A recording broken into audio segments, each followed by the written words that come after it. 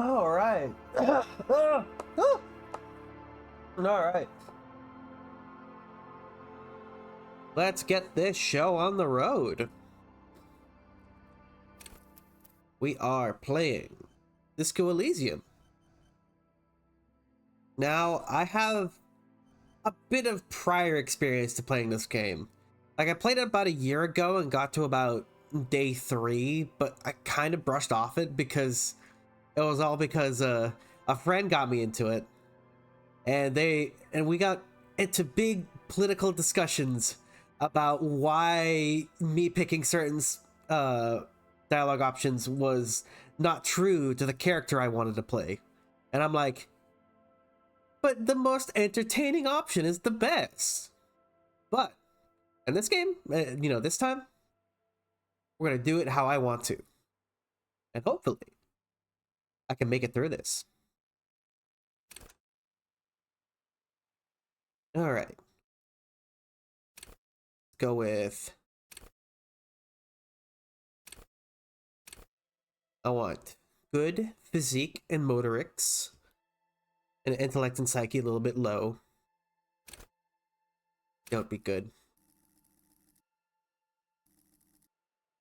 And signature skills. Hmm.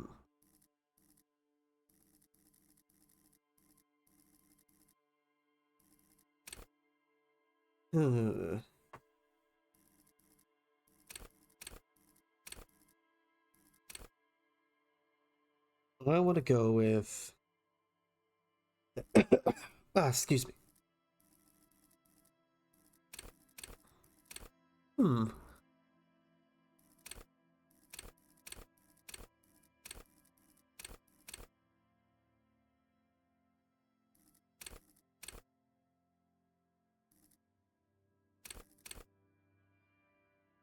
Authority, intimidate the public, assert yourself.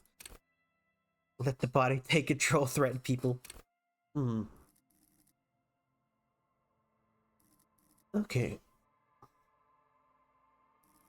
How about I make...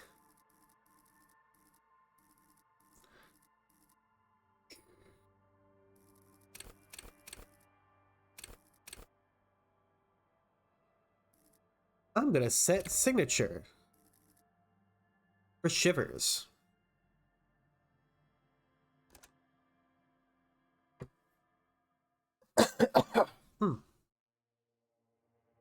The Furious are at home in the mirror. It is their address. Even the clearest water, if deep enough, can drown. Begin. There is nothing. Only warm primordial blackness. Your conscience ferments in it. No larger than a single grain of malt. You don't have to do anything anymore. Ever. Never, ever. Never, ever, ever? Never, ever, baby. An inordinate amount of time passes. It is utterly void of struggle. No ex-wives are contained within it. What was that about an X something? An awareness creeps up on you. A mass lies hidden in your dead angle, soaking in some lurid acidic sauce. It's bloated and shameful. A ball of meat surrounding you. This is a terrible line of questioning, and it will only lead to more awareness of the meat thing. No, I wanted to know about the X something. Ex-love, ex-tenderness. It is foolish of you to resurface to the loss. Not after all the damage you've suffered to get here. Some of it irreversible. Stay. Sail with me through the abyss of pelagic zone. Alien Z, never let me go. Or, no, I want to get off now. I like pain and burning light and wanting things from people who don't want to give me them to me. Do you really? I do. Let me off. Like it if I told you what was back there. Why'd you think you had to bludgeon yourself into oblivion? Or did you not sense yourself marinating? Poured so much on yourself. Got a bit carried away, did we, Chef? Fear and apprehension. You should ask what's out there first.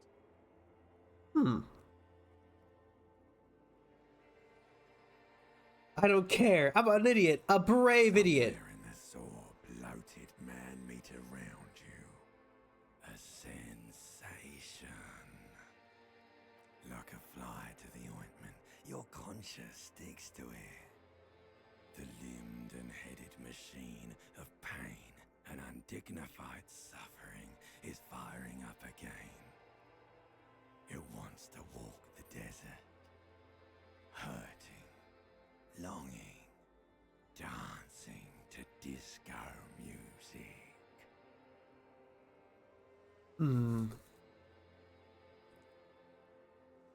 Mother, help me. There's a head attached to my neck, and I'm in it. The stench of liquor rises from your mouth, and with it, an ungodly headache. Who am I? What sort of creature does this to their own mouth? Fiery streak penetrates your skull, trying to force your eyes open. It's a sound, a clarion call from hell. I open my eyes, and I wake up. Face down, butt up, in the middle of a hotel room, with zero idea of who I am.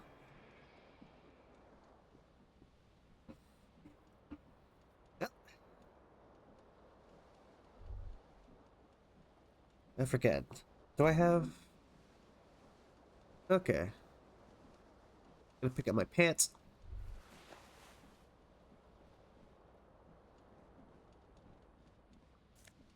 You hear a jingle. Keys are clinking in the pocket of your flare-cut pants. Fish them It out. says whirling in rags on the aluminium keyring. There is a Aluminium. symbol on the ring. The number 1 is etched on it. It should open the door. Thank you. Gonna grab my jacket.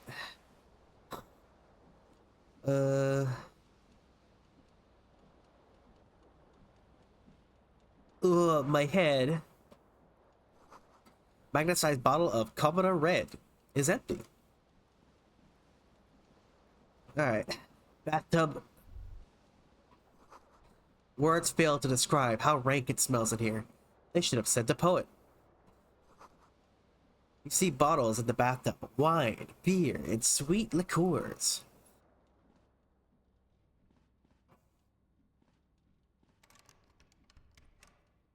Oh, there's a door that leads to somewhere.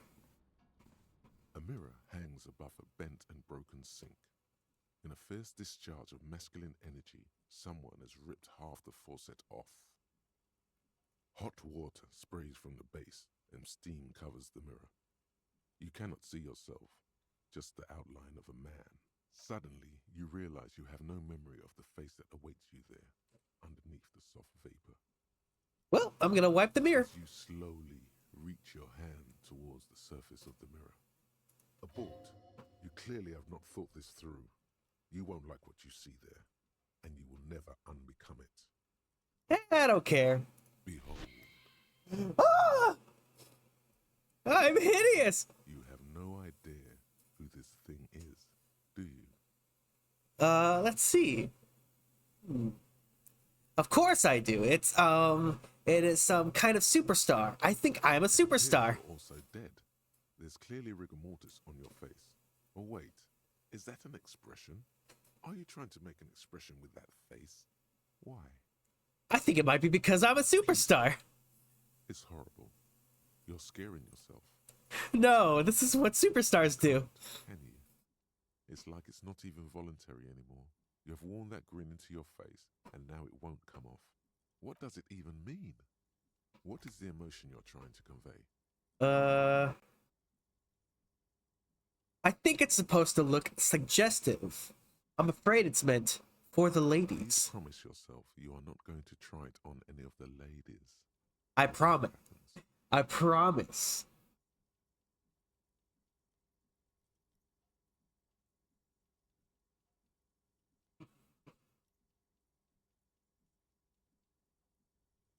Oh, come on, OBS.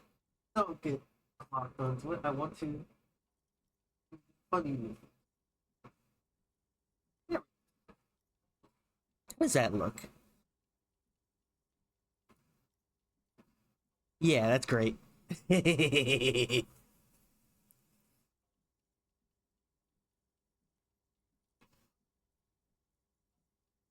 I promise.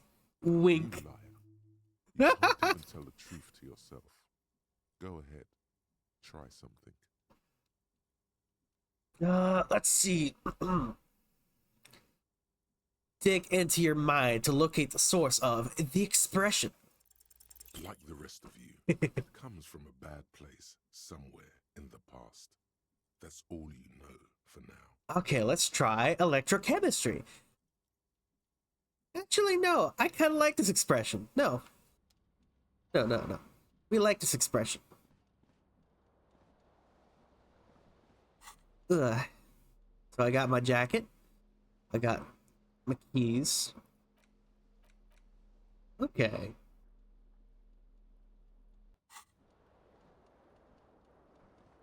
Okay, now I can.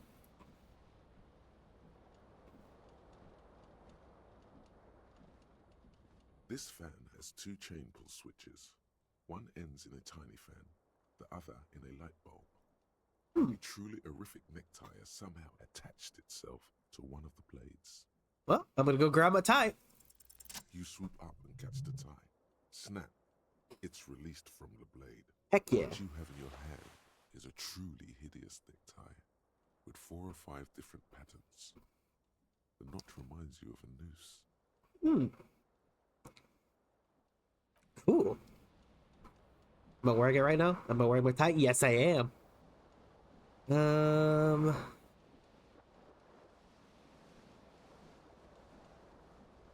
Oh yeah. Could probably grab my shirt too.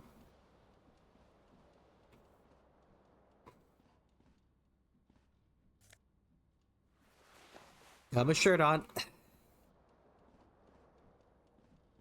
Now the superstar cop is ready for the world. The reel-to-reel tape player is still on, rolling empty. Looks like someone tore out the tape while the song was playing. Well, I'll grab the cassette tape. And... oh yeah.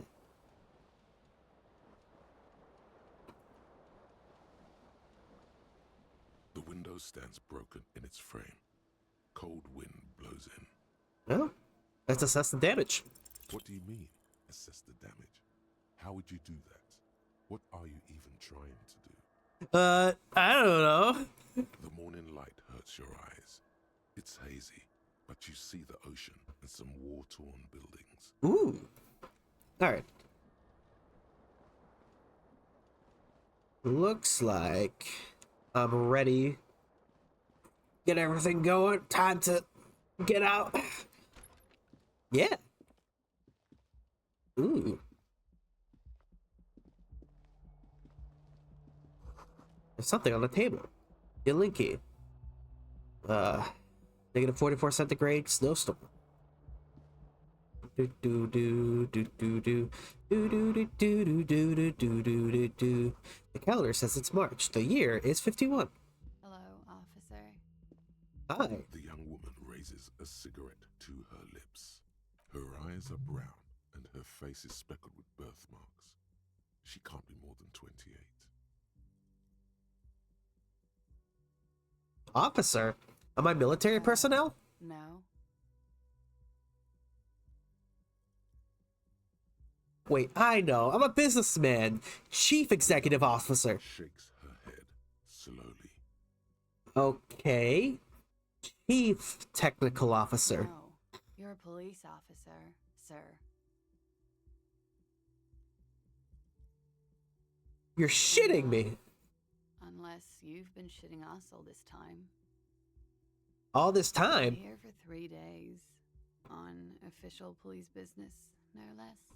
And what business is that? Couldn't say. In truth, so far, mostly drinking. Ugh.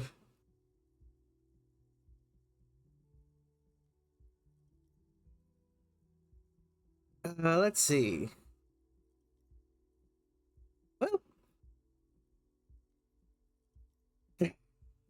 uh, I mean, yeah, let's do it. The words have already left your mouth. Yes! I want to have fuck with you. What was that? That's not even how words are used. What did you say? Come on, say it again. I said I wanted to have sex with you. You see, that's not what you said. You said. Come on, man. Freddy, please. One more time. I said I want to have fuck with you. Goddamn right you did. You crazy asshole, you. What kind of cop are you? Superstar Okay, cop. that's It's been cool. established. Or if I can just maybe ask you to elaborate on that superstardom a tiny bit.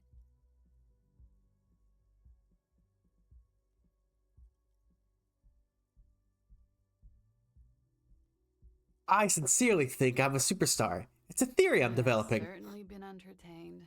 Thank you. Whatever you are, you should stick to it. Otherwise, it's gonna suck for you later when you have to interrogate me.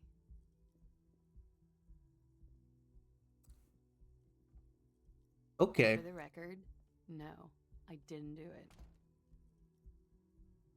And what does she mean by that?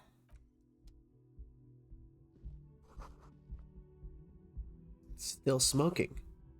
Hmm.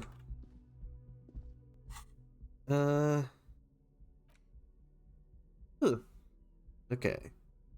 There used to be tape in this case, but it was destroyed in a fit of rage. Something about the in 10 years single smallest church in St. Sains might have rubbed someone the wrong way. The label says the song was recorded in 43. Well,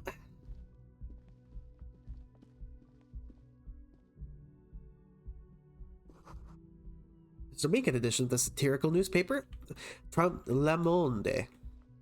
Anyways, time to make my way downstairs.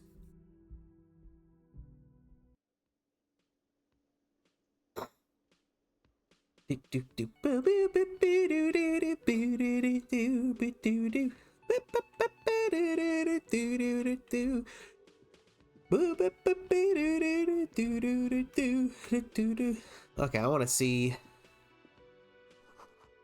This is where the lyrics would be. A big old karaoke mic just waiting for someone to sing on it. Speakers connected to the radio. The music is seasoned with You static. should totally sing karaoke here, the first chance you get.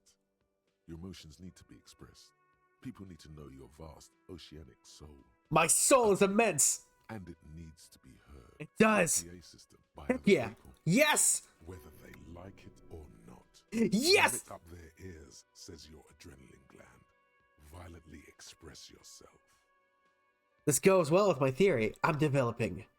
That I'm a down on my luck superstar person. Who is mistakenly identified as a cop for his prominent jawline? Yes, sounds likely. You should probably go on stage and pose for a moment when you're done with this thought. See if it works. What should I sing when it comes to it? You should sing the sad small church song from that tape you found. Thought it was obvious. Of course. They'll really get a gauge on my soul with that one. Serves them right. Wipe that smirk off their face with your sad, tragic song. Who's laughing now? No one. Indeed. You'll need another copy of the tape first, though. The one upstairs is destroyed. Oh yeah. This feels right. You belong here. Sing karaoke. Get a hold of a sad song on tape. Alright.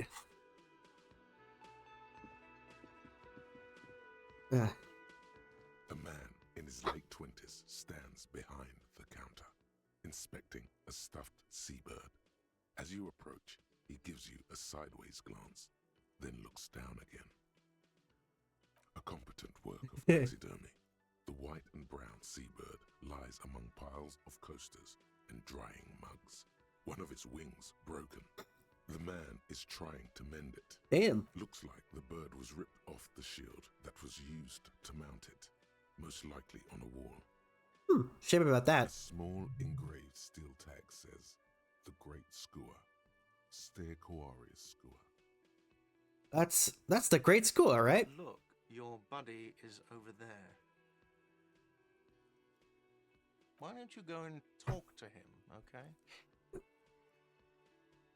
What do you mean, my buddy? Pretends not to hear you, concentrating on the bird instead. Are you the bartender? I'm not the bartender.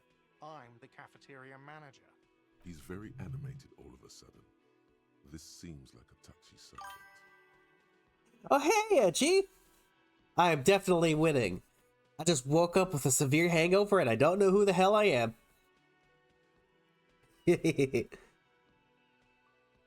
What's the difference? I have 3 cafeterias to manage. 3. Sylvie tends the bar here, not me. I'm only standing in. Where did this Sylvie go? She just, you know. Okay. Yeah, whatever. This is a water cooler. A large bubble is rising to the surface. Ooh, Nosafed. The menu has been wiped clean. The only word Monday is written on it. Yeah. I guess I'll go see what Monsieur over here is doing. Hi!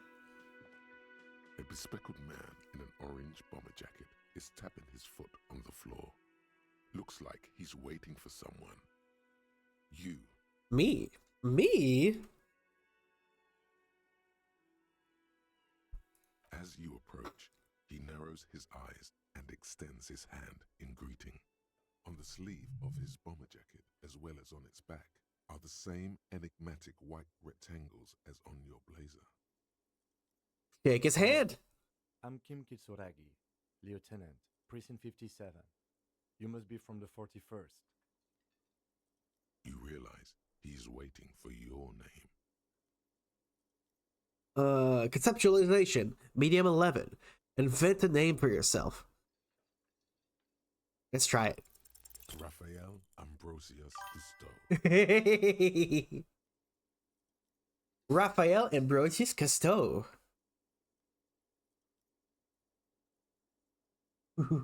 Me. Evil. I'm evil. I'm evil super cop.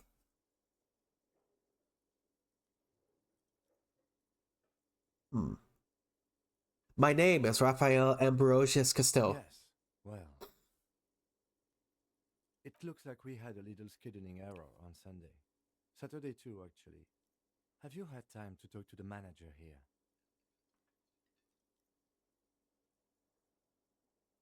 You mean him?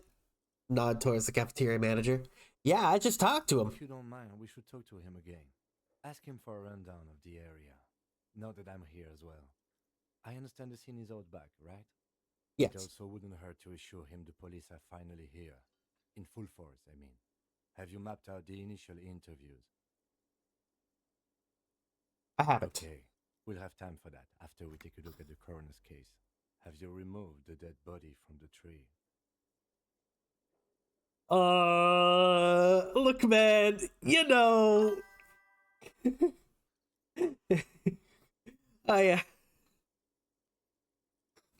I'm doing well, Edgy, like I said. Hope you're having a good day. And like I said, those acrylic standees look really cool. I can't wait to get it.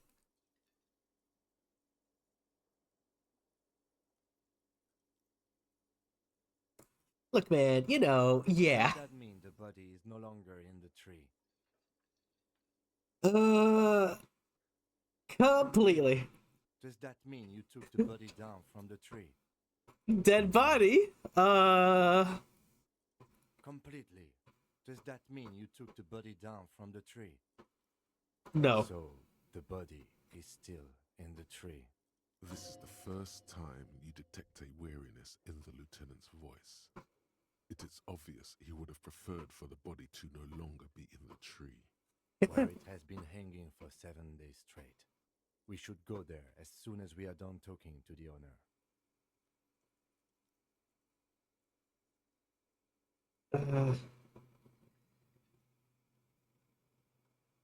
But I can't remember anything. You drank last night and the night before, and that you are still drunk now. But I have seen officers go through worse. much worse. If you need something for your headache, there is a general store nearby. But as I said, the dead body should be our number one concern. A painkiller would be good about now.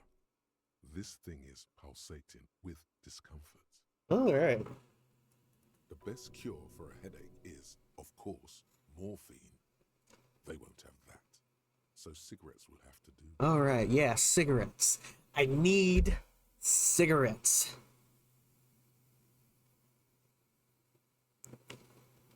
All right, let's get going then. To you, officer.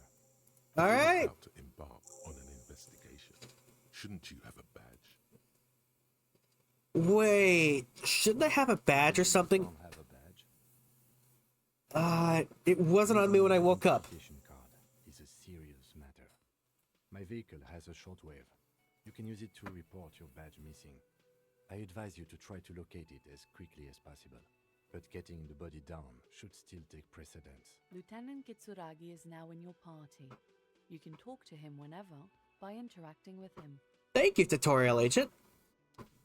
All right. I should. Oh. Ah. The soft purr of an electric juicer comes from the kitchen. Someone is working. The door is bolted. A sign reads, "Kitchen reserved for personnel until 1300." Inside you, catch a glimpse of Union paraphernalia, a strike poster, some red pendants. The sign reads, "Mess hall reserved for Union members. Doors open at 1600." All right. The man with the unimpressive beard notices you approaching. He drops the ledger he was holding and turns to the lieutenant. Unimpressive beard. That guy's just got stubble. Mr. Gart, right? Lieutenant, You run this place. Yes. he responds tersely. I am Kim Kitsuragi from Precinct 57. This is an inter-district investigation, so joining me from Precinct 41. As I said, Detective Raphael Ambrosius Cousteau. Right. Now, I know it took us a while to arrive at the scene. It also took you a while to call us and report the dead body. It was you who placed the call, yes? No, I only just got here. It was probably Sylvie who called you. She usually works the bar here. I'm only temporarily taking over her duties. Do you have her number?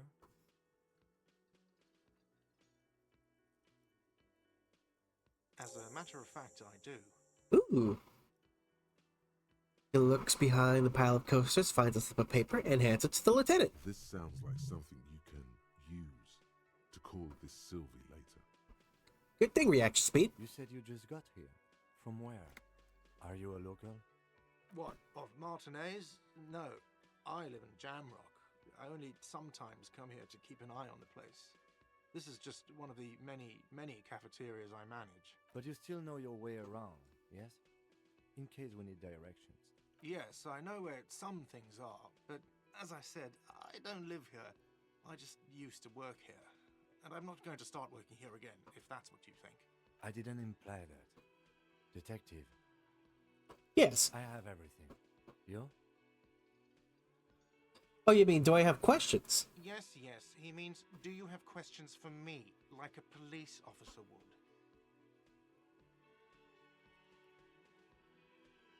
would?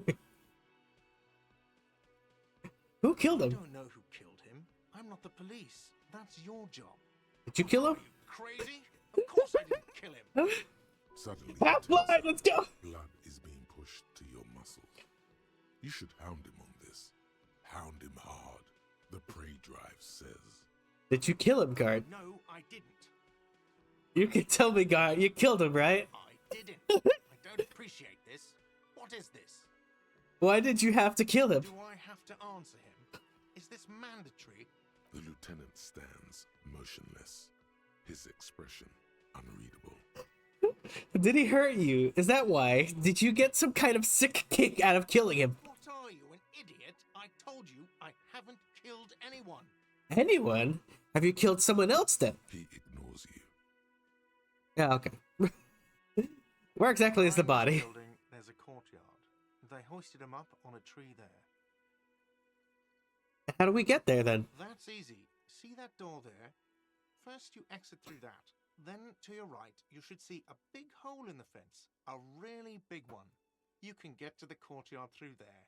No need for the keys. The hole is big enough for the Franco-Nigerian cavalry to fit through. Okay, thank you. Why did Sylvie go away? She went away because none of your business. This is the second time we've avoided the subject. God, what is your obsession with this Sylvie person? Get over it. Well, I want to know about Sylvie. You ever thought about that? Maybe she's an important witness. Maybe I... Okay. That's all. Let's go. Not so fast. You owe me 130 real. Subway, I noticed. Let's go! As you blow this joint, behind you, a whiny voice shouts. Real mature, man. Real mature.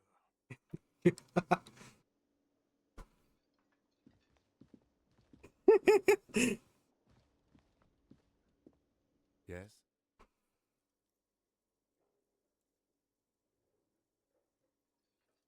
Okay. Nothing. Oh, we should probably go to the dead body as soon as possible. Okay. Wait, check the victim's body. Report your badge missing. Who made all the reporting of the crime? Okay.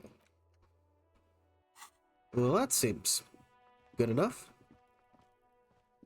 You see a set of tire tracks in the brown slush that covers the plaza mosaic. There's no calculus. Reconstruct the movement. No, these tracks are not interesting at all. Let the street sweeper just sweep them away. What kind of vehicle? Hard to say. Your vision is blurred and you're having difficulty concentrating thanks to your relentless hangover. Good point. Cop habit. You look at everything. Thank you, perception. This isn't case related, you think. Okay. Alright. Oh dear. Smells like spoiled meat and curdled dairy. A human being decomposes. Okay. There are several footprints in the mud, left by work boots. Anywhere from 6 to 12 pairs have walked here. Okay. What do you think you are? A super detective? You're hungover. These are just dents in the mud. No pattern emerges for the time being. Ah, damn. Heavy workers' boots with reinforced toes and hobnails all over the yard. Heavy workers' boots. Okay. Isn't this something an industrial worker would wear? Lieutenant. Oh, workers' boot tracks. Noted.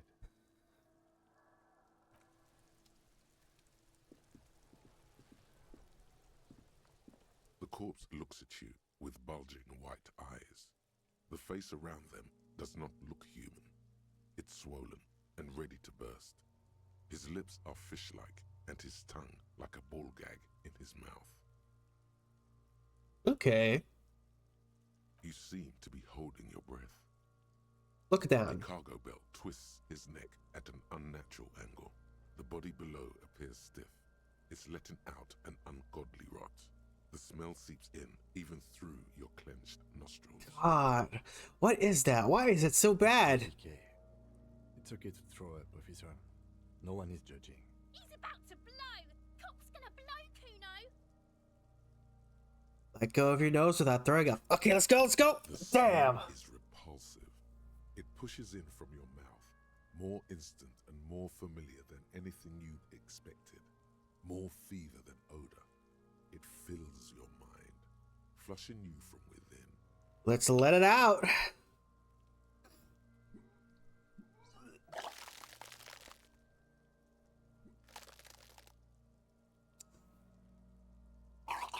Man, it's like you haven't seen a dead body before. You feel a great force ringing from your stomach. Your body curls and pushes it out, burst by burst. Ew. Until a pool of vomit lies under your feet and your throat stings from the stomach acid. The smell of Commodore Red rises from the pool. Among it, distilled spirit and bits of shish kebab. I'm sorry. Okay, happens to everyone. Keep it. The hangover is clearly making this worse for you. You could use some ammonia to clear your head. You think ammonia would You can help? handle the headache. Some officers use it to deal with cadaverine odor. But not Can't you. handle the headache. It's more likely he can handle the smell, unlike you. There is Frit nearby, east of the hostel. They usually have a small apothecary. If they don't... There's a greenhouse here, and a gardener with a wheelbarrow on the corner of the whirling in rags. If she works here, she might have something for the smell. Okay. Acquiring ammonia will provide a modifier to the white check. Modifiers make checks easier and allow you to retry them. Oh, I see.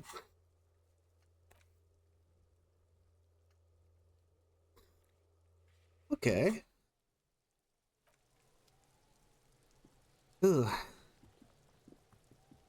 Okay, what about you, Kudo? Kuno's got this.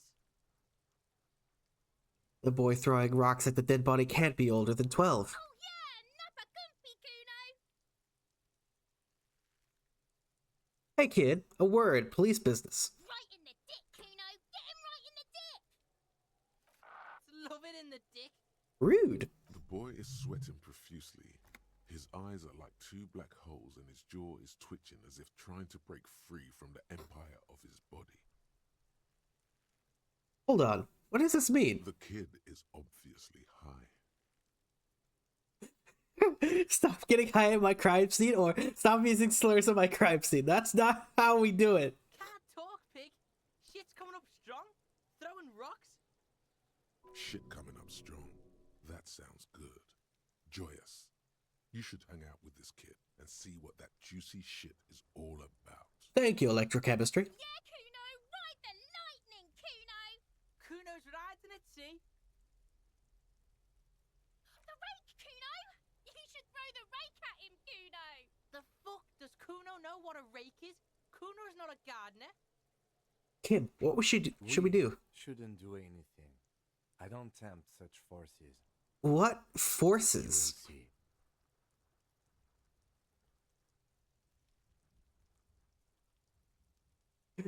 Kid, you want to hang out? I'm not a narc. Fuck no. Kuno doesn't buy that shit. Fucking entrapment shit. Fast. This kid has got street smarts. Look, I have some Alright, questions for you. Entertain the Kuno. Show me what you got. What you got there? What you got, huh? The kid moves his hands like a basketball player dribbling fast.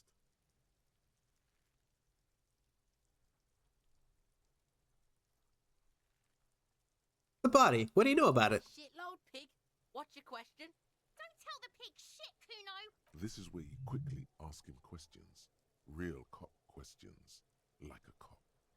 Do you know who he was? Kuno's fuck imp. Kuno uses the fuck imp for target practice. Huh. He could have just said he doesn't know. Okay. Yeah, it's fucking okay. Gotta have a gimp for rock practice. Don't ask the pigs for permission, Kuno. Don't ask the pigs for shit. Do you know how it got up there? Probably climbed. Kuno was busy down the road when that shit went down. So you didn't see it happening. Yeah, Kuno. Kuno wasn't even in Martinez. Kuno wasn't in Revachol. Kuno wasn't regional. Oh, okay. Where did you go then? I don't know. Some fucking Mesk or I don't know. Some other place. Night City. Kuno was in fucking Night City. Okay. About the Yeah. dead body. Kuno didn't smoke him if that's what you mean. Have you seen anyone suspicious A around? couple of pigs sniffing around in the dirt. That seems pretty fucking suspicious to Kuno. Okay. Yeah, you tell the faggoty, Kuno. More on this later. Right now, let's talk about something You're else. testing Kuno's patience here. Get lost. Damn! Rude, girl!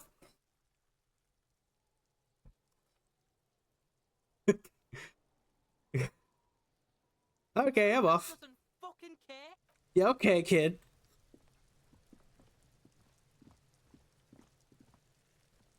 This trash container is locked. The sliding lid has a padlock that says, whirling in rags. Why am I looking at you, trash container? You're just a trash container. Body is downwind from here. Maybe you prefer the smell of garbage to the smell of death. How do I get the lock Try open? using a pry bar. There's one in my motor carriage,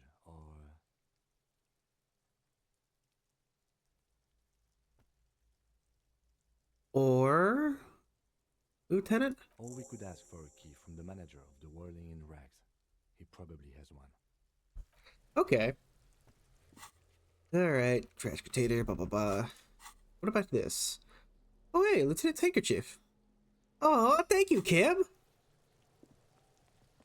I needed that.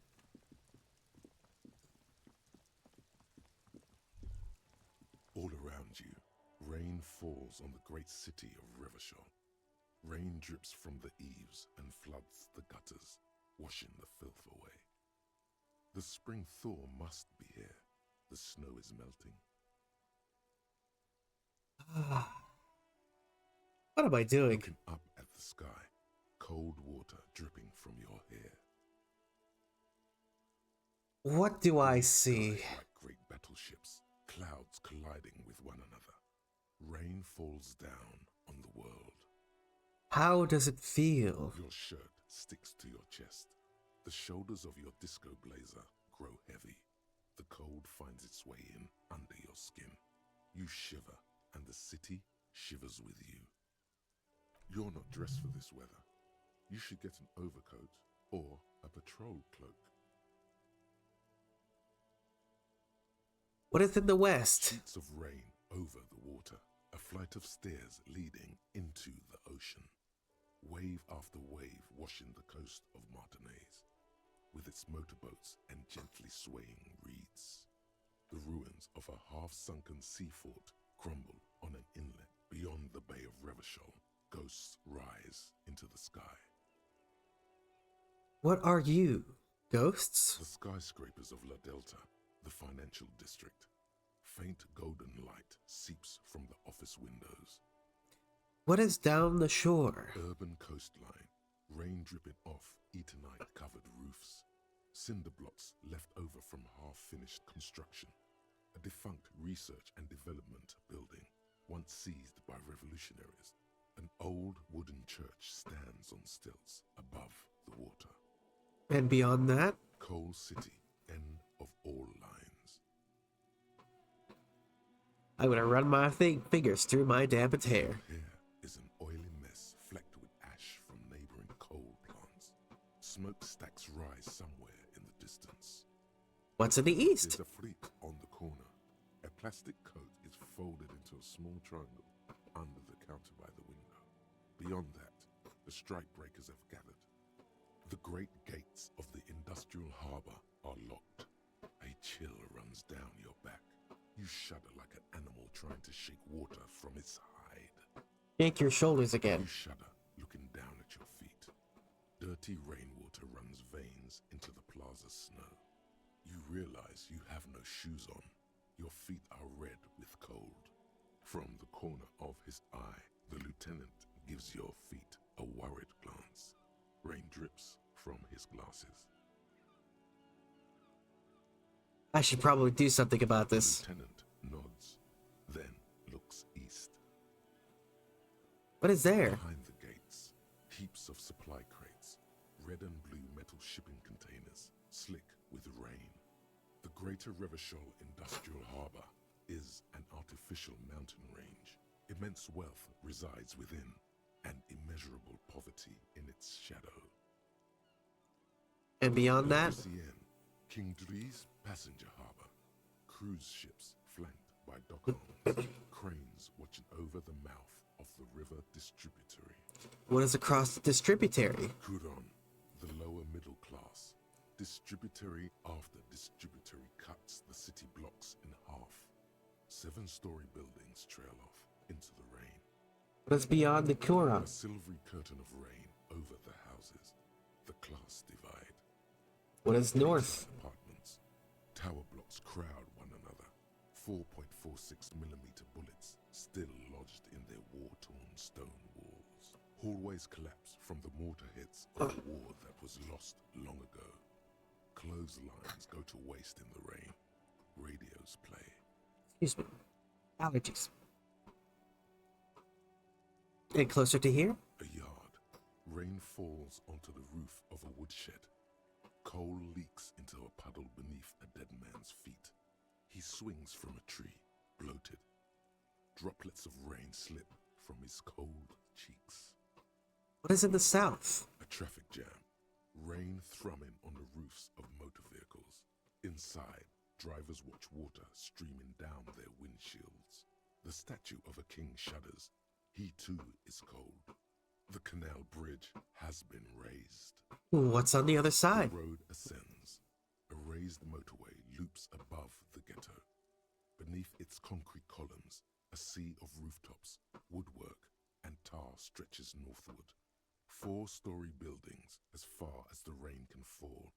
The snows melt in Jamrock. What is Jamrock? Revachol is the capital of the world. Jamrock is the capital of Revachol. Droplets form on your eyelashes. It's home.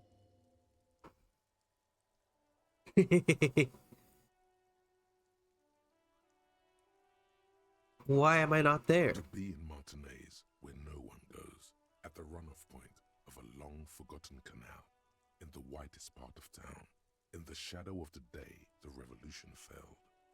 What am I doing here? Standing in the rain, looking north, where Jamrock Rock City stretches inland.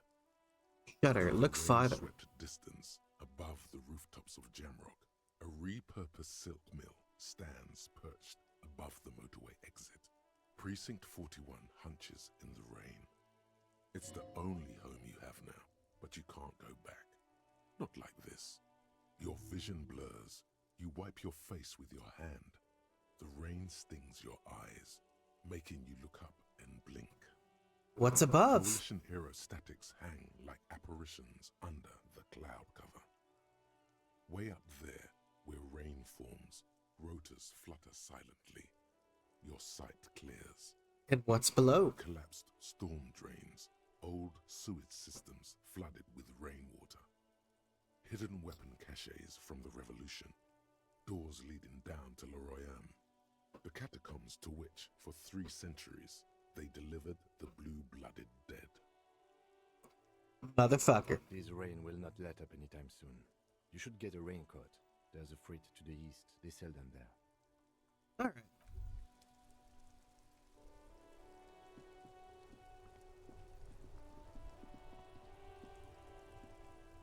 The RCM in Martinez. What can I help you with? You sound surprised. See a lot of police around here. That's all. I have some questions for you. Of course. What can I help you with? My partner told me you may have ammonia. Can I have some? Sure. I'm done with it. Oh, thank you. Go easy on that stuff. It gave me a terrible headache. I have Of Theron. course. I won't hold you back. If there's a corpse, then you're going to need those gloves for the autopsy. One more thing. Can I borrow your gloves? Sure. Keep them. I have another pair. Oh, thank you. Thank you, Biz. Sweet. Also, damn, I do not have any shoes. Ampoule of ammonia. Okay. Clothes. Were those those gloves? Alright. Now that I have ammonia, let's take a closer look at that body. Excuse me, Kudo. There he still is, looking right through you with his white eyes. The body below is entirely dedicated to that corpse smell. Alright. Quitting it is all it does now.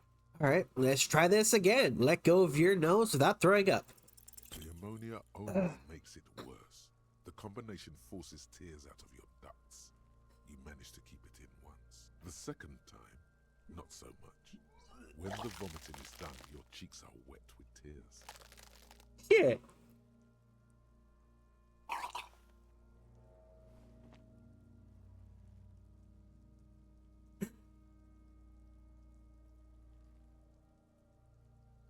The ammonia didn't help at How all. was the wind right now?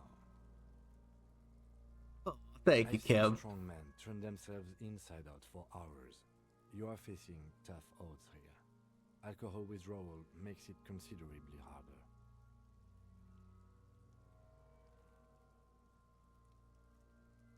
Why can't I keep it in if I've been a cop my whole I've seen life? captains puke their guts out. It never gets easier. You never get used to the smell. Every Monday is cadaver day. Throw up, investigate. Throw up, initial autopsy. Throw up, bag it. Then drive to the station. Maybe throw up on the way there if you didn't bag the thing tight enough. You seem to be fine. I think I've lost my sense of smell. Not being hungover helps too.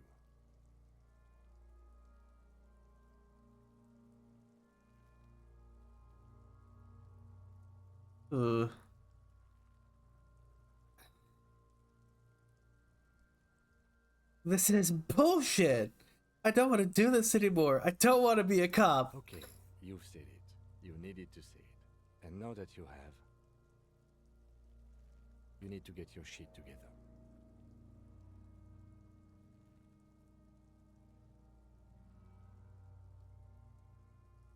Okay. We should go talk to the locals.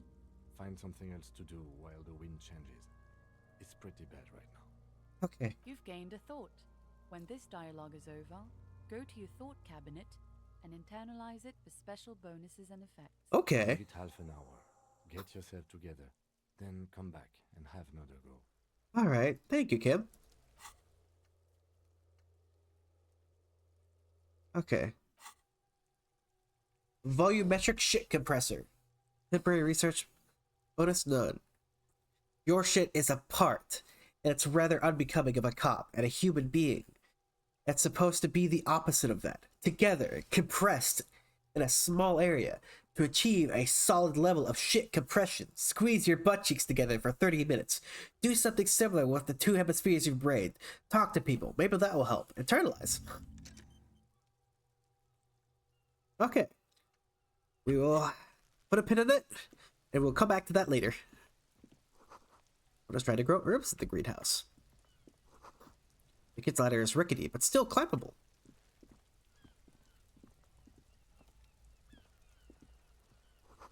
The winch mechanism has been oxidizing for some years. An inconspicuous pile of the roofing material, Eternite. Ooh. Why am I looking at this pile of roofing material? Because it's nice and orderly. Well-laid pallets. Easy on the eyes. Alright, perception. Good point.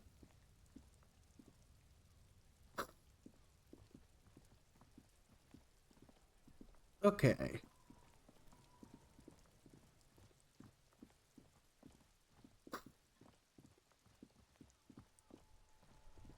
Okay, I did kind of just run out, so how about I just go talk to the bartender again? Kind of sorry about... Real mature, man. What exactly were you trying to accomplish? You do understand you still owe me money, right? Yeah. Your feet thought we got away.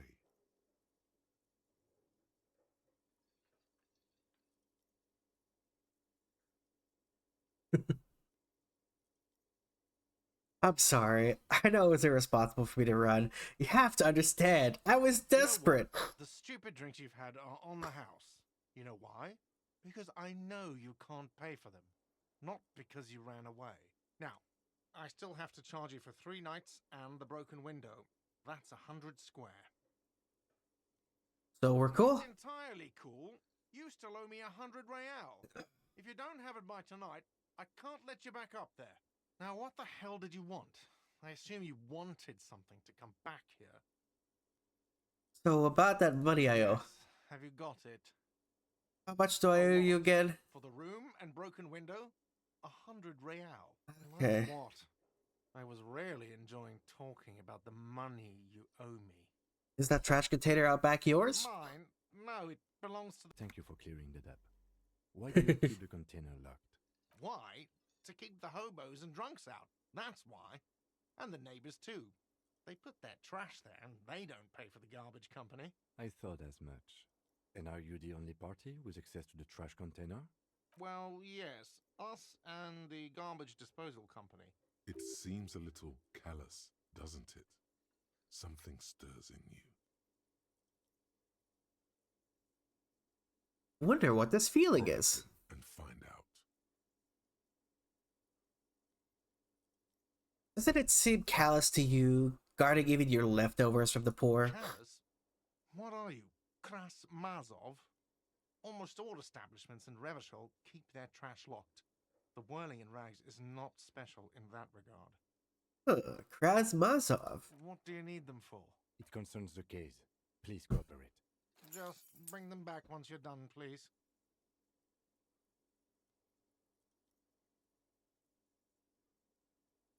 I've seen something here at the Whirling Guard. I think I need to talk about. Thing.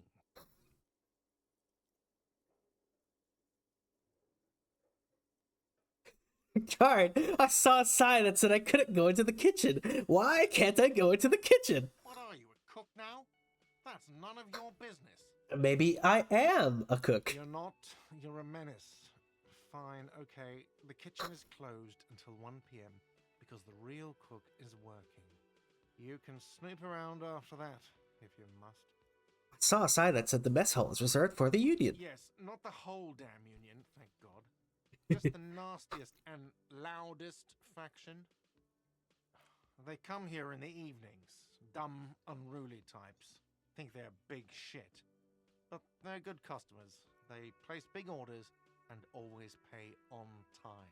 Okay. Find out who this Lord faction is, occupying the booth. Loudness means talkative, and we need info. How do we Don't find them? We have to wait. They'll show up sooner or later. Okay. What? By the way, you should come back to this thing-based questionnaire if you see anything interesting in the whirling later. Alright, thank you. By the way, I'm going to sing karaoke here. Absolutely out of the question. No! In the question. First we find a sad banger. Then we sing this place to shit. Yeah! By the way, where is home? The address is coming up blank, and this place sure isn't it. Do I even have one? But you've been at this hostel cafeteria for only 3 nights. Where were you before? You had to be somewhere. I don't know. Near the south, maybe? You don't really know, do you? I don't. Does this mean I'm homeless? South, maybe. Doesn't sound like somewhere you can stay if you run out of money.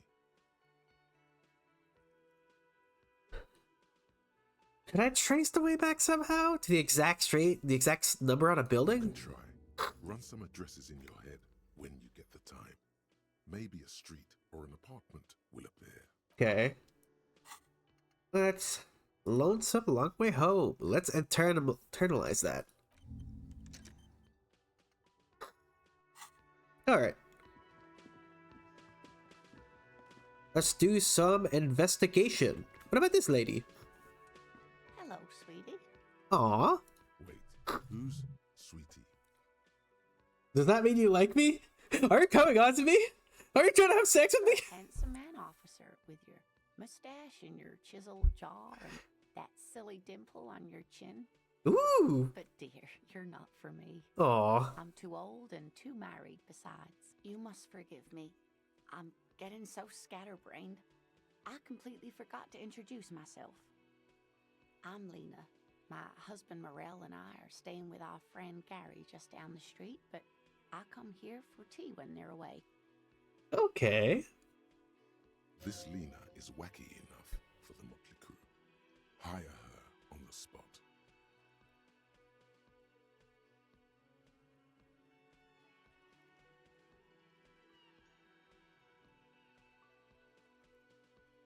How'd you like to roll with What do me? you mean? I want you to be my wheelchair partner in fighting crime, ridding backyards of corpses, catching sequence killers. Sequence killers? Oh my. But I think you already have a partner, sweetie. Oh, A partner who needs you to help him get a corpse down from a tree. Kim, of course. I forgot I had you. And it seems to me that you do well to stick close to him. He has the look of an upstanding officer of the law, someone you can lean on. And, sweetie, you are looking unsteady. And even if he weren't there, I don't think you'd have much use for me. Why? 3 heads are better than 2. Thank you, but Martinez isn't the most wheelchair-accessible place, you see. I'd slow you down. Aw. Perhaps another time. Sweetie needs money. Do sweeties get money? Sweetie, I heard your conversation with the manager about your financial troubles. When do you get your next paycheck? I've got guns of steel and a chiseled jaw somewhere under the bloated alcohol layer. Maybe she'd like to sponsor you. I was hoping you would be my sponsor. Oh, I'm sure you would make a wonderful gigolo, dear, with those strong arms of yours, but welfare checks aren't all they cracked up to be. My husband and I are barely scraping by. Oh. She's not really lusting after those biceps, man. It's more like an appraisal you give to a healthy specimen. Okay then, let's proceed with I'm so sorry I don't have money for you. If there's anything else I can do for you, just ask. Well, I don't know if you've noticed, but I don't know where I am, or what I'm doing, or anything. Yes, officer. You look rather dazed. I drank. Stunned fox. But surely things can't be that bad. I drank so hard, I forgot literally everything. Oh my. You know where we are, right?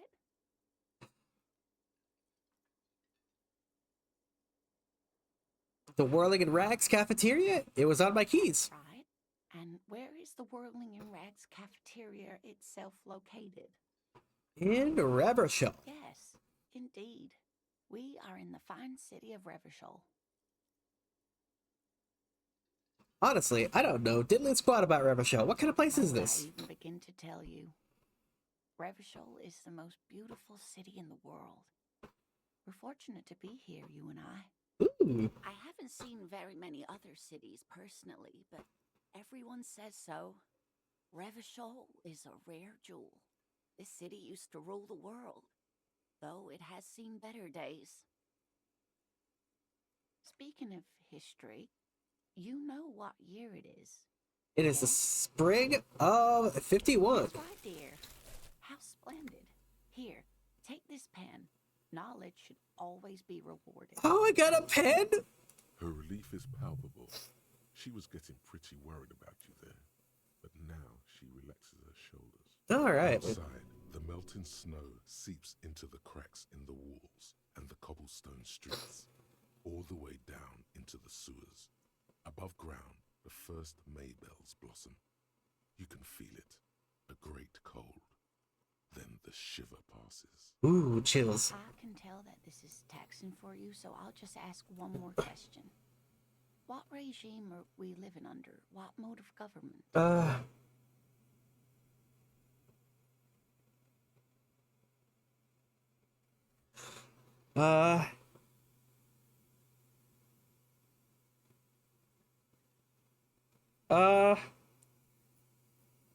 Cop.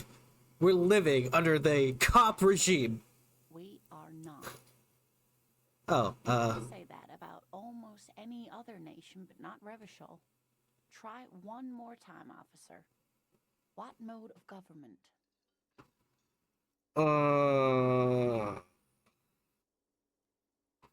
We are governed by intelligent machines that perform calculations to determine the freest market. Everyone hustles and grinds like a badass visionary. Oh, no. Nothing like that. Aw. Revershaw is a zone of control led by an alliance of foreign powers called the Coalition. We have almost no government of our own. Certainly no machines. Aw. I don't know. Still looks like there's a lot of hustling going on. Maybe she's wrong. Also, I don't even know what to say. I'm so disappointed. It's quite disappointing, yes. A lot of people would like some form of representation. There's talk, but for now, the RCM is all we've got. There's no government. How come there are cops? Oh dear, this is troubling. You really ought to know that, being one yourself. There aren't any cops in Revershaw, not in the traditional sense. The status of law enforcement has been a complicated matter since the revolution. But we should stop for today, sweetie. You look like you need a break. Besides, I'm not the best person to explain the big things to anyone. Okay. She's scared now. She's realized you really are brain damaged. Uh-oh. Half-Life, that's rude. So, how'd I do? You didn't do too well, dear. You really only knew what year it is. It does look like you're having trouble remembering things. History and places. Reality, in a word. It's very odd. A sigh. The lieutenant buries his nose in his notebook. Oh. But maybe a fresh set of eyes is what the world needs. And while I'm no doctor, such bouts of amnesia are often temporary, so I wouldn't worry too much. Who could tell you more? More educated in sweeping matters. Maybe you should ask. No, I'm not an encyclopedia. I won't be a guide either. I'm a detective. Oh, come on, Kim. Guide me through things. Tell me how the world is. Someone rich, maybe? Wealthy people are educated. Though I don't know where you would find a wealthy person in Martinez. A rich person? That's a good point. This doesn't look like Rich Central. Of course, dear. Good luck with your case. Alright. Volumetric ship compressor.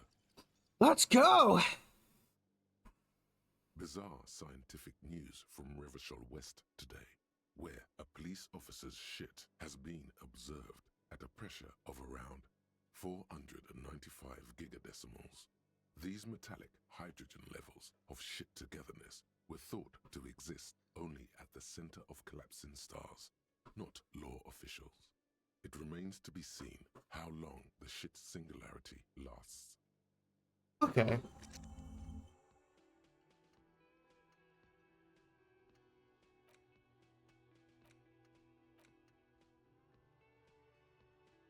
Okay.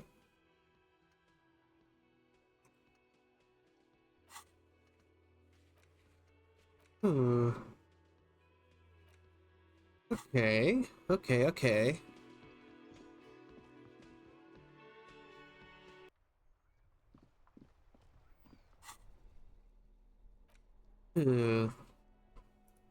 Kind breed 8-pen. Ooh! Cute!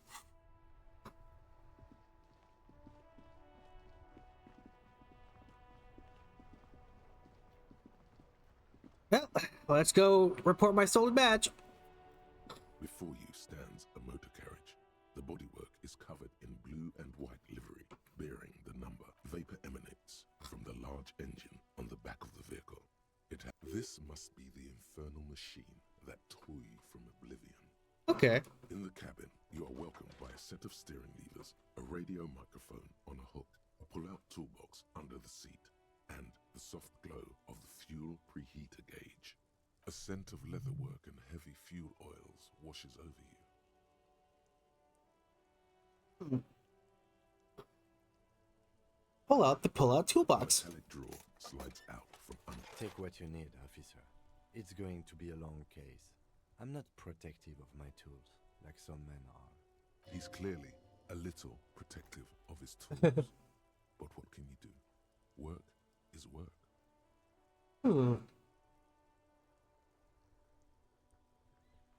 Take the hand crank flashlight. Weatherproof and well made. Police issue. Blue. Lets you see things in the dark you would otherwise miss.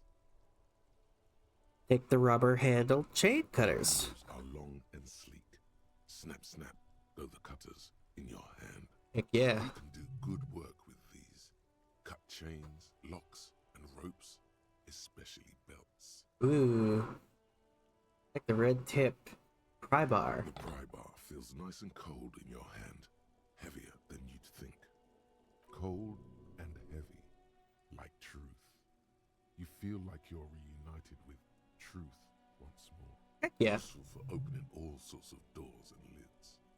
Okay. The pull-out toolbox slides back into its nest. Preheater gauge casts a warm glow on the steering levers and the radio on its hook. Alright, let's pick up the radio. Frequency cover lights up and the green button labeled prime line glows like a feline eye, and then you hear something. The soft purr of electrical kittens, radio waves cast far and wide over the metropolis. A woman's voice greets you through the static. This is Precinct 57. Hello, Lieutenant. How may I assist you? All right. Hello, Alice. Please assist our colleague from the 41st Precinct here. I'm putting him on. Operating the radio is easy. Just be confident. You've probably done it 1,000 times. All right. Hi, Alice. This is the officer from the 41st Precinct speaking. Nice to meet you. This is Officer Alice Demetri, Precinct 57. How may I assist you? Under the green prime line, a yellow saved button catches your eye. You wonder what the lieutenant's default radio station is. Could you connect me to the 41st Precinct? I have something I need to report. Just a second, officer. 10-2, 10-5. This is 41st. Come in. Over. Hi, this is me here. I work for your station. 4, what's your status? Over. It's not good. 10-20,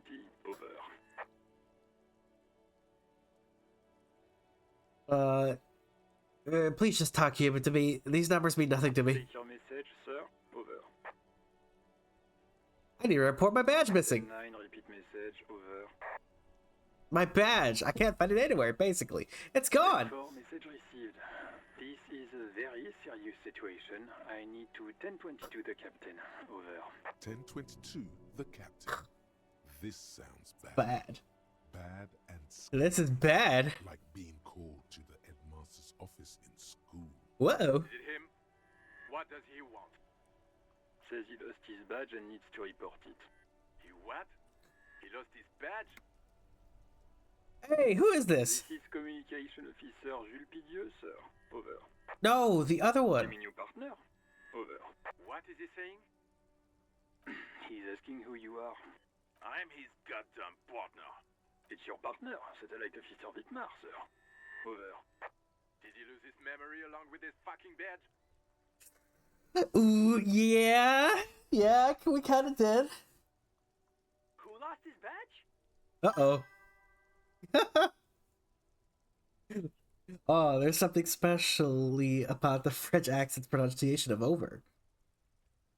Yeah, the way like special. I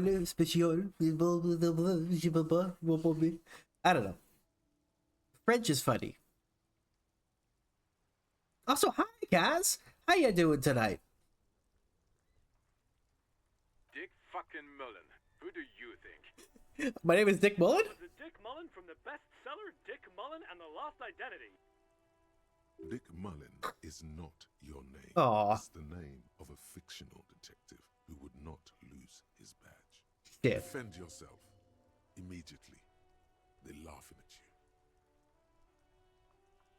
you. Haha. Sir has lost his badge. Haha. Like I'm the first cop to ever misplace his badge. Says this has probably happened to other policemen before him and laughs sarcastically. I'm doing good too. A little stuffy nose from allergies and such. Probably because of construction around my workplace. It kicks up a lot of dust. But otherwise I'm doing good. Oh god damn it. Is he fucking kidding? The whole station's gonna be dicked for this. Satellite Officer Wittmar is wondering if you might be joking and adds that this tarnishes the reputation of the entire station. Over. Mullen dicked us. Come on, operator. Tell him to stop. This is serious. Asking you to stop, says this is serious. Of course it's serious. He lost his fucking badge. Satellite Officer Wittmar concurs. Losing your badge is serious. Over. Can we just move on? I want to get it reported and get done with it. 10-4, I hear you, officer. I'm just going to make a note here that you are in pursuit of your misplaced badge. Over. Okay. Fuck me. Mac, come here. You've got to hear this. Dick Mullen lost his badge. Yeah, okay. Yuck it up, dude. Come on. What's going on? Oh yeah, I feel that on the dust allergies. Ugh, yeah. Yeah, allergies suck so much. Super Cop here lost his badge. His what now? His badge. He lost his goddamn fucking badge. Would you all please stop saying lost his badge for a moment? You two please stop saying he lost his badge. Ah, not you two! Did he find it? Sergeant Orson was wondering if you found your badge yet. Over. You don't have a comeback. Sorry. It's hard to think like this. I am saying nothing. He's not replying. Looks like he's still looking for it. Enough with this now. I have other things to discuss. 9, come again. I didn't get that. Over. New heights even for Captain Sober. Ask him. Ask him if he's lost his gun too. Sergeant Orson wants to know if you lost your gun too. Over. Check your... Holy fuck. You don't know where it is, do you? Oh god, it's not here. It's gone. Your gun is most definitely gone. 10-9, come in, officer. Did you get my question? We were wondering about your gun. Over.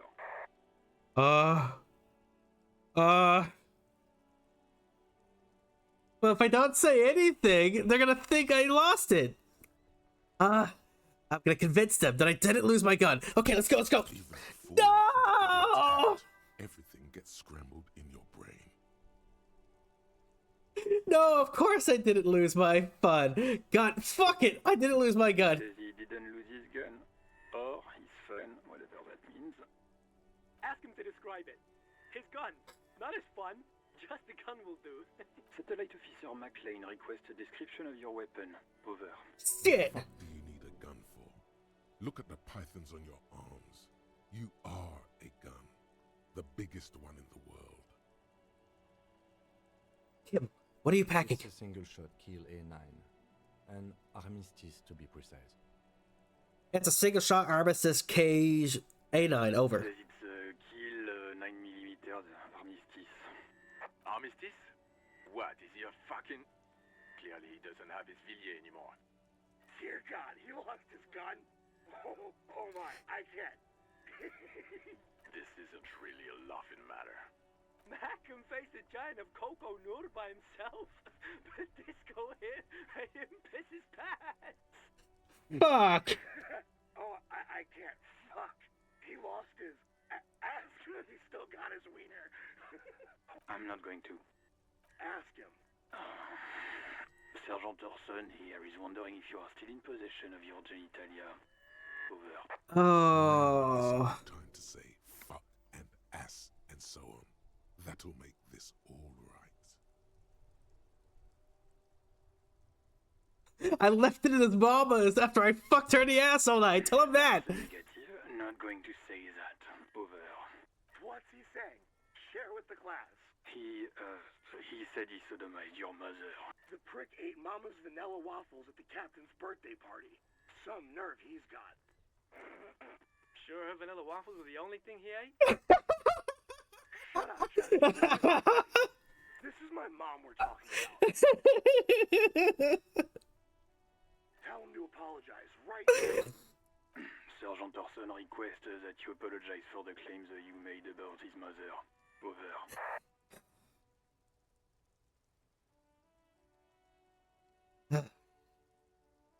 Okay, tell him I'm sorry. It was just banter. I thought that's what cops do. He says he's sorry and didn't mean nothing by it. Okay.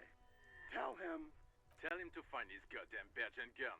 That's the only thing that matters here. Satellite Officer... I heard him and I'm on it. 10-4, affirmative. Officer is in pursuit of his firearm. Oh God, Officer, do you need further assistance? Over. This might sound odd, but there's personal details I'd like to discuss. Okay, 10-4, sir. I hear you. Relay your question. Over. Wait. Before you say anything stupid, think it through. What is there to think about? You're going to be looking at a straitjacket if you tell everyone you lost your memory. Be smart about this. Ask if he's there alone. Of course he's not there alone. I'm not hearing your question.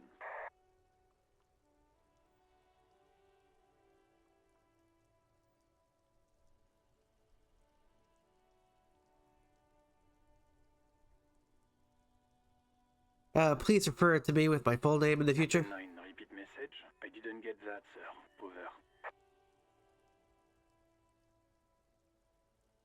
Over. Say my name. Sir, I will not have you talk to me in this manner. Over. Please just say my name, Jules. What? What is it? What can he possibly still want from us? He seems intoxicated and keeps asking me to call him by his name. Mullen's drunk and emotionally aggressive. That's new. Wrap it up.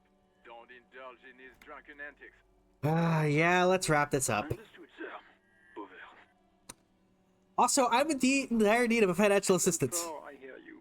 I don't have the authority to grant your request, but what does he want now? I need money. Is he fucking kidding? Yes, please. I don't think he is. I lost my wallet too. Don't give that asshole anything. He's just gonna drink it all. Oh, come on. Right. That's a negative on the additional funds, sir. Over.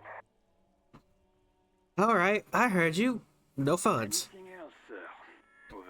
That's all for now. Roger that. 10-10. Over and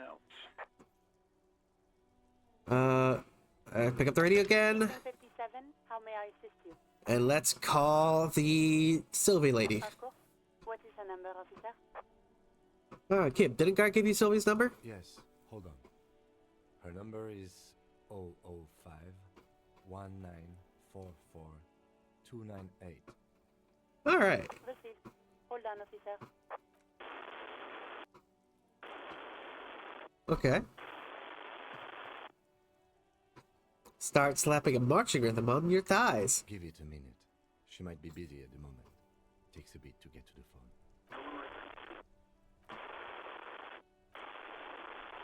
I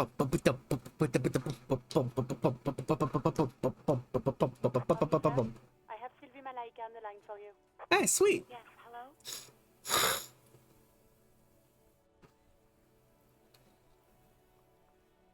Hello, this is the police calling. I have some questions for you about your last days at work. Right. Hello, officer. What can I do for you? There is no resentment in her tone. She wants you to ask her out. No question about it. Okay, electrochemistry. Let's go with it. I should probably ask her. Was you who called the police?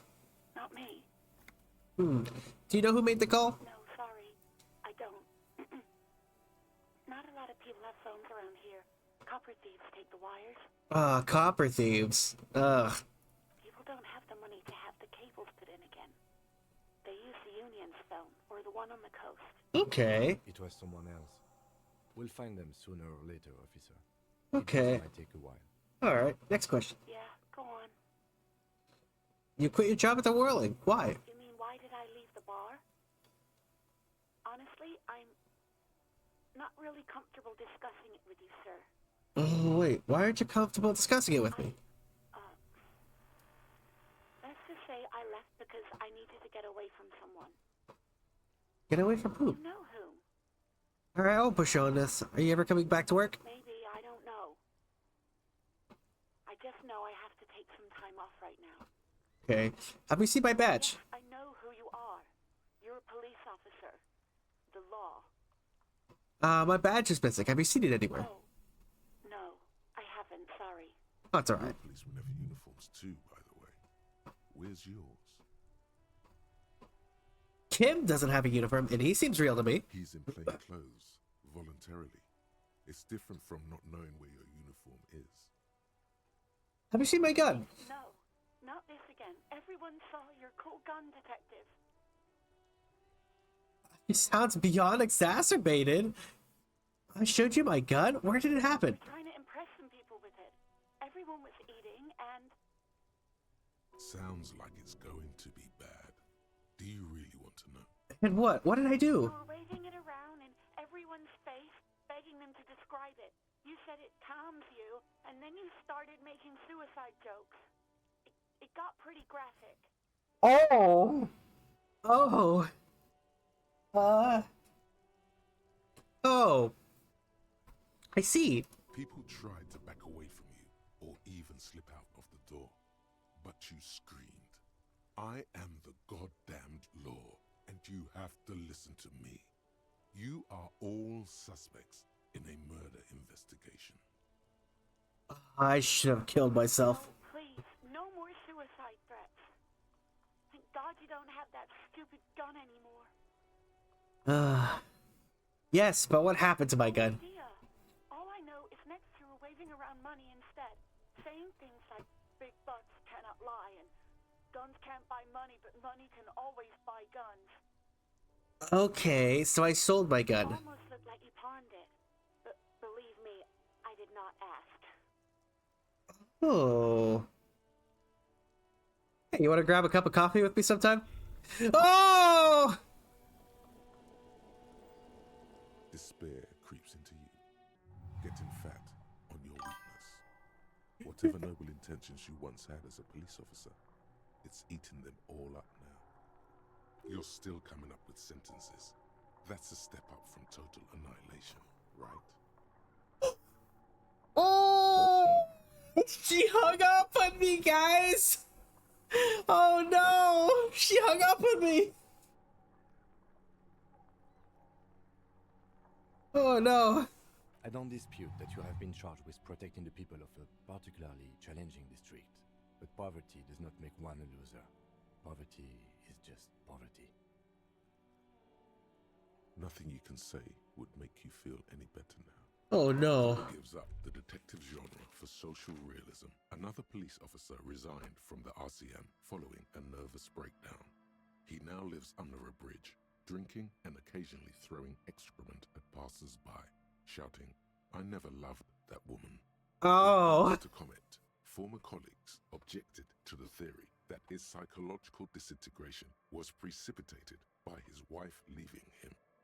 "It's because the Furrows lost that match," said Captain Ptolemy Price, once the man's superior officer.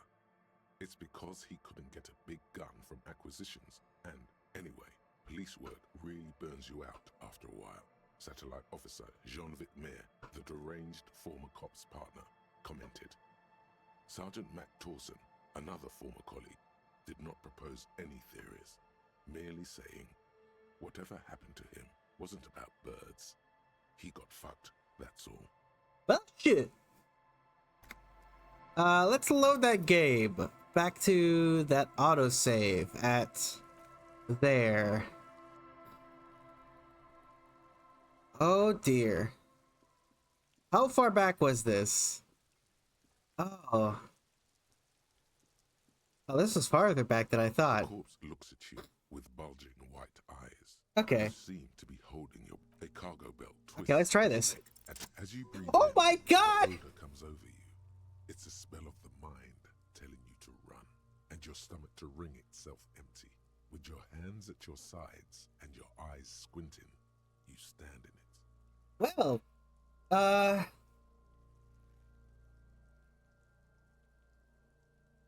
guess, let's just say that us doing all that rigmarole, calling the police precinct, embarrassing ourselves, and then just breaking down emotionally over the woman rejecting us did not happen.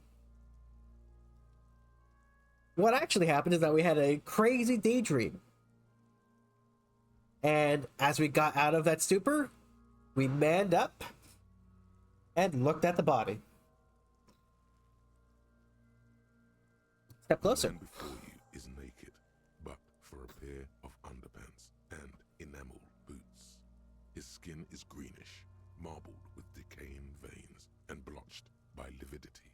A fading web of tattoos covers his chest and shoulders. The cargo belt used to fasten him to the branch above appears industrial in strength. Inspect the boots. Material appears to be ceramic. Its clean white stands in stark contrast to the decaying flesh above the knee. The man wore thick polymer socks, probably for padding. A fine array of interlocking plates covers them. Pretty good boots. Delicate and fragile. They feel alien to the world around you, out of place somehow. These are clearly not boots. They're armor, possibly part of a larger set. These aren't just boots, are they? They're armor. Indeed. Technically speaking, these are sabatons, not boots. What kind of armor is this exactly? Ceramic plate. Zirconium dioxide, most likely. This is where the make would be. Where? Under the hill. Fair weather. Fair weather model T500 VE. I'm guessing that's vitreous enamel. This is advanced stuff. What happened to the rest of it? The locals probably scavenged it. It would be odd if he had more on after 7 days. We should keep a lookout for these pieces. The armor could yield information. Maybe he'll know something. If Okay. you wear those pieces, it will help me protect your mortal coil. Oh, why does my mortal coil need protecting? Yes, bullets will fly. They always do. And the coil is fleshy and mush and permeable. Cast it in ceramic shell. Resist death. Maybe he was just wearing those boots and there's no rest of the armor. He must have worn something precious underneath his clothes. They've removed all his clothes to get to it. They did not just strip him for the putrid rags. Then where are the clothes? Have you seen any around? Someone could have cleaned the yard. But that's a question for the red hat thing. I hear you talking shit about the Kuno. Come here and say it to Kuno's face. What if they told him to strip before they hung him to beat him? They usually hang them completely naked for that. La puta madre, the Mazda, the Besmerties, and the like.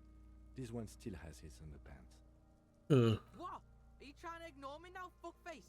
Kuno, this boots shit is super boring, and the guy's a total vitupaz. The material looks out of place here. It is. It's expensive. We've requested similar material for our tactical units for years now. The constabularies deemed it too costly. In that time, we've lost 6 men to semi-automatics. How much are we talking about? Full set, about 4 years of wages. Ka-ching, baby! By ka-ching, do you mean let's not log them as evidence? Let's steal them?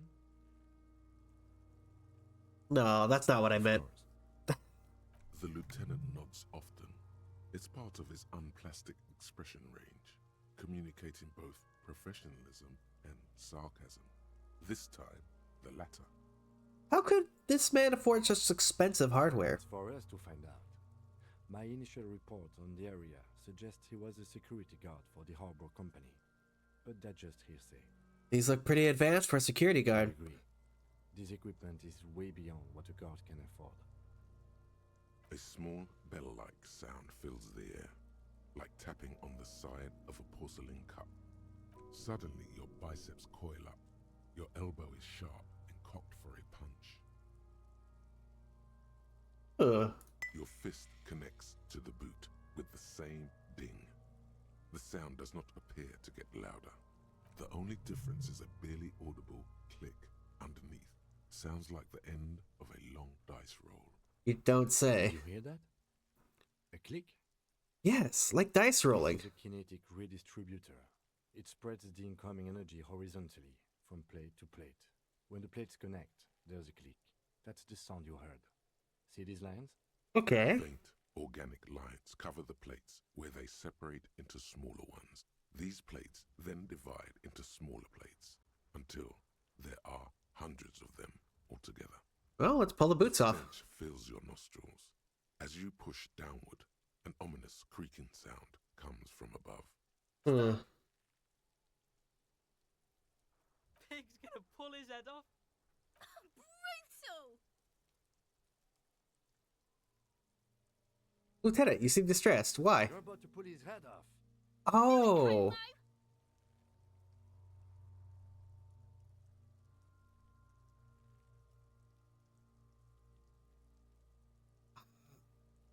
I'm gonna pull his head off, right? That's what I said.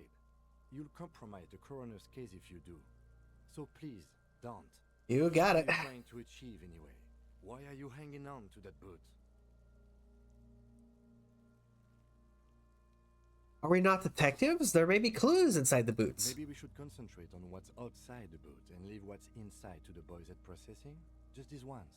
Besides, there's no way you're getting them off. All the organic matter in his body has been flowing down into the boots. They are fused to his feet now. Why do you think the locals haven't scavenged them yet? Good point. Well, sure, there's a way to peel them off, but first the body needs to be down. And second, it would probably be better if the lieutenant wasn't around. Yeah, he's got corpse feet. Sounds like a plan. Anticipation makes you crack your fingers. Feels nice and cracky.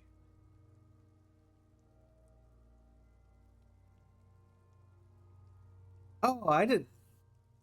I was saying I was trying to say yes to Kim. Okay, got it. Processing will take care of them. With the situation in the morgue, it will yield nothing. But we must pick our fights. Should we continue? Yeah, okay. The cadaver slowly twists on the cargo belt, his torso covered in tattoos, and extremities blotched pink and blue. I'm going to inspect the belt. The hangman's knot is pulled tight by the weight of the corpse below. Yellow, hard-edged polyester cuts into his neck. Above, a sliding buckle ties the belt to the branch. Okay. Oh my, there's something on the belt. A familiar word that speaks to the thirst within you. Oh, is that a word? Vermilion, in yellow letters, along the length of the twisting cargo belt. Only a deep longing for vermilion golden spirits lets you decipher the fading logo of the local brewery. Huh. This is a bad time for a drink, right? Extremely. What kind of rope is Industrial this? Strength, the can used for tying cargo to lorries.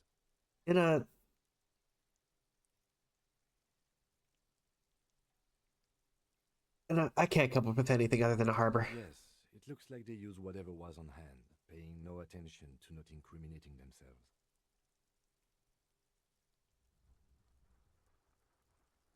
We're assuming dock workers from the harbor did it. The brief suggested as much, politically motivated by the ongoing strike. Did you not get a briefing?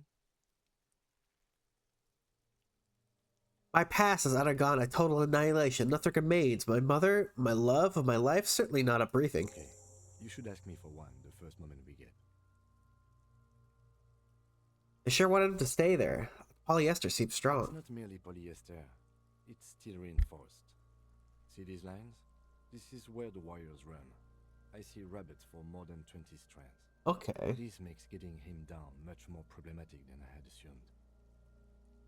How did they even get him up there? It's one of those things that's easier to use one way around. I think they lassoed the branch, then pulled on the belt. Buckle closes. It's what I would do. Seems easier than climbing up there. The cadaver hangs from the cargo belt, limbs limp and torso covered in tattoos. Okay, inspect the tattoos. Web of blue lines stretches across the torso, from the right shoulder to the solar plexus. Each time they intersect, a small white star is formed in their crossing. Hundreds of fading asterisks riddle his skin. Their concentration is highest around his heart. Is this a map of the night sky? Of the stars. I do see some similarity to astronomical charts. Great century Messinian, maybe. But this seems more particular. Customized somehow. As if someone left out most of the night sky, filtering it through personal choice. The principle of this filter remains unknown to you. The thought dissipates, and you feel as though you were only half right. I'm missing something here. He wears a wide leather belt around his waist and a gun holster under his arm. He takes a thin piece of milled aluminium from his coat pocket and pulls it open. Sounds like a sword being unsheathed. A small lens appears. Some sort of camera. We'll let the lieutenant work. Shit, Kuno! What the fuck is that? An instant color camera. Okay. I have only 2 ampoules, so nobody move. I don't want to waste one. A sound, a shrill flash, followed by the breaking of a small ampoule of glass. You see streams of color pour onto the thick, glossy piece of paper, rolling out. Ooh, that's cool. We need it. Cool machine. It is pretty cool, isn't it? There is only one ampoule left. Use it wisely. What do we need this photo for? Insight to the victim's person. By his build, I'd say this was a man of physical violence. The story he wanted his body to tell was important to him. It is his letter to us. Someone should decipher it. We'll need to show it around. Can I have it? I should look at it later without the corpse spell. Sure. Just don't lose it. Okay. The glassy-eyed corpse looks by, his mouth mute and his skin as colorful as the chemical rainbow on the photo paper, teeming with opportunistic organisms. You acquired an interactable item. Investigate this item further by going to the Interact tab in your inventory. Ooh. Look a bit in the eye. Eyes are milky white and blind to the world, protruding comically from their sockets. There is no one home, just subaquatic terrors there. Alright. Dark brown hair grows on his head.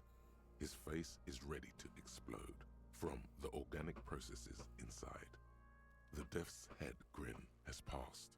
What remains is an unrecognizable mess. Tell me, who are you, dead man? I'm gone. Whoa!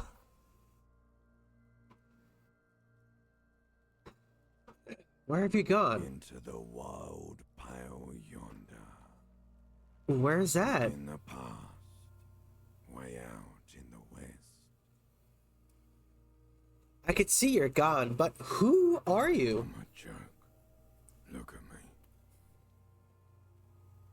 There's nothing funny about you. There's nothing funny about jokes either. Who were you when you were alive? Killer. A motherfucker. And a killer. Takes one to know one. Ooh. I have another question for you. Go ahead, Coppo. What is happening? What do you mean? I'm talking to you. Power of your imagination. Go ahead. Ask me more questions. Why? You fucking love questions. Why do I love questions so much? Because you're a copperoonie. Look at all of them go. Do you want more questions? Yeah, give me questions. Here you go, you loony. Is my name Rudy? Fuck no. You're no Rooney. Of course I'm not. The name is Raphael Ambrosius Cousteau. Listen to yourself. You're not a Raphael anything. You're probably just Harry or something. That's right. Harry. I feel like I've been getting a lot of Harry lately. You might be onto something there. Why do I feel like I've forgotten something terrible? Because you have. I hate you. You stink and you're boring. Remind you of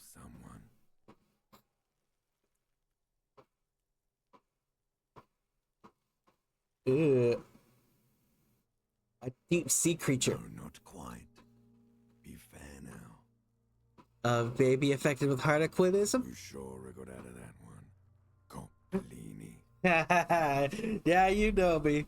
Enough. Come back later, Corpo. Amuse yourself with my frank manners and my memento mori features. If possible, also, see me in your dreams. Squid to take a step back. As you narrow your eyes, the monster before you blurs into a violent mess of green and pink. Only the lower extremities are pink with a dash of blue. His fatted hands, thighs, and his neck, just above the noose. The rest of the corpse appears dark green in the cold spring air. I'm squinting, Kim. Why am I doing it? How should I know why you are squinting, officer?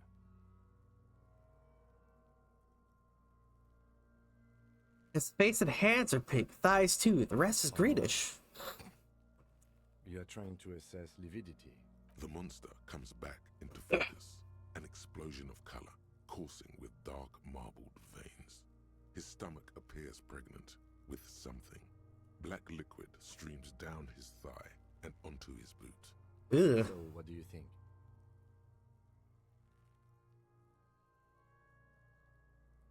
He's beaten up. See the bruises? Most of them are post-mortem. Maybe even all of them. The delinquents have made our jobs harder with their little sport. Oh, shit. Stop talking in riddles, coin slot. Eee. You fucked him up good, Kuno. Fucked him up brutal like. I think he's coming out of him. Blood and feces has eaten into the frozen mud below the man's feet. Purge liquid is dripping into it, drop by drop. Ew. The victim appears to have contained no more than half a kilogram of digestion at the time of death. The fuck he's saying? Talking about shit. Maybe he went to the toilet sometime before death. Maybe. I think he's dead. Agree. Totally dead. Dead. Dabadoob doob dead. I don't know what to think. I think he was upright immediately after death. Blood has gathered in his hands and feet, and his neck. Okay. The noose acted like a tourniquet, keeping the blood in his head. The hypostasis here is in tune with the hanging. That's what I think. Could it still be he was moved after death? There's always a chance. We should check for ligament marks on his neck to see if they're in tune with the belt. We'll have to get him down first. Alright. But there is no breath to catch. Only the cadaver filling the air and your nostrils. He slowly rotates before you, decomposing. So, how do we get him down? You sure we finished the preliminary examination of the cadaver? We might miss some of these things once he's done. Okay, let me step back and check. Slowly twists on the cargo belt. His torso covered in... Of course. You have questions, don't you? Okay. Back late. The steel-reinforced belt presents a unique challenge. I brought chain cutters, but I don't see a good angle of approach to the belt. Huh. The cadaver is a good 1.2 meters up. Neither one of us can reach the belt without assistance. And even if we do, there's the question of cutting it.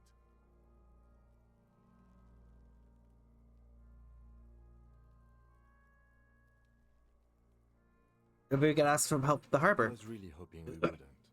The Union appeared to be suspect in this case. It seems like a dangerous route to go down. Confirmed. It's unsafe. Let's consider other options first. But what other options?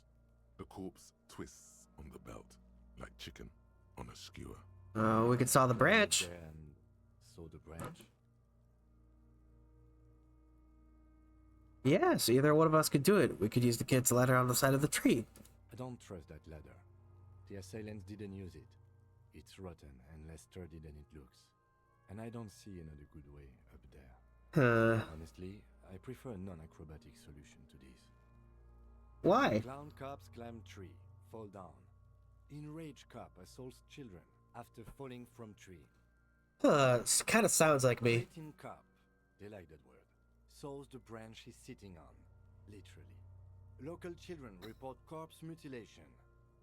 Fuck yeah, climb that shit, monkeys. Good point. See, you're only making them do those things less.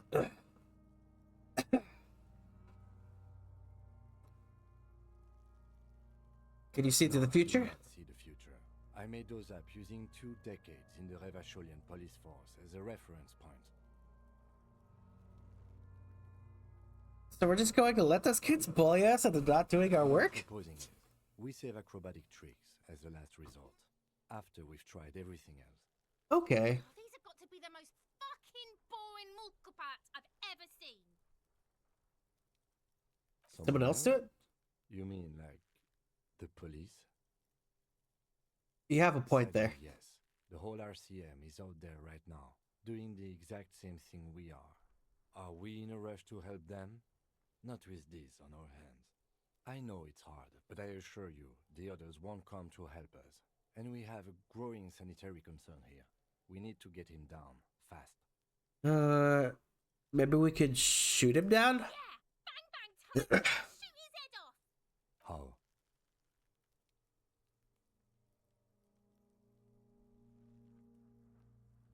Just shoot the belt. The bolt will break it. Absolutely will not, officer. That's not how physics work. It will maybe cut one thread loose. Yeah, now we're talking. Entertain a Kuno with some shit. They'll miss. The pigs will miss Kuno.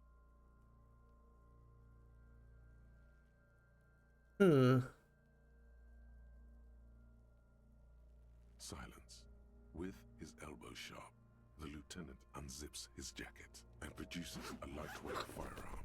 He drops a paper cartridge in the barrel, separates the scouring stick, and gives the cartridge 5 tucks, securing it in place. He then steps back and assumes the fellow's desk position, taking aim.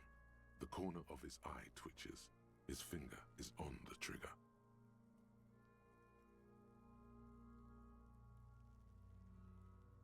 Shoot that motherfucker down. The kid's voice is drowned in a shrill blast that echoes off the walls of the surrounding tenements.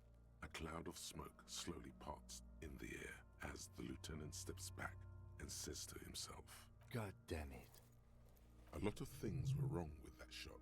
The fellow's desk was the wrong choice. His shoulders were raised, but above all, he cannot trust his eyesight. Oh.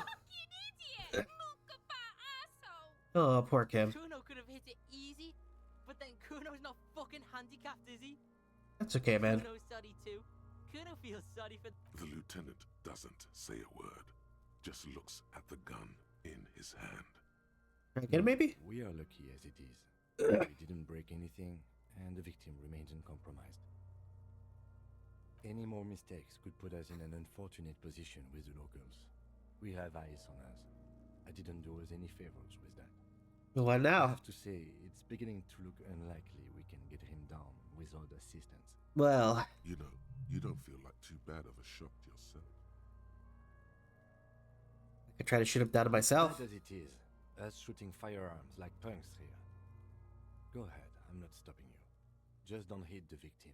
Okay. They only have one gun. Oops. This is the sorriest pair of pigs Kuno's ever seen. Officer, why do we only have one gun?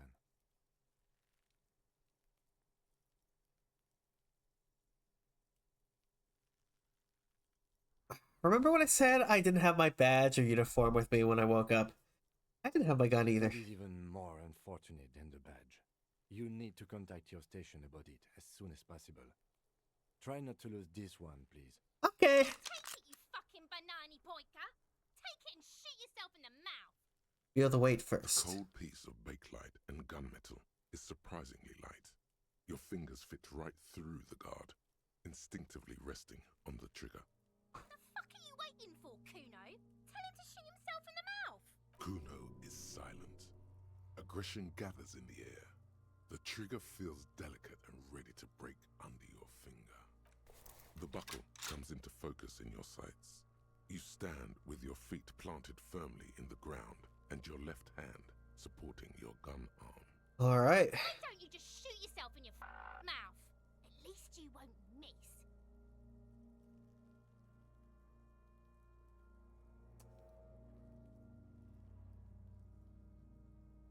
Close my left eye first. Your field of view narrows. The branch slowly moves, becoming entirely two-dimensional. The metal buckle glimmers, catching the morning light as the corpse slowly rotates. Look, he's crying. You gonna cry now, fucking faggoty? All right. Let's give this a try. Aw. Hell. A plume of smoke erupts from the barrel. Your hand goes numb from the explosion. With your ears still ringing, you lower the weapon to see what happened. Well. You missed the belt, but hit the corpse straight in the chest. Bits of ribcage protrude from the skin. No blood, only a murky sludge dripping down his belly. The sudden stink makes your eyes water. Well, shit. Oh my god, he's gonna fucking cry. I knew it. What a mulka. Ask for another shot. You'll get it with the next one. The goddamn light reflected off some window. Surely.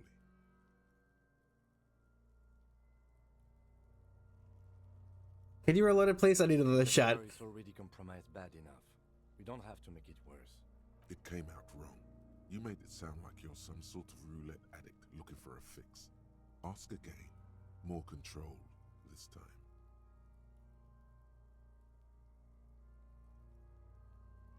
Please, Kim. There is silence. Victor wants to fuck up again bad.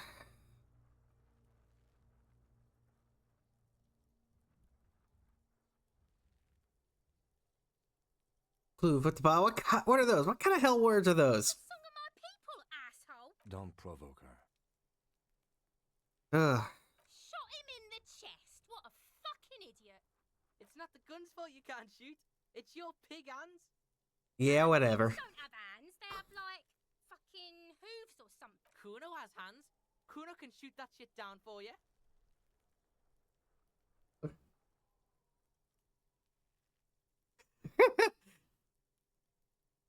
No, Kuno. If I can't shoot him down, no one will. Bitter because he fucked that corpse up, Kuno.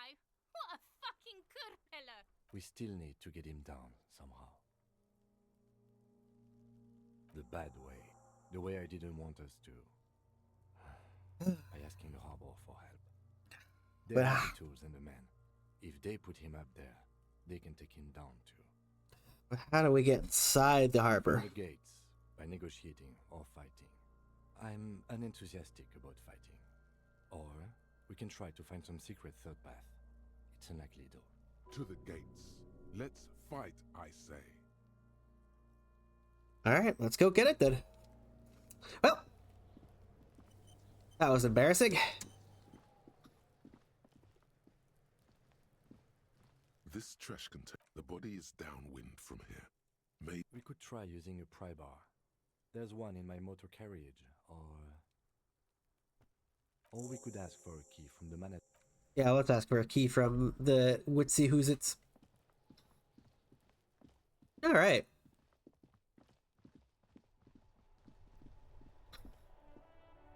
Yeah, at least I didn't have to, I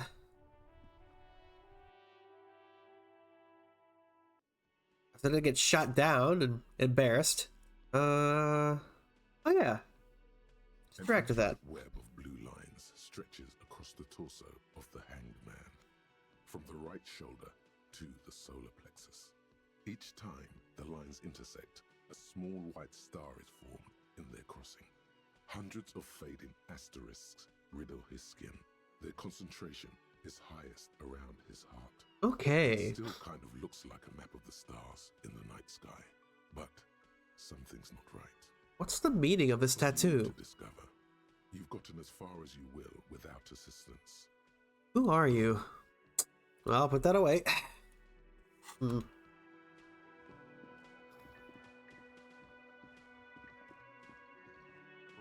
mature, man. What exactly were you trying to accomplish? Damn, your feet thought we got away.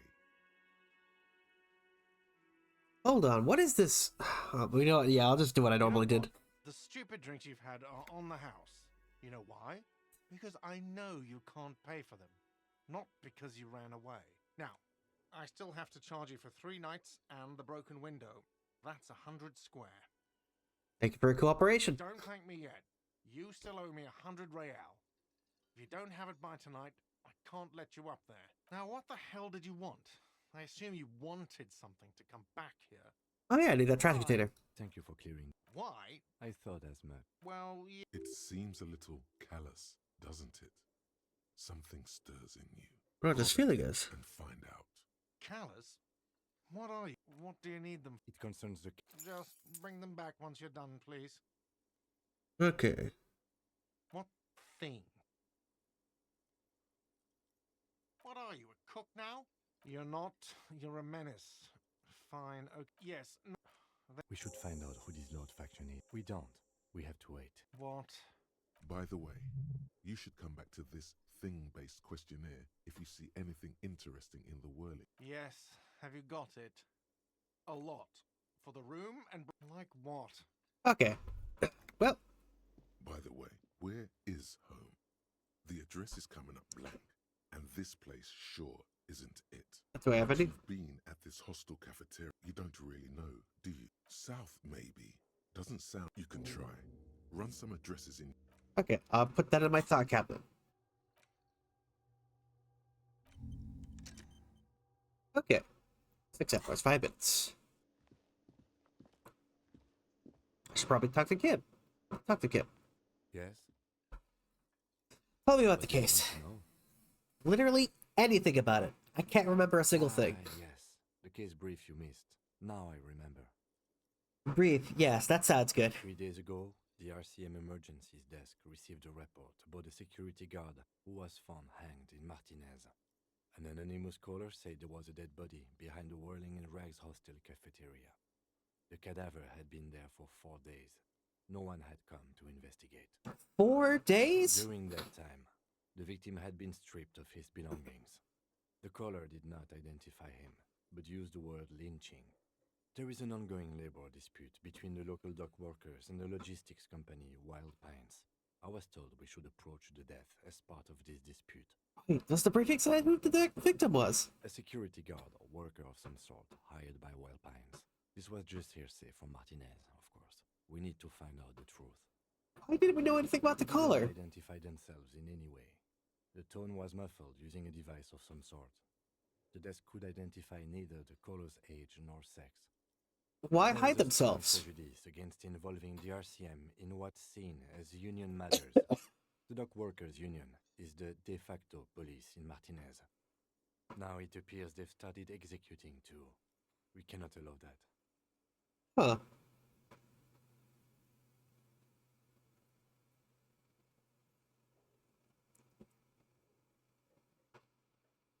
Okay, of course, yes. I understand everything now. Just to be clear, we are police officers. It's our job to find the killer. That's the case. Uncover and arrest the killer. Huh. Would you say this is a mysterious case? It's not a particularly mysterious case. Why not? This is a security guard for a corporation involved in a labor dispute. It doesn't take a DeLorean polymath to put the pieces together. I just don't see the case getting more mysterious than that. Personally, I think labor disputes are very mysterious. We are in luck, because we are in the midst of a major strike by the dock workers' union. Maybe more than that. The union clearly wants a piece, not just of the industrial harbor, but the Wild Pines Corporation itself. Okay. Strike then, or the first shots in a workers' coup. I expect the case itself to be less challenging than navigating these community matters. This district isn't used to the RCM's presence, and the union rarely overplays its hand, as it appears to have done in this case. Wait. Flash of the Universal Access Pass to wherever you want to go. A gun. That's the thing, Edgy! I lost my gun! I don't know where the heck it is! It's revolution. It's brigandage, however you parse it. You feel something rising through you. A familiar feeling. An opinion taking form. An opinion taking form? Heck yeah!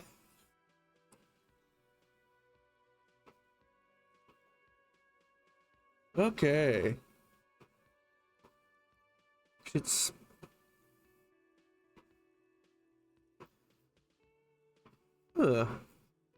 We should ground workers into a fine paste.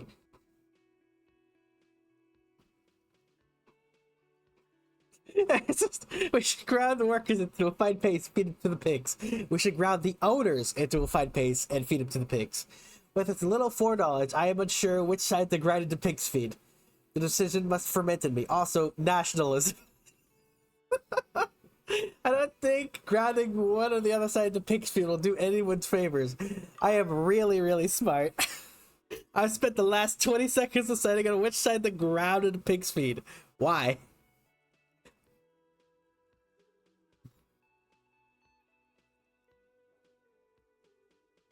When I said we have to navigate community matters, I did not mean we have any say in them. I meant we should be careful.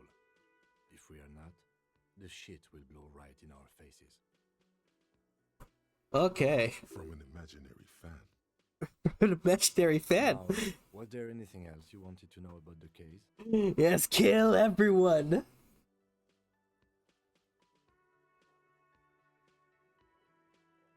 Actually, I have all I need for now.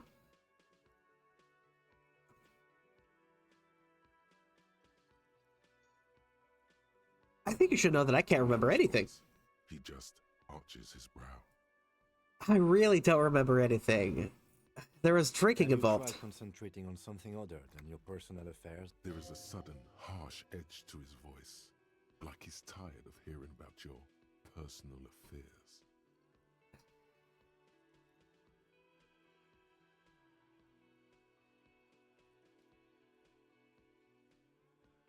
So what should I concentrate on?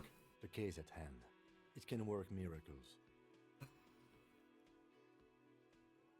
I'm afraid this is fine. Focus on other people's troubles, not your own. That is a relief. Okay. Your heart beats twice like a fist. The serotonin deficiency makes your teeth clench. Thank you, oh wise man. The lieutenant blinks, his mouth slightly open, and his body motionless. A microsecond passes. Excuse me, I was lecturing you. I shouldn't have. You should consult a medical professional if you feel that you need help. You can use the radio in my kinema to call your station's Lazareth. Okay. A moment passes. The lieutenant glances at the sports watch on his wrist. I want to talk about you. Yes, you. See how my life is pertinent to the investigation. We'll work better together if we have some rapport. That's a fair point. All right, for the good of the investigation, what do you want to know? Do you ever talk with yourself? You know, when you're thinking, do you ever have conversations with, like, your brain? I have no idea what you're talking about. So how do you... So you're saying that your brain never just chimes in with advice or warnings or anything? I can't say that it does, no. When I need to think, I just use my notebook. The lieutenant produces his small blue notebook and idly thumbs through a few pages. Huh. You're super lucid, yet psychedelic. You don't need office supplies to connect to your nervous system. You're special. You don't like other people around here. Half Seolite, or quarter. My father's father was from Seoul. So Oh, I was about to... I said... My mother's side. It's not an interesting topic.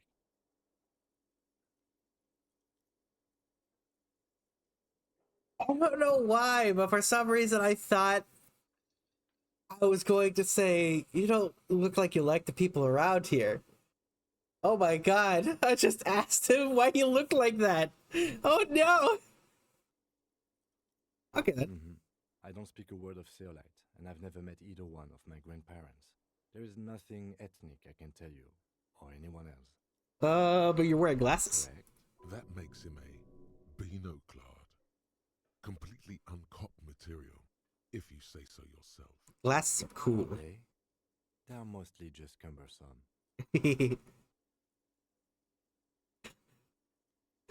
Tell me a secret about yourself. Aw.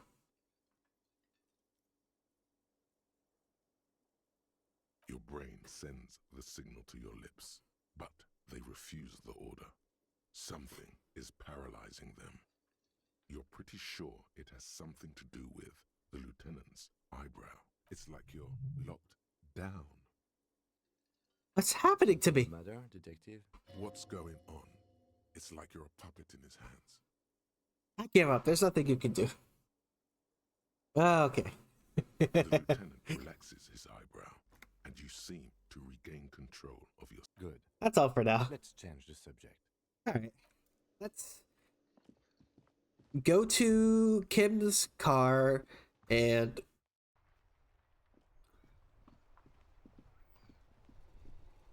Go to Kim's car and let's call the base. And let's not kill myself because I accidentally asked the lady out. Stands a motor carriage. The bodywork is covered in blue and vapor eminent. This must be the... All right. Cabin, you are welcomed by a set of steering levers, a scent of leatherwork and heavy... Let's pull out the toolbox. He's clearly... Let's take everything. For opening all sorts of doors and lids. The handles are long. You can do good. It's robust. Lets you see things in the dark. The pull-out toolbox slides back into its nest. Preheater gauge casts... Actually, let me close the door for a second. And let me open my skills menu. Because I can level up. Oh, right. Let's see.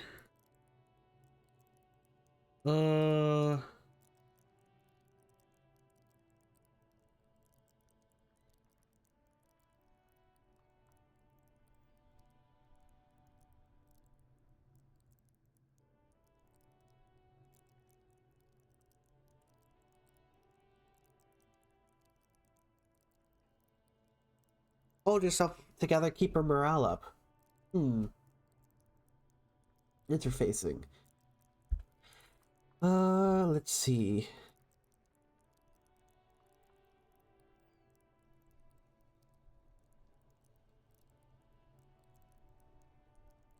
Huh.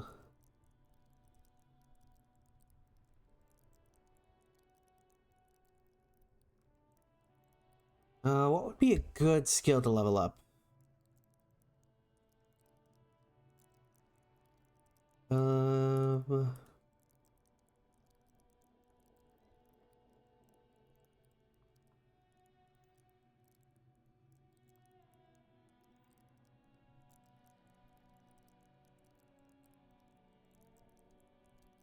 Uh...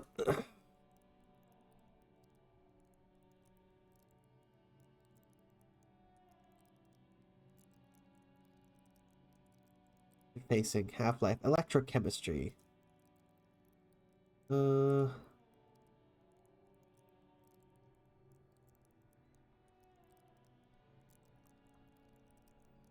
gonna be a strong cop. We're gonna be rough and tumbled and be physically intimidating. So let's up our physical instrument. Lots of cool tools. And all of these. Call your stations Lazarus. Anyways. You see a set of steering levers, a radio microphone. We pick up the radio. Hello, Alice. Operating the radio is easy. Hello. Under the green prime line, a yellow saved button catches your eye. Okay. You wonder. Just a second, 10-2, 10-5, this is 44. 10-4, what's your status? Over. 10-18, 10-20, over. State your message, sir. Over. Alright. 10-9, repeat message. Over. 10-4, message received. This is a... 10-22, the captain. This Uh-oh. Him. What does he want? Says he lost his... He what? He lost his badge? Who lost his badge? Dick fucking Mullen. Who do you... It's Officer Dick Mullen from the best... Dick Mullen is not your name. It's defend yourself. Immediately. They're laughing at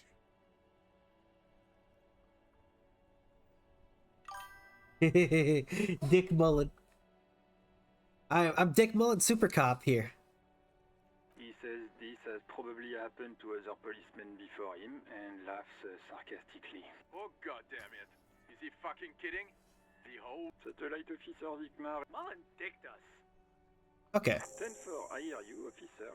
I'm just going to make a note here that you are in pursuit of your misplaced badge. Over. Okay. Fuck me. Mac, come here. What's going on? Super Cop, He lost his badge. He lost his goddamn fucking badge. He asks you to please stop. Why? Did he find it? Sergeant Orson. you don't have a comeback. Sorry. I'll say nothing. Not replying.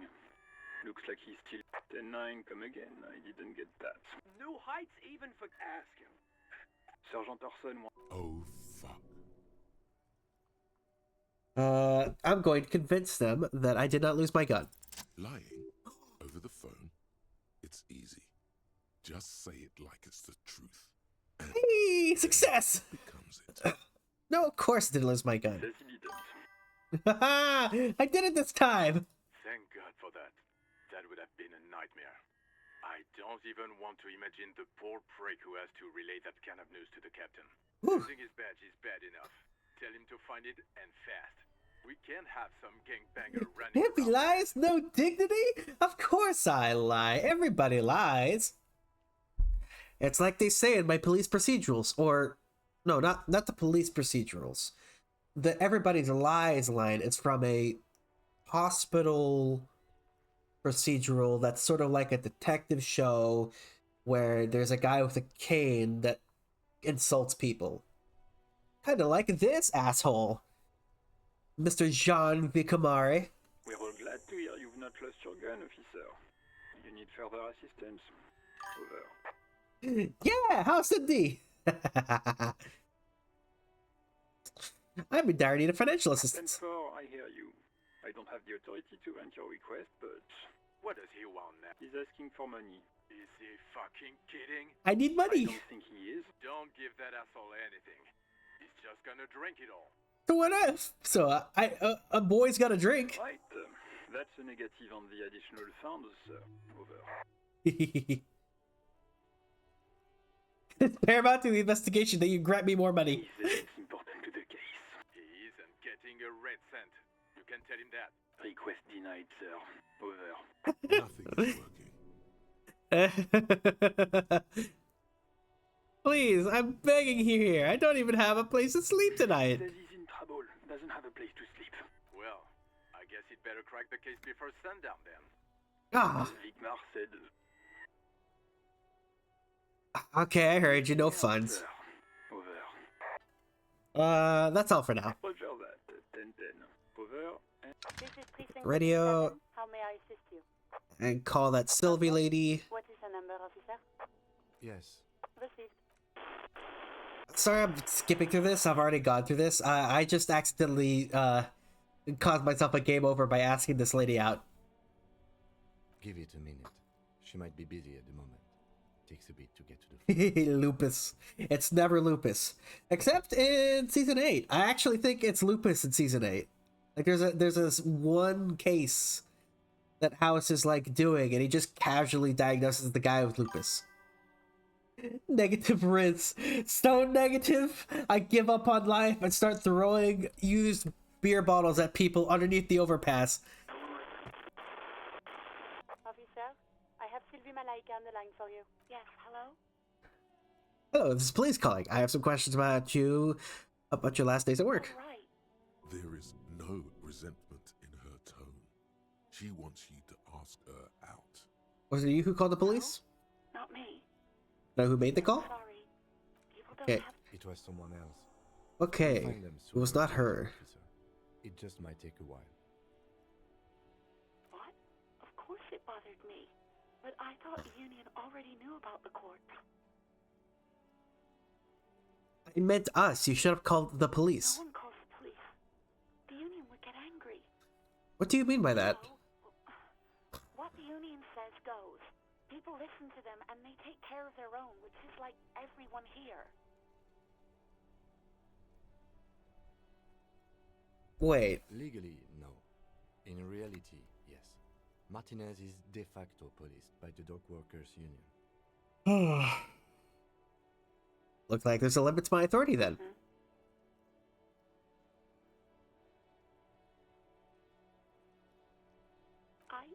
I didn't want to get in trouble with the others. Oh. Push her further. Show her the error of her ways. Others. Other people who live around here. Local people. I didn't want trouble. What trouble? You don't live here. You don't understand. Squealing is frowned upon here. Everything is dealt with, well, by the union, internally. So you're saying that snitches get I stitches? just didn't want any trouble. Okay, okay. You? What else can I do for you? Yeah, go on. See my badge? I know who you are. My badge is missing. Oh, Real policemen have uniforms too, by the way. Where's yours? Kent doesn't have one. Clothes, voluntarily. I see my gun. no. You were trying to impress. Sounds like it's going to be bad. Do you really want to know? And what? What did I do? Waving it around in everyone's face, begging them to describe it. You said it calms you, and then you started making suicide jokes. It got pretty graphic. Ooh. I tried to back away from you, or even slip out of the door, but you screamed. I am the goddamned law, and you have to listen to me. You are all suspects in a murder investigation. It's just a prank, bro. I should have just killed myself. No, please, no more suicide threats. Thank God you don't have that stupid gun anymore. Yes, but what happened to my gun? All I know is next you were waving around money instead, saying things like big bucks cannot lie and guns can't buy money, but money can always buy guns. Buy guns, you say? But believe me, I did not ask. I pawned it. Okay, I got everything I think I need. I hope so. Please don't call me again. Bye. Empathy, medium 10. Why does she seem angry with me? Yes, you have obviously done something to upset her. Okay. Whirling in rags when she was still working there. Mm-hmm. Guns can buy money. Yeah.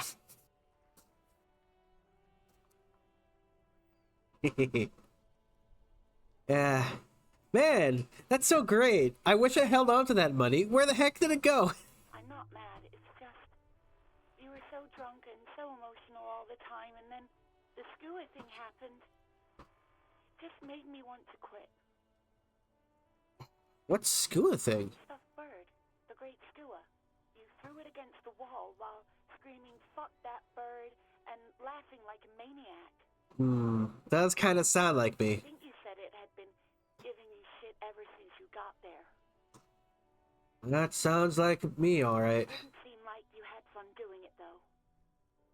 I was the one who made you want to quit? Obviously, you were the worst client I've ever seen.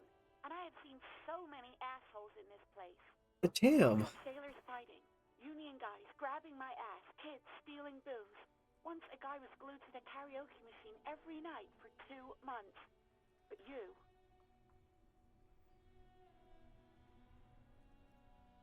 I get the feeling that I'm going to, like, get my morale lowered again by doing this. So I'm going to back off and just say, right, thank you for talking with me. Take care. A sigh of relief on the other end of the radio.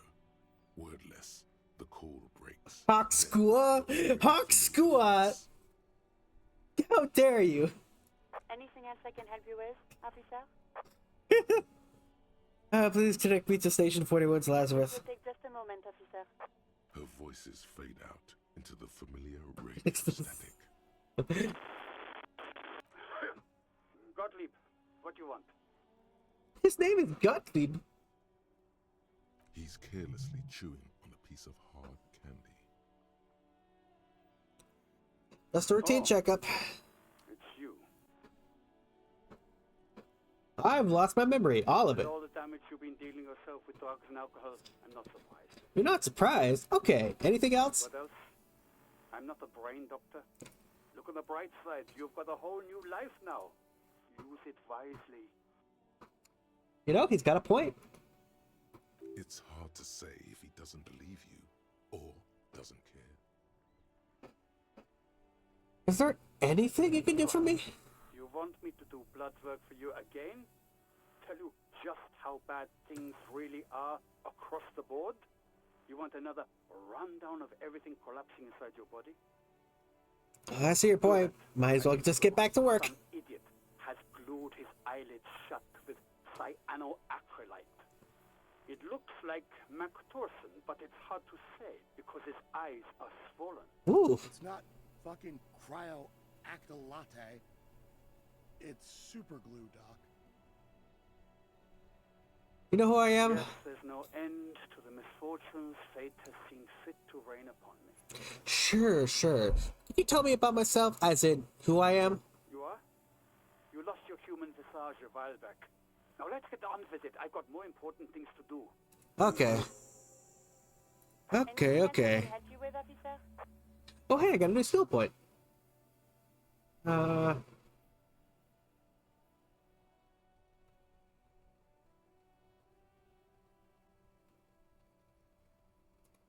always, it's DJ Mesh and Felicia. Ooh. And you're listening to Street Freaks FM, bringing you the hottest, the nastiest, The most vulgar. Oh, heck yeah! A flock of seagulls takes off nearby, startled by the roaring radio. Heck yeah! Let's listen to some tunes! Reaches into the cabin and turns off the radio. He's not looking at you as he says, Someone must have been messing with the radio, or maybe picked up a random frequency. You wanted a prime line, right?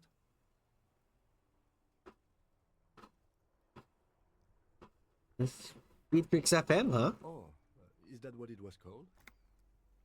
Oh, come on. Turn the radio back on while it's still on the Speed Freaks FM. Pick up the radio again. Souped up motor carriage for one bad mama's boy. For the heavier foot and the freaky arm. Heck yeah. God damn it. Look, it helps me to stay alert on long nights, okay? It's a method. I'm not some kind of speed freak or... What about heavier I foot? would be too if you had this motor carriage. But seriously, let's quit joking around, alright? We have a case to investigate. This is Precinct 57. Can I connect it to someone? All right. In the cabin, you see a set of steering levers, a radio on a hook. Okay. So we'll do that. How about let's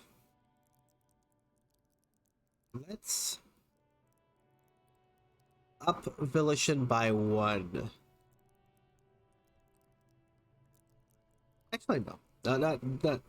I don't know. I think keeping volition at 1 is fine. I don't think it's too crazy. You know what I would really like? About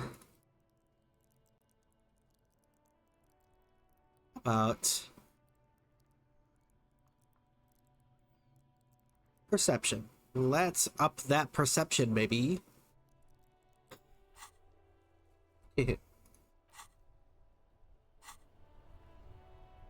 Right. Okay. All right.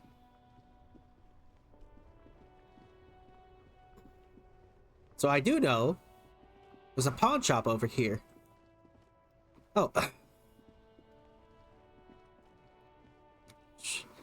And if I need pawn shop, I gotta figure that out. All right. It's not often that I see officers from the RCM in my pawn shop. What can I do for you? His courtesy is not insincere, but he prefers being alone with his projector, just watching the movement of light across the walls of the shop. I'm sorry. I feel like I'm interrupting you. No, not at all. I guess I haven't had many customers lately, RCM or otherwise. Who are your customers usually? All kinds of people come through here. Locals, travelers, people looking for a deal, people looking for a keepsake, people who are terminally bored. Okay. As you can see, I have a wide selection of goods for everyone to choose from.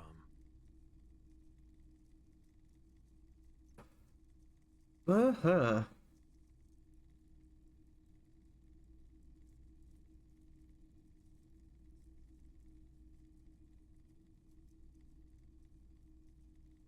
This business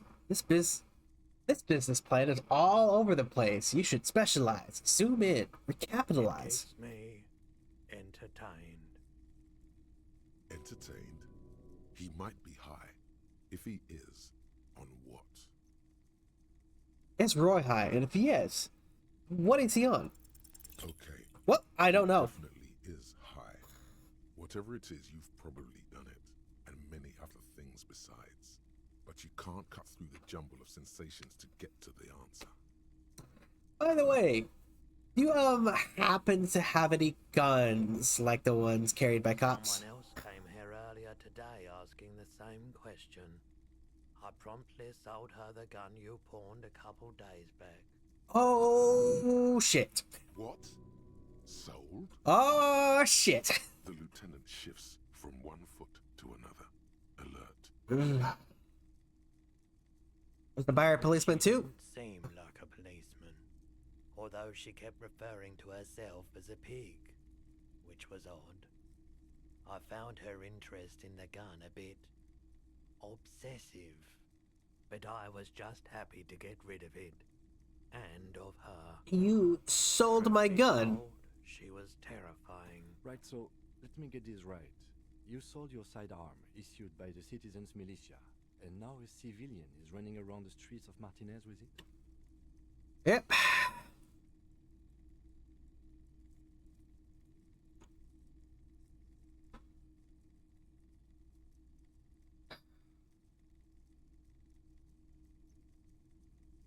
I don't like it either. Actually, you know, there's only one explanation. She must be one of my rabid fans. In that case, she'll be happy to get a visit from us, if we can find her. Okay. Any idea where I can find the spire? My apologies, officer, but I have no idea where she was coming from or where she went. Oh, shit. A needle in a haystack. There is nothing you can do about it now. You'll just have to hope you luck upon her somehow. Okay, then. You were adamant about getting rid of it, officer. Said you were undeserving of a service weapon of the Revachol Citizens Militia. Man, I was really out of it. And I don't like keeping guns around the shop for long. Off the charts photon emissions. The unhealthy kind. Well, of course. Might be able to aid our investigation. I doubt it, but I can try and answer any questions you may have.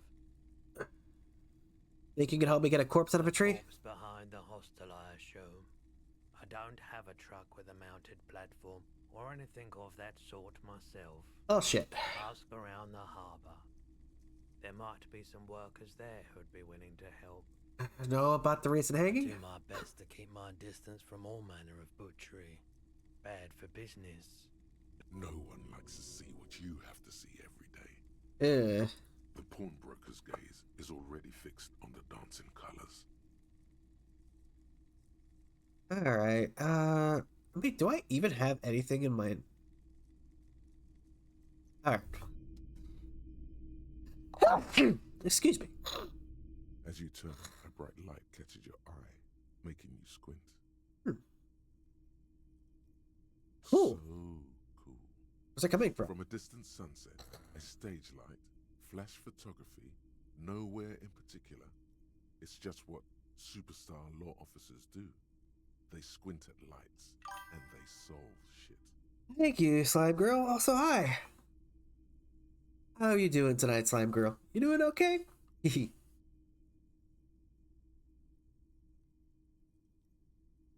Actually, now that I hear superstar and law official in a sentence, they sound weird. Yeah, that's me. I've been establishing my superstardom hard lately. Yeah, you have. You're a big dick cop. Dick Mullen. Salem Rocky Baye. Badass on the edge disco. Yeah. Time to recede into a ludicrous fantasy world. Here we go. Camera. Lights. Action! The world freezes around you. And you along with it. In an iconic monochrome solution, a black silhouette against a rasterized orange world. It's on. Fuck yeah. Some kind of superstar. Let's internalize that. And yeah, I have a pretty oh my god, I have a 0 in logic right now.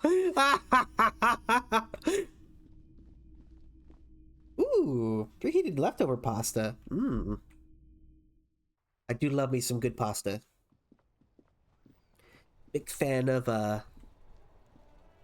baked ziti. Or penne. I like penne pasta. Especially with some really hearty red sauce. With like tomatoes, garlic. I like a little bit of carrots. And like a little bit of like roasted red peppers, maybe some jalapenos, like not the pickled kind. First time playing this game? No, actually. I played this like a year ago when a friend pushed me into it, and I got to about day 3.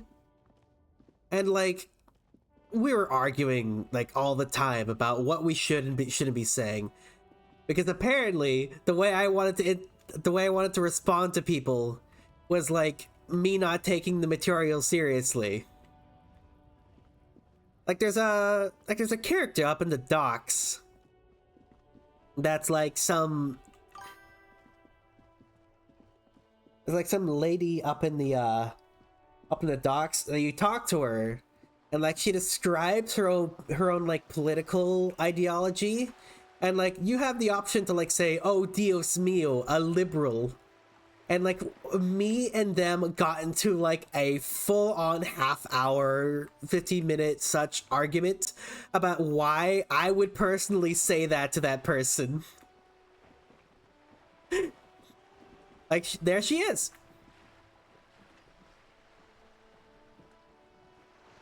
A striking woman leans against the cabin top of her sailing boat. Oh, so yeah, Penny's good. We like Penny. Her green raincoat glistens with droplets. A silk scarf is tied around her throat.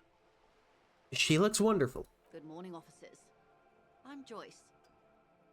Joyce L. Messier. I represent the board of Wild Pines, the owners of the harbour. You gentlemen must be from the RCM. Shake her hand. Glad to see you here. Like steel, there is strength there. If she wanted, she could sink her nails deep into your skin. Ooh. I was dispatched to handle a strike, not a lynching. Anything I can do to assist the RCM in this matter, I will, gladly. That is good to hear, madame. My colleague will take the lead in this interview. I should let you know that he is recovering from an unusual medical episode. Yeah, day 3 is a little... But I can assure you... Like, day 3, it opens up the map for you. And after that point, like, I was like... I kind of got a bit... And I think it's because I kind of got pushed into, like, a bunch of different decisions that I personally wasn't, like, fond of.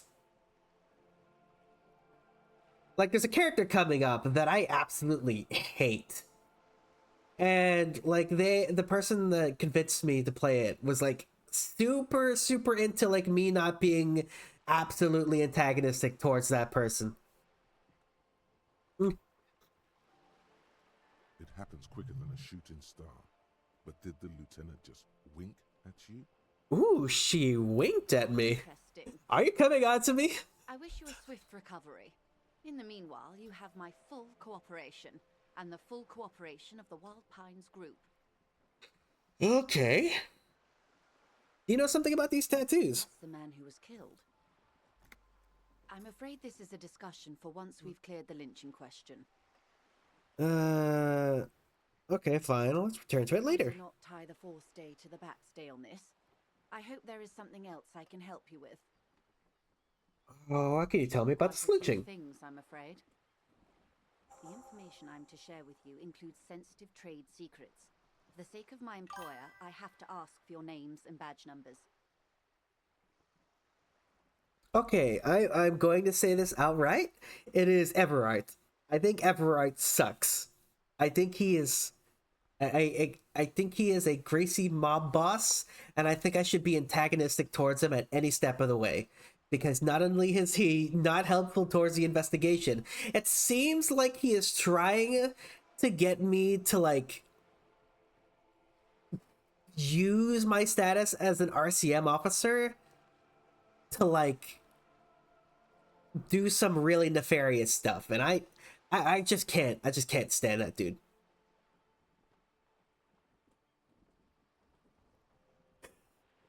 Sorry about me spoiling that. We'll meet him in like an hour or something.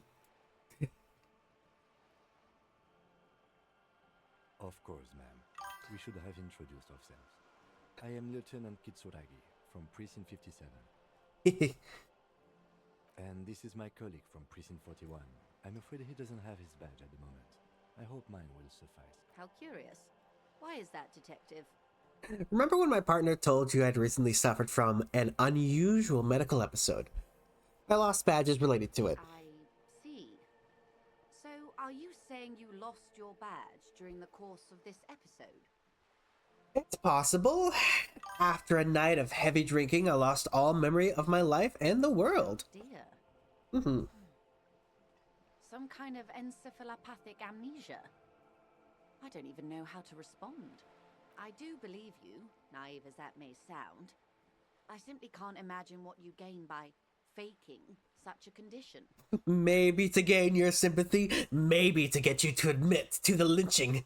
As I said, ma'am, his technique may be very unconventional, but he is an officer of the RCM.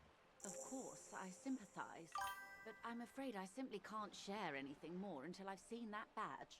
Oh. Well, how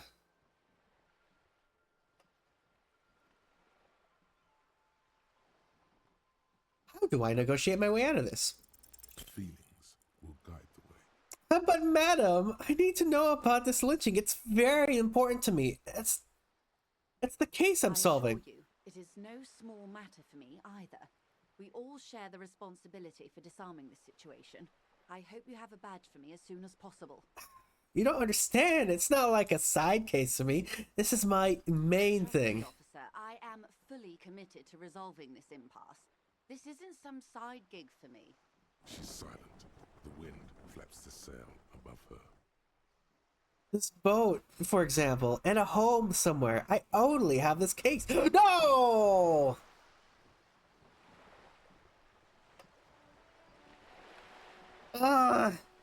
Also sorry, I don't have a Discord at the moment. I do plan on making one in the future. Despair creeps into Oh my lord. getting fat on your weakness. Oh no. You're still coming up with sentences. I was just... He watches you melt down stoically. Nothing you can... Cop gives up the detective genre for... Oh no, I did it again! Oh my god, I gotta save before I do stupid stuff like this.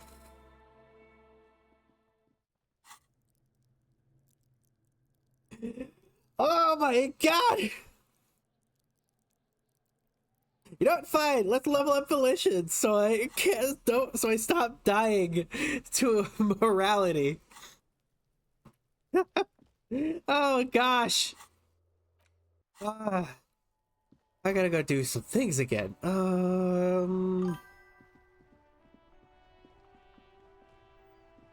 mean, I don't need backseating. I should probably stop pushing myself into situations where I'm going to like lose a morale point though. Before you step I think me trying to pretend to be a sad loser to gain sympathy, it doesn't kind of work when I am a sad loser. and the soft purr. Hello, Alice. Operating the radio is easy. Just be confident. Alright. Under the green prime line, a yellow saved button catches your eye. Alright. My status, not good. State your message, sir. My badge is missing. Blah, blah, blah, blah, blah, blah, blah, blah. Him says he does. You what? Who lost his badge? Dick, fuck, it's opposite. Dick, defend yourself. 10-4, I hear. Fuck me. What's going on? Yeah, I lost my badge. Other things to discuss. Blah, blah, blah, blah, blah, blah. Oh, fuck. Say nothing. You're breaking up. 10-9, repeat, please. Over. Don't say. 10-9, come in, officer. Remain silent with terror. Officer, 10-9, repeat message, please. Did you misplace your firearm? That's affirmative, over. Dear God, this isn't true. I'm not going to ask. Now is a good time to say fuck and ass and so on. That'll make... That what? He... the prick. Sure have vanilla waffles with the only thing... What kind of cop am I planning to be? I am thinking to be a big like an instinct cop, basically. A lot of physical instrumentation, a lot of catch of the moment, like noticing stuff. That's why I got it in both the physical. That's why I put my stat spread mainly in the physical and like reaction stuff. And that's why I put shivers at 5 as my signature stat, because we love shivers. We love walking out into the Martinez Square and like it just stands back and explains to the world and everything around you. That is such a good, such a wonderful description. Tell him to apologize. Sergeant Thorson requested. Okay, I'm sorry. Okay. Tell him to satellite officer. Alright, man, I'm on it. Officer, do you need further assistance? That's all for now. Open the toolbox, grab everything. The prop code, useful for it's robust, lets you see the pull-out toolbox. Okay. Slides back into its nest. We shivers Max here. Casts a warm glow on the steering wheel and the radio on its hook. Pick up the radio again.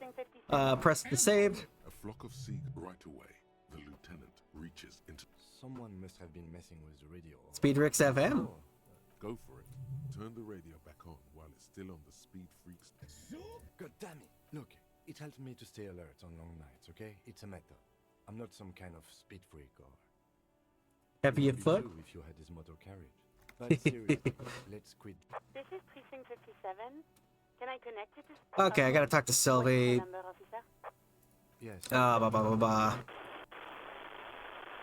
Give it a minute. Okay. Talk to her. Blah. Yes, hello? Yeah. There is no. You see my badge? The badge is missing. Have you seen it anywhere? Real policemen have uniforms too. Cam. Blah. Clothes voluntarily. You see my gun? Sounds like it's going to be bad. Do you really want to? And what did I do? People tried to back away from. Yes, but what happened to my gun? All I know is next to a waving... It almost looked Okay. like you pawned it. But believe me, I did not ask. Was it you? No, not me. Who made the call? It was someone else. We don't know that. We'll find them sooner or later, officer. Why did you make the call? Of course it bothered me. But I thought the Union already knew about... No one calls the police. You know, what the Union says goes. People listen. Push her further. Show her that. The other people who live around here. Local... You don't live here.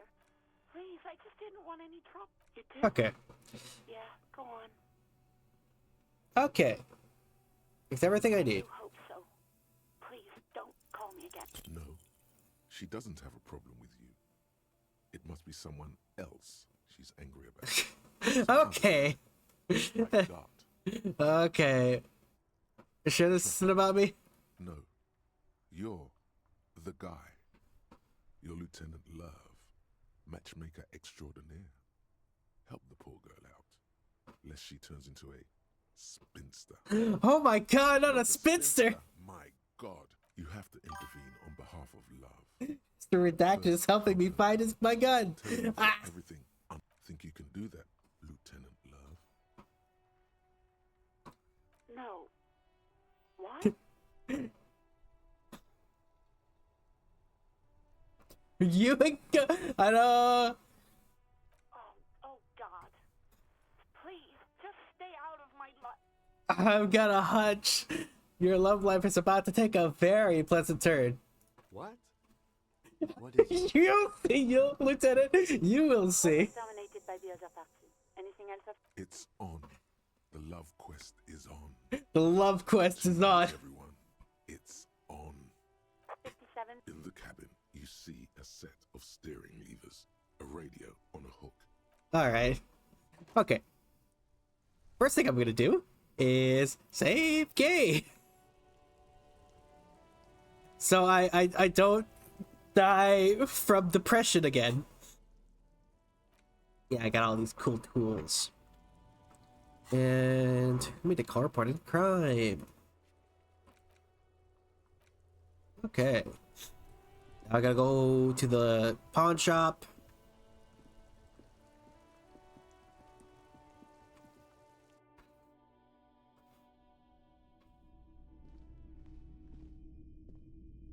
It's not often that I see office. What can I do? His courtesy is not insincere. Oh, Yeah. Who are your all kinds of. As you can see, I have a wide selection of goods. It keeps me Entertained. He might be high. Ooh. If he is, feeling warm and enthralled by the movement of light, while the mind continues to race forward. Lucky bastard. He's probably on Parolidon. It's tough to come by on the street. Parolidon? What is that? Try not to piss Kim off. No, I won't be mean to Kim. We love Kim here. A drug developed by the military to treat and prevent radiation sickness. It has psychedelic side effects. I mean, me prying into his music taste isn't too bad, right? I mean, I'm not setting him off by saying, "Hey, you're cool. You're into this stuff, cool, right? Awesome."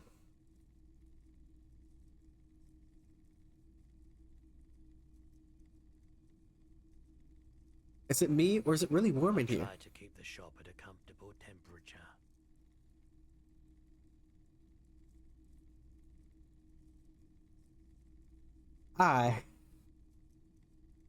That's.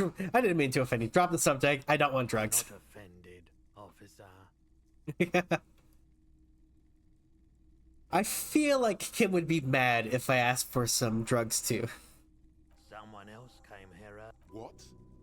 Oh yeah. Lieutenant shifts from one foot to another. Alert. Was the fire policeman too? Truth be Right, so let me get this right. In that case, she'll be happy to get a visit from us, if we can find her. Okay, I mean, still, doing drugs in front of my fellow officer. I mean, it's not important to the case. It's not like me taking Perhiladon is going to suddenly make my skills of deduction 1,000 times better.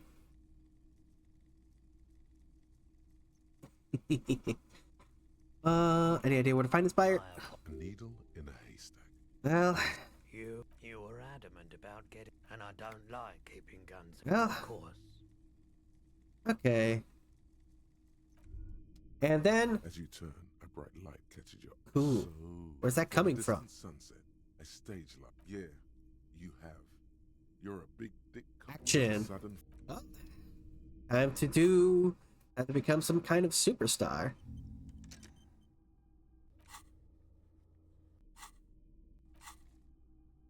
Huh.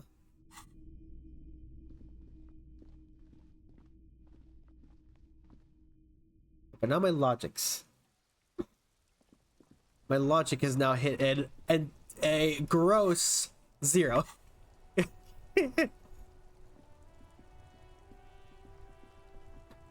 Alright.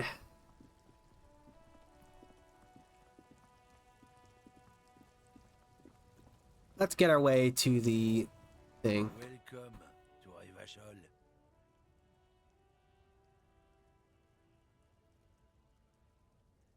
What is a Revershaw? Aren't you welcome to Revachol me? My grandfather came here from a 3,000-year-old racist isolationist culture, while your ancestors came to this island a mere 300 years ago.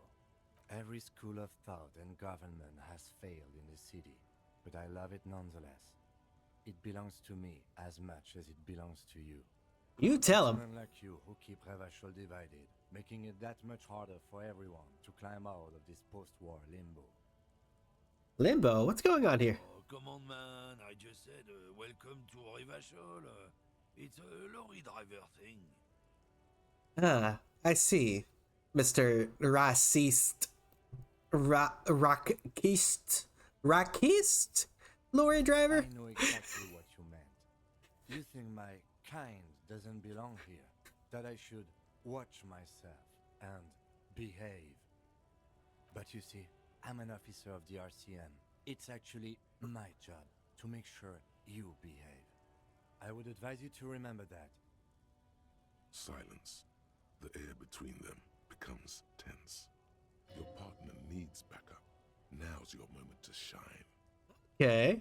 Fucking A, Kim, I've got your back. You two make a cute couple. You know that. Aw, thank you. The lieutenant exhales and resumes his regular calmness. Settle, we have a couple of questions. So you say, officers. He smells of heavy motor oils and his breath of high tar content cigarettes, probably Astra Whites. What are you hauling? Not much anymore. I'm here to pick up some cargo, but the dock Hi, workers are on Dan. strike, I'm so playing Disco Elysium. I'm gonna be a super cop. And but the funny part is, I've already died of depression twice.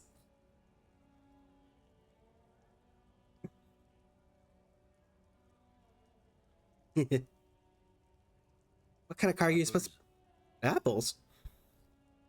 Yeah, apples. I take it you had other questions?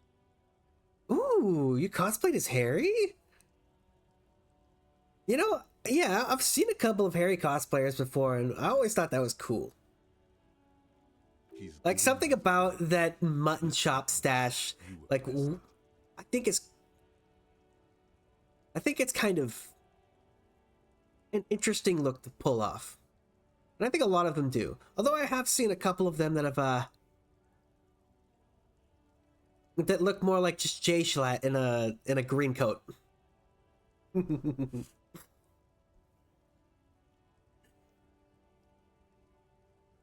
Oh, we're done for now. We're gonna... All right. Hi. Bastards! We have a right to work. Okay. Hold up and stay frosty, everyone. Cops are here. And that ridiculous tie. Oh yeah. I don't know. Harry's tie is cool. I think Harry has a cool tie. You here to fuck with us? Beat the honest worker down. As someone who is quite a fan of intersecting patterns and bright colors, I think it works. You here to fuck with us? Be the honest worker down? Why should I? Here to fight for a cause. Stripes usually have problems with people who have causes. Oh. Oh, then yes. Couldn't handle us. Cause gives the workers strength, gives them power. We have a right to work. Besides, we're not that different. It helps if people see us talking, cops and strikebreakers together. Shows authorities are on our side. Builds confidence. Regardless, I have some questions for you. Maybe you should ask them the questions, like why we're not allowed to make a living here. Shame on you! We have families to feed, you piece of shit. So do we, Scott. Ooh. I want to get into the harbor too. Union shits are on full strike. Don't think they're going to let you through the gates. I'm trying to meet their fat boss. I'm interviewing people about a murder that took place behind the hostel cafeteria there. I know nothing about a murder. Absolutely nothing? These harbor bugs. They'd do anything to stay alive. Honestly, what do you mean, nothing? I kind of feel like... I kind of feel like the implication is that the harbor union workers lynched him. Don't you think that's good ammo to, like, force them to let you work? Right to work! It's shameful. Cops doing nothing. You should bring back... Like doing now is giving apricot chewing gum to other Harry cosplayers. The real ones know. I am not a real one yet. I am sadly just a partial knower.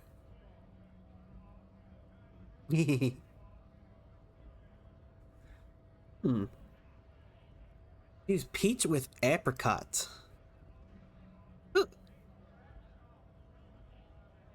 Oh, how's my inland empire? It is 3.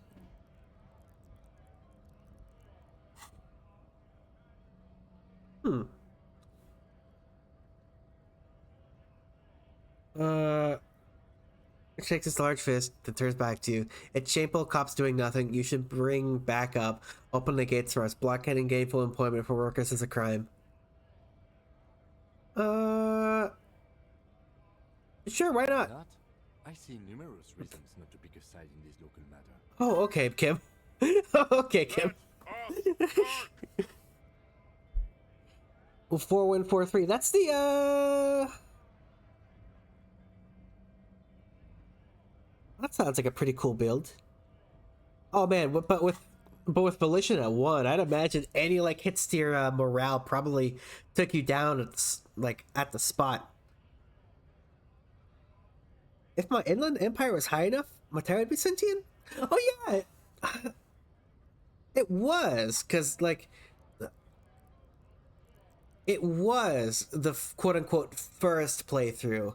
Because I think I did an entirely even spread, and then like the bonus you get to your Inland Empire from like the tie, I think, right? Like it bumped it up enough for me to actually hear from my tie. Your volition ended up being 7? Dang.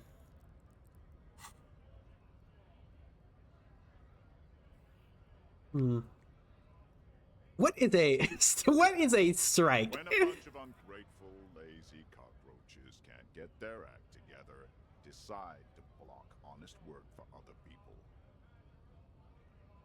What do the strikers want? They mumble nonsense about boardrooms and workers' rights, while we have the right to work! When the man moves around, you perceive some serious abs. Ooh. Fitting shirt. This man is in shape. Ooh, you don't say. Something odd in the way he carries himself. His set of clothing looks vaguely mismatched. The different pieces of the attire seem ill-fitting. Ill-fitting? What does that mean? His shirt is far too small and an unpleasantly tight fit, while the overalls, held up by a belt, seem to fit a man with much more corpulence.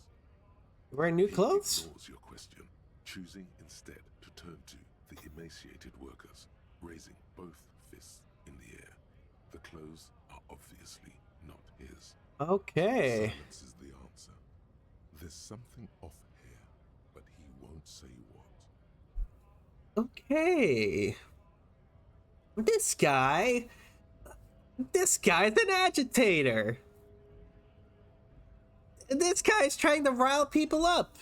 Probably trying to rile the strikers up to, like, attack the Union guys.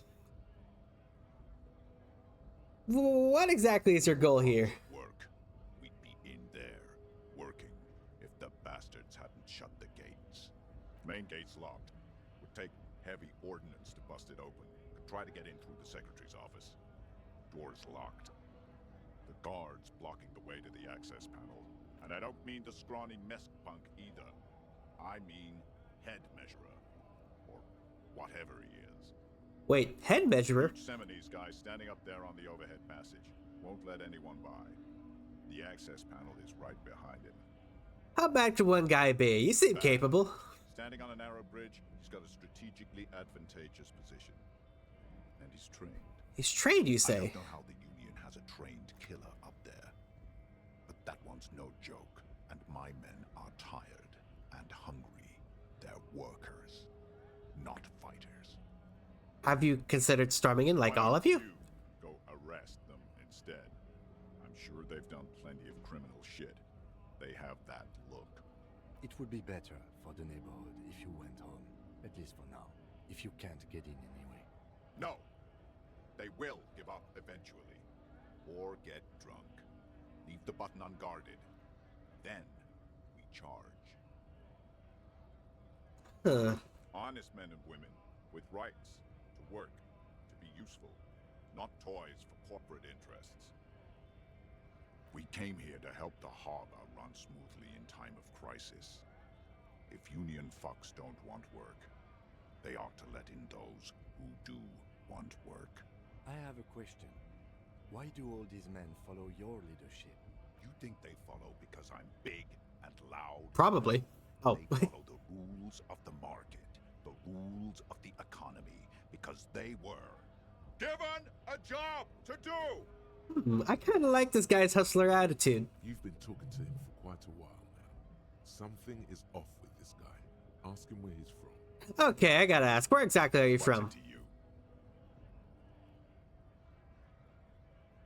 Curia, routine, part of the investigation. Am I a suspect? Done no crimes. I only fight for the rights of people. I already got that. I'm interested in your background. Workers, right? Workers stick together. Came from the eminent domain, in Jamrock. Backgrounds in odd jobs, heavy lifting. Cargo hauling. Bouncer work.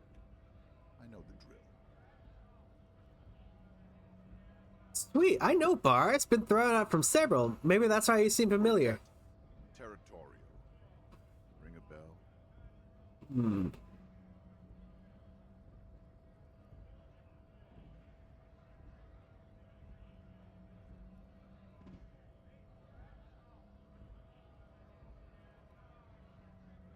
Ooh.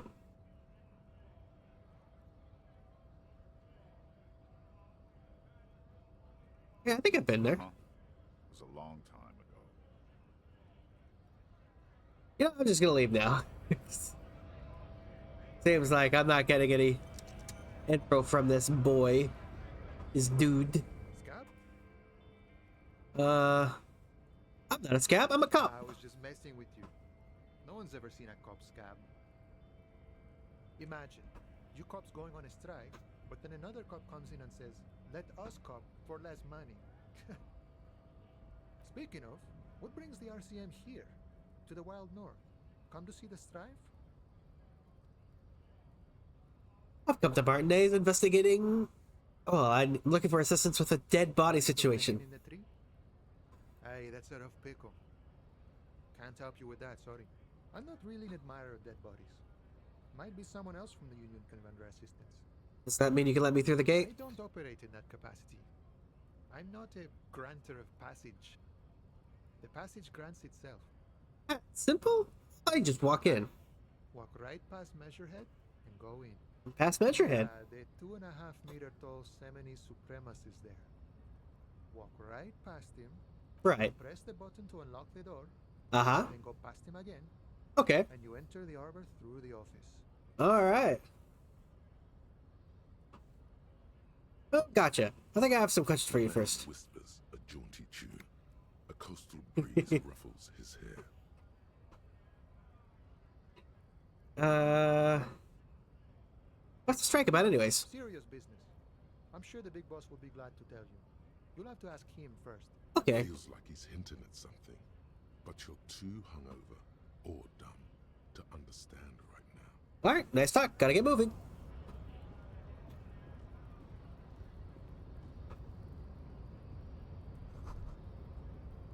Buy for electronic beats. There's no lock picking or door kicking this one. Notice, in case of a strike, press button behind guard. Well,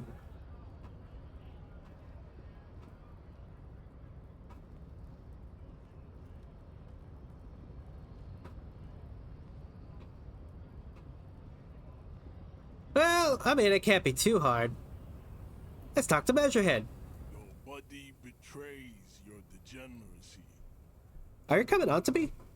Yeah, Measurehead. His body totally betrays his degeneracy. Is she coming on to me?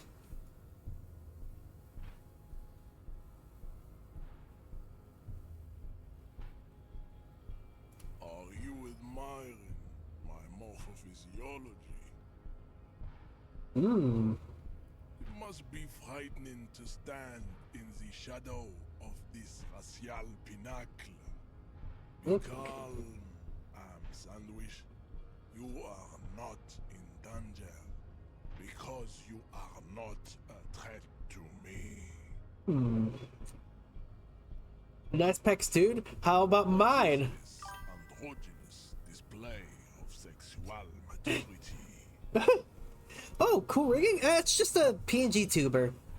It's like, I use PNG Tuber Plus and I just kind of like made a bunch of little things for it.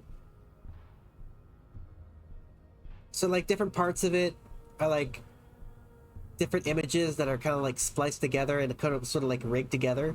And I have a toggle for when I face a different direction. So right now you're seeing me in my toggle for facing the right, but if I'm facing the left, I can look like that, and then I can do this.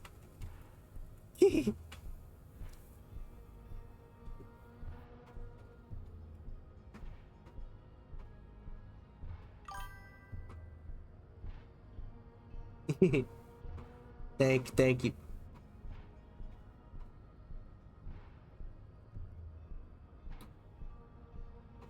Yeah, I'm quite glad. But hopefully, once I get like a webcam and I get into like, I actually get down to doing it. Maybe actually make a rigged model for like Live 2D and BTube Studio. I think that'd be a cool thing to like look forward to in the future. You hear your heart pumping, fast and irregular. Your joints ache and you feel old, but still alive, somehow. Stop it! You are embarrassing yourself in front of this woman and your pedomorphic friend.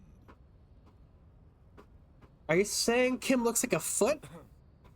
This display of weakness may appeal to older women with a stronger maternal instinct, but it is a liability here on Battlefield Martinez. Oh, come on. Look, his body is betraying his degeneracy pretty hard. Maybe you can ask him to leave. My body is unimportant. I'm with the police, and we need to get into the harbor. That is precisely the negligence that has led you to succumb to Al Ghul. What are you saying? Reek of it.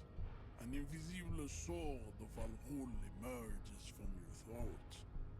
You cannot see it, but others can. It is making the woman in my company sick. You're right, I'm an alcoholic, and I need the dead body no longer be in the tree. No, you don't. You need to get another drink. Occidental Haplogroup B4 is done giving orders around here. The influence of the Am Sandwich race is waning. What is he saying? Jerking motion. Signs of a late-stage neurodegenerative disorder. How far the Occidental Haplogroup has fallen. You were once a noble and powerful race. What are you saying? You gave the world eugenics, electricity, and powerful weapons of war like missiles and aerostatic aircraft. You made great gains in metallurgy, race theory, and statecraft. I'm still not certain you're not flirting with me. You dominated lesser cultures, like the deformed Hemians and the inexplicably potato-obsessed Quakers. But now your ascent to the genetic summit has halted. You are obsessed with sadness and with frivolous pop culture. Are you saying my tastes in music are bad? You will be superseded. Isn't that right, babe? It is, baby, yeah. You know it. There is a button right behind him, just out of reach. It must be the one that opens the door to the harbor.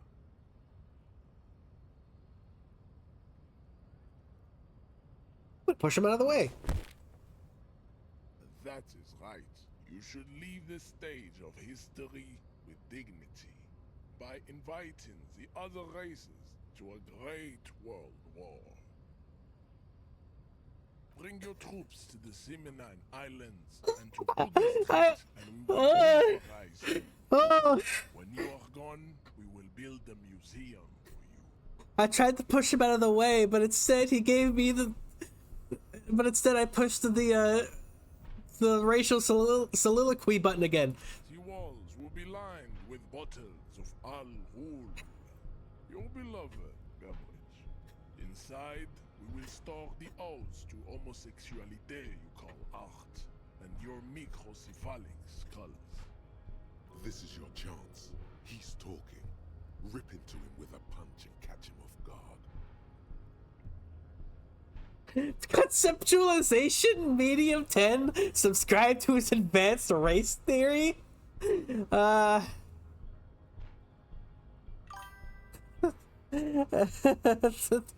try to press the button or enter the Fatman's cave on day one. Oh, yeah, sure.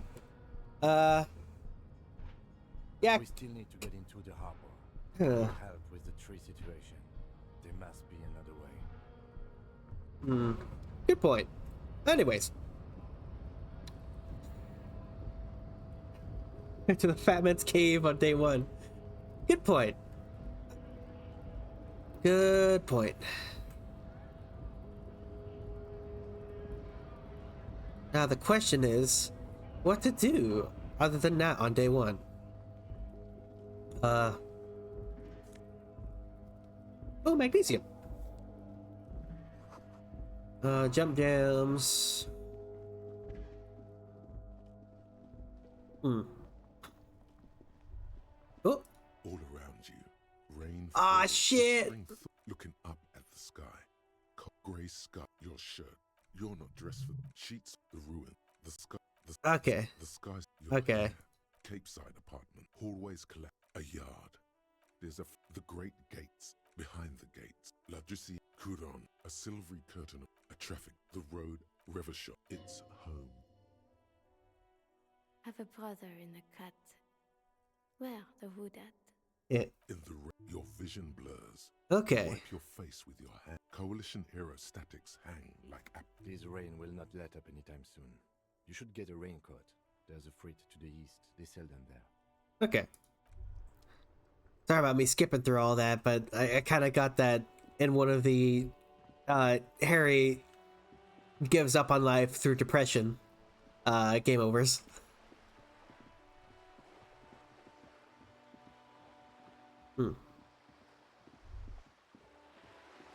Oh.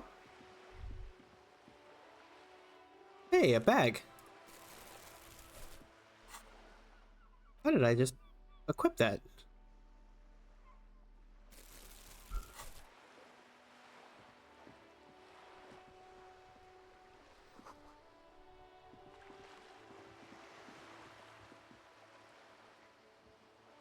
Okay.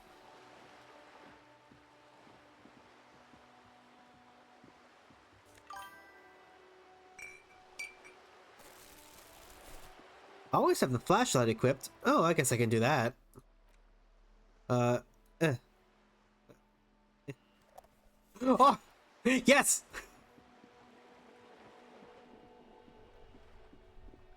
Have you no shame? Whining about your back every time you bring out the measuring tape. René, you're a man with a fork in a world of soup. Please, let's just try to enjoy the game, alright? I'm trying to, but you keep breaking my concentration. You're old. I can see that. We're both old. Now stop grabbing your ass like it's a girl. These manly men are playing balls. This is a ball game. Grab a ball and play it. Don't ask questions. Shoot first. Ask questions never. Yeah, sure, I got this. Spirit. Don't even waste your breath asking about the game. They wouldn't know anyway. They're way past their prime. Good point. Yeah, let's do this. Yeah.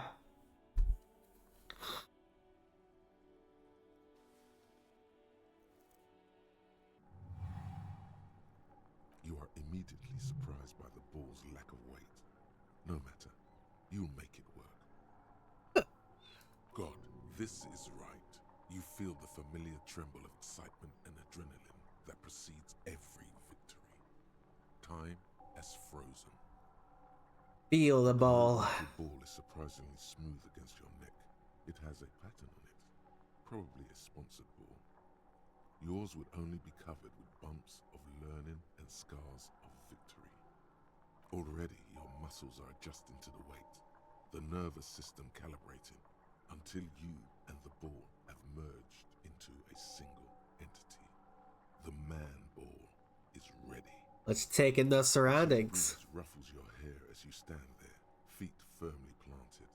All sounds, smells, even the wind, everything fades until the only thing left is the union of man and ball. Ooh, turn up the game voices a notch? Yeah, I can do that. How's that? Sorry, I think I had it lower when I was playing Deadlock because this game sounds on that one just kind of like peak my peak pretty hard. West, in the Grand Couronne area, A sharp overhand left from Arsène Luc Edelbrock sends the Samaran heavyweight champion, Kostya Miasnok Kostanicha, flying to the mat. The crowd goes wild. Revachol loves her heroes. 50-60, pretty equal, like...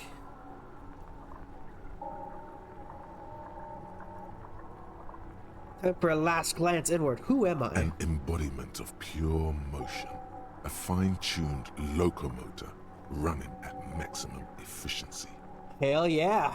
Behold the fear and confusion reflecting in the eyes of the two feeble geezers. They are in awe of your superiority. You are a god to them. The inertia can be contained no more than a bullet leaving a gun. Let's go! Be the bullet!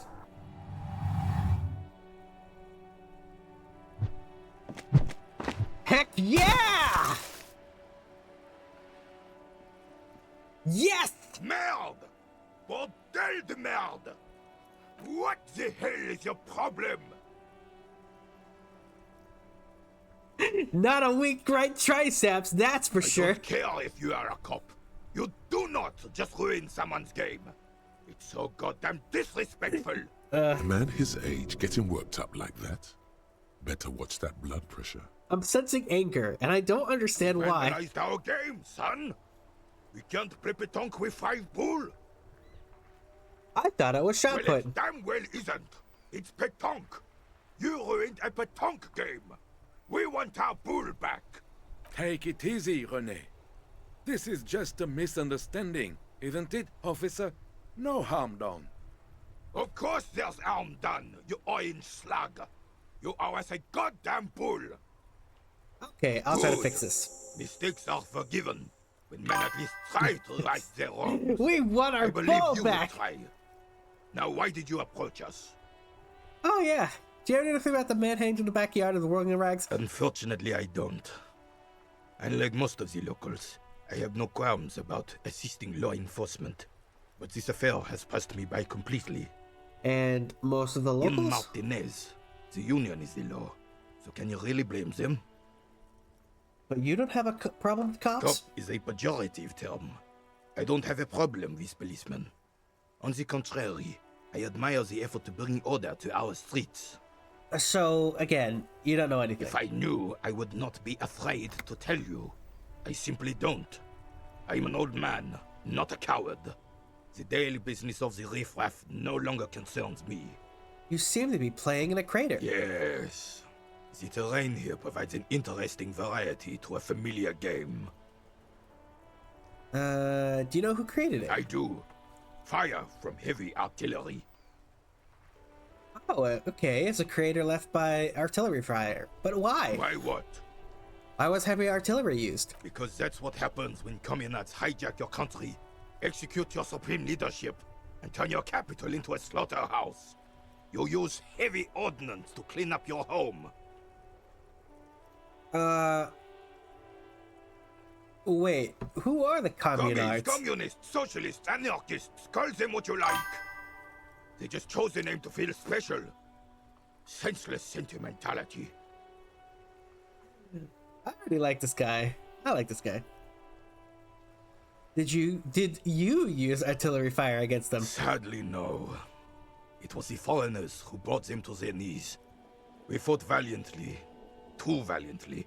So valiantly we got licked. Should have fought dirty, like they did with their suicide sex cult propaganda and mad anarchist women strapped to shrapnel bombs. We didn't so, and we lacked caliber. God bless him, but the suzerain's cannons simply weren't big enough.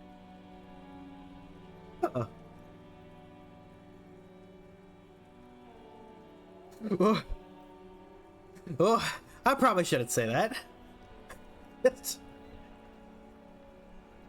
Why shall them hear Because my this name? place is a damn beachhead. Had to soften the commies up first. A beachhead? Yes. The military coordinated amphibious landing to take back Revachol. I see. Martinez was used as one of the 3 footholds in Revachol during Operation Deathblow in 08. The other 2 are off in Stella Maris and the Delta. Death blow. Sounds great. This here is Blood Ground, where Coalition boots first made landfall and cleaned those rabid dogs out.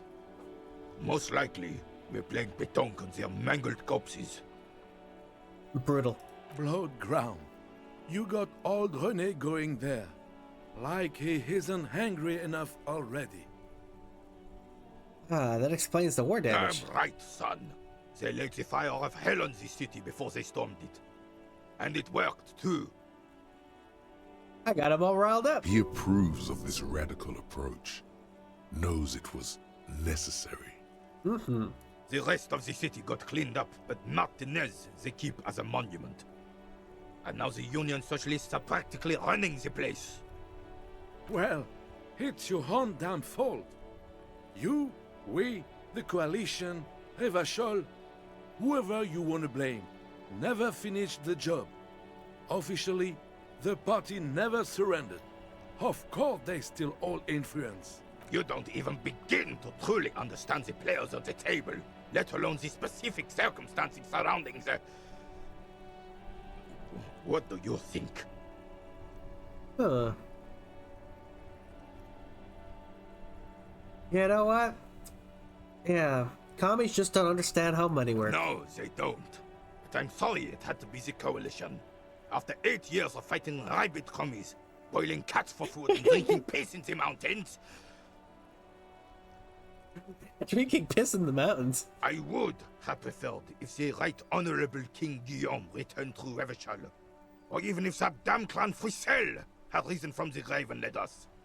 Sadly, that was not the case. Instead, all that is just, holy, and beautiful in the world was wiped away, and now it's neon signs with toothpaste ads everywhere. Foreign influence peddling garbage and stupid music on the radio. I don't know. I think the music on the radio is alright. This is just what the commies a true king in both blood and mind. Led Revachol before Frisel. He would have been better, but the damn commies drove him into exile. Who is Damn this Frisel. He was the king we couldn't protect. The Carabineers failed him, and the crown.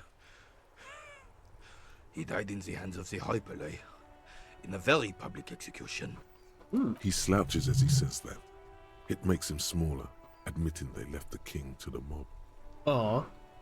The suzerain is the king! Has everyone forgotten already? They've forgotten already. Well, if you said 08, and that was... and this year is like 51, then what you're describing was something that happened like at least 50 years ago. So I guess people probably forgot.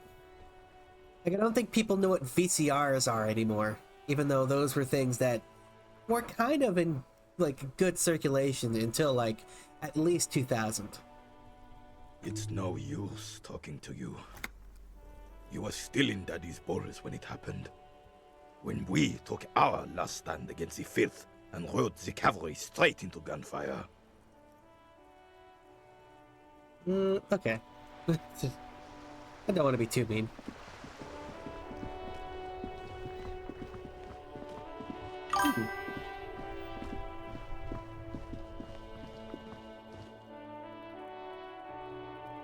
People see them as an aesthetic.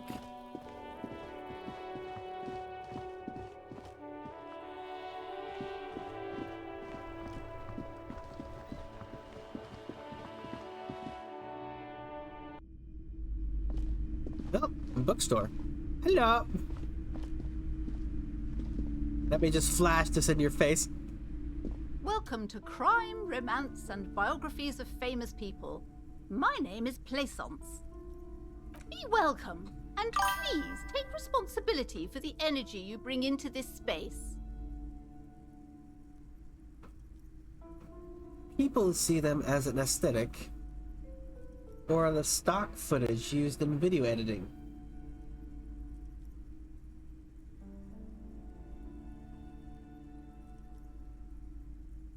Press tab shift occasionally? I'm sorry, I'm not following this.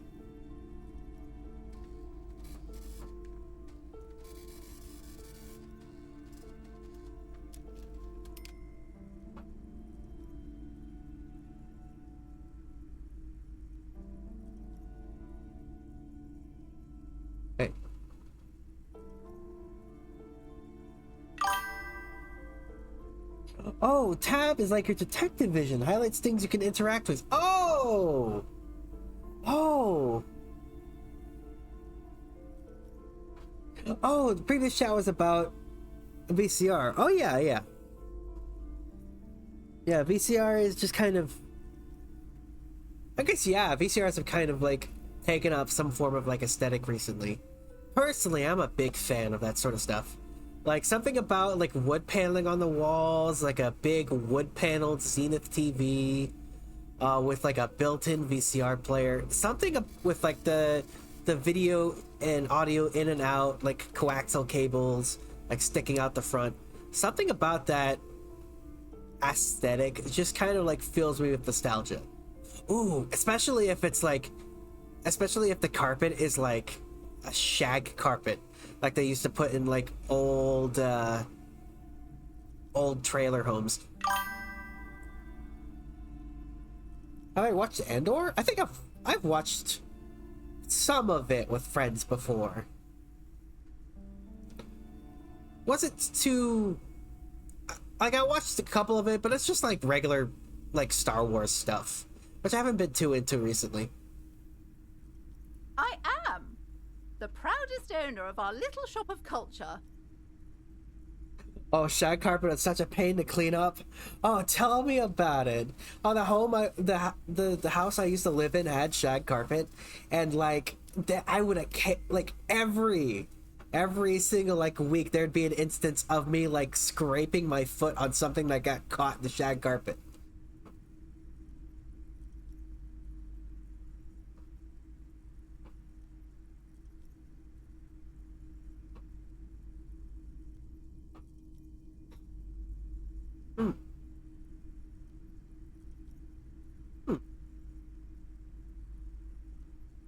I mean, as far as about Andor, I think I got like a general gist of what the story was, and I think it was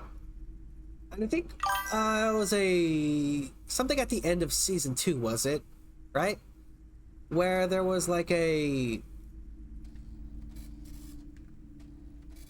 big like Union versus like the evil empire doing stuff, and there was like some like protest that broke out into like a full-blown massacre, and it was all meant to be a big like excuse for the empire to like completely mine the planet up. Oh, and he finally leaves his planet. It's full of analog computers, TV series. Oh yeah, I could definitely see that. What if I want to buy a book? Then why are you talking to me? Everything is on the shelves to browse. Don't you feel compelled to buy anything? See those shelves there? Go. Be drawn. Everything is on the shelves. Take a look yourself. The shelves compel you, don't they? She smiles and nods, seemingly relieved. What about the girl standing Annette, outside? Yes, my daughter. I hope she wasn't slacking off again with her nose in science fiction. Tell me, was she at her post, doing her job like a proper girl? Yes, of course. Wonderful. Did you talk to her? No. Why not? Was she not friendly enough? Were you not compelled to talk to her? I'm not interested in talking to a kid. What's wrong with her? Can't she do anything right?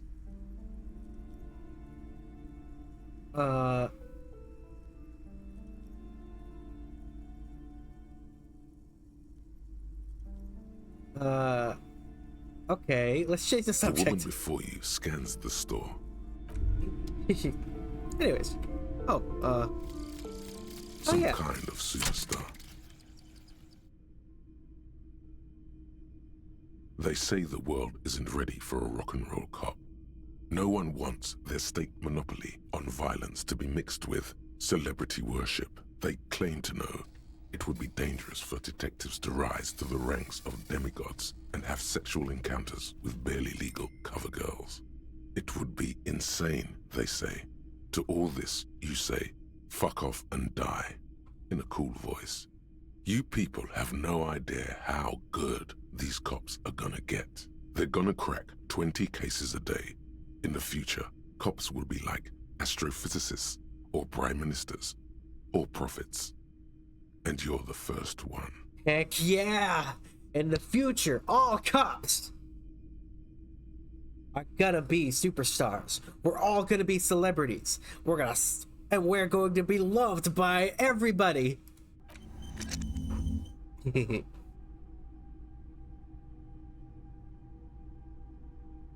Anyways, what's back here? You see a set of tattered curtains blocking the way to another room. A strange cage-like trinket dangles from the curtains. Excuse me, officer. The back room is strictly for employees only.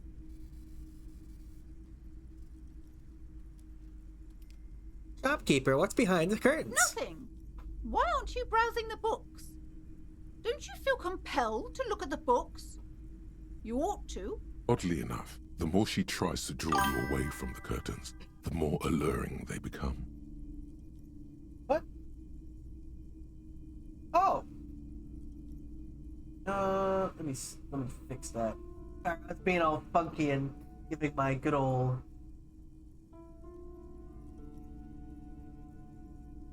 There we go. Yeah, I had 2 morale, like when I first started, so I kept dying. Like when I got 1, like a little hit to my morale, and like literally every single time, like I got any amount of morale hit, I immediately just gave up and got a game over. Speaking of, heck yeah. Oh, hey! A Himperano is ready for the party of 5. Hey! Hey, Bo. How are you doing tonight? Hi, everybody. I'm Campy the Clown, and I am playing Disco Elysium. It's a very good game. Just as you're about to pull apart the curtains, the petrified voice of the shop owner Hi, cries everybody. out once more. Sir, don't touch that. Thank you so much for the raid. For the customers. Parapsychologically speaking, we're done if you decide to open them. I won't be held responsible for the consequences. It's too dangerous. What's cooking? We are playing Disco Elysium. She looks away, mumbling. Why is everyone always messing with the curtains? Why can't they just buy books like normal people? Ma'am, this is different. I'm a police officer. I need to get in there. Why? It's not like anyone was killed there. I'm sorry. I don't mean to be so impolite. Just please don't go there. I can't allow that. You'll only make things worse and unleash the powers. The curtains do seem frail suddenly, not robust enough to contain a slippery darkness. You do? My God, even more reasons not to mess with the curtains. Just step away, dear sir. I'll open them. No! Please just talk to me, officer. Come here and let's talk this through before you decide to do anything extreme. Lies. Rip them open, we say. You see a tattered set of curtains and a polyhedron-shaped cage-like trinket.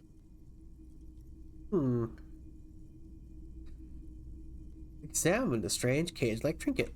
You see some kind of charm, an irregular polyhedron assembled from bones, sticks, and straw. Inside, a disturbing fish head with empty eye sockets stares at you. Aside from poking at it suspiciously, there is nothing else to do with the... I'll ignore the curtains for now. Let me talk to her and see what to do. Hello again, esteemed officer, and welcome to Crime, Romance, and Biographies of Famous People. Why are you so uptight about those curtains? I already told you, it's just a storage room for employees. I don't understand why it's so important to you. Just let it go, officer. Go buy some goddamn books. You're supposed to be drawn to the books. If it's just a storage room, though, why do you have the strange trinket on the curtains? It's just for decoration. Okay, fine. It's just because this place is cursed, just like everyone said. They don't call it the doomed commercial area for nothing. Are you happy now, officer? Happy that you've ruined everything? Host of hosts, she prays. Guard me and my honest business venture from the curse that lurks behind the curtains. Why did you just tell me right away it's the curse? It's not good to talk about the curse, not in detail. The negativism, it's dangerous. Talking about the void wraiths angers them. Such wraiths may prove a formidable enemy. Suit up. This curse manifests itself. Is so much worse than you could imagine. It's a disease, eating at the very foundation. It's the curse of financial distress, of ruin and bankruptcy. Wait, that's it? I was hoping for something more paranatural. Officer, there's nothing natural about entire companies declaring bankruptcy. I'm talking about cacodemons, feeding off bad business practices and disappointing income statements. There's something wrong with this building, I can tell you. Ever since I arrived, I've sensed an eerie, lingering presence, as if I was unwanted here. Would you like me to take on the case? I could investigate, see if the curse is real. No, certainly not. I don't want anyone who's not familiar with the psychic arts to get involved in this mess. Stay away. Leave the spirits be, so they can return to their slumber. I could try it. Slither up to her, you silver-tongued fiend. Show her what world-class perfidy looks like. Ma'am, I came here to help. I've handled paranatural situations before. Sure? Don't think I haven't seen charlatans before. I have returned from the void, a paradetective from a long line of paradetectives. You're no paradetective. You look nothing like one. And you're clearly a drinker. Pardon me for being so blunt, but... Hey now, hey. You need the booze to focus, alright? Damn right, electrochemistry. The lieutenant keeps his usual stony calm. He silently picks out his notebook. You see, it's necessary to drink the spirits in order to contact the void. How do you know all this? Here we go. Electrochemistry, my beloved. I am the Void Revenant. I have powers to debad all the bad energies. I should have realized. A pattern lies within the fabric. The hand of fate guides us. Our meeting couldn't have been mere chance. But I am not the only one at risk. I have to think of my daughter. You are certain you can help us? Keep us safe?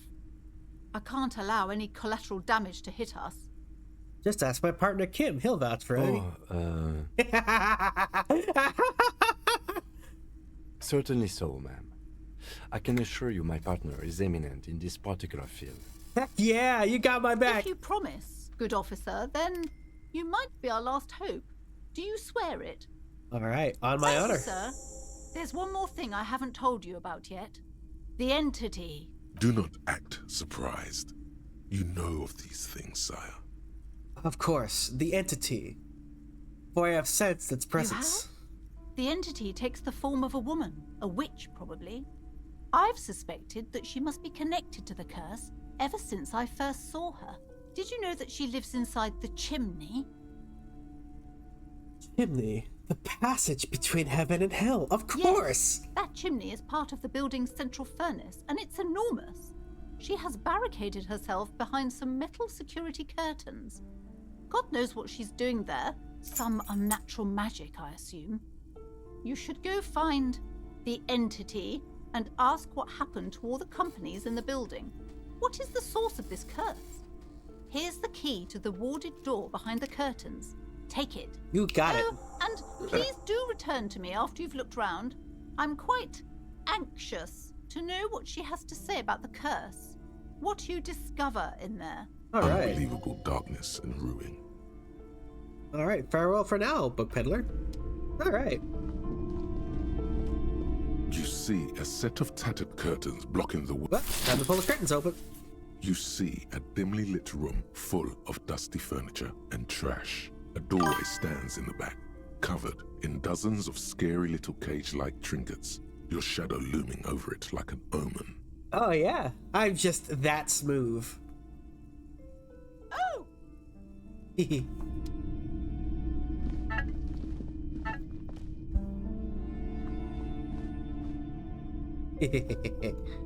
Anywho, what's this? Ghost of silhouette of hairdryers. Ooh! No sane person ever put their head on such a machine. Oh. Is that David Bowie? A vaguely androgynous portrait of a man. So, David Bowie. You're merely looking at an unmanly haircut threatens your masculinity? A heavy door with a missing handle stands before you, covered in dozens, if not hundreds, of little oddly shaped trinkets and charms. It appears to be locked. After exerting some force, you manage to turn the key. It's eerily silent. The door slides slightly open, letting a draft of cold air into the room.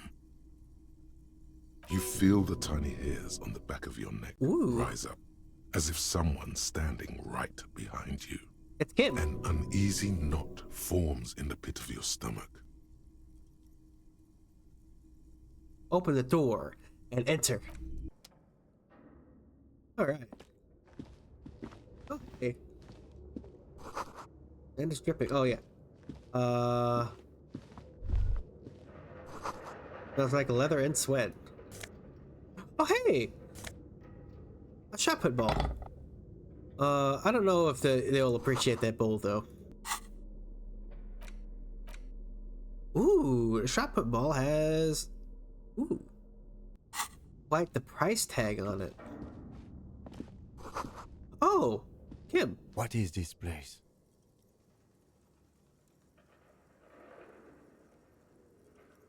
It's the netherworld beyond the veil. No, it's a gym.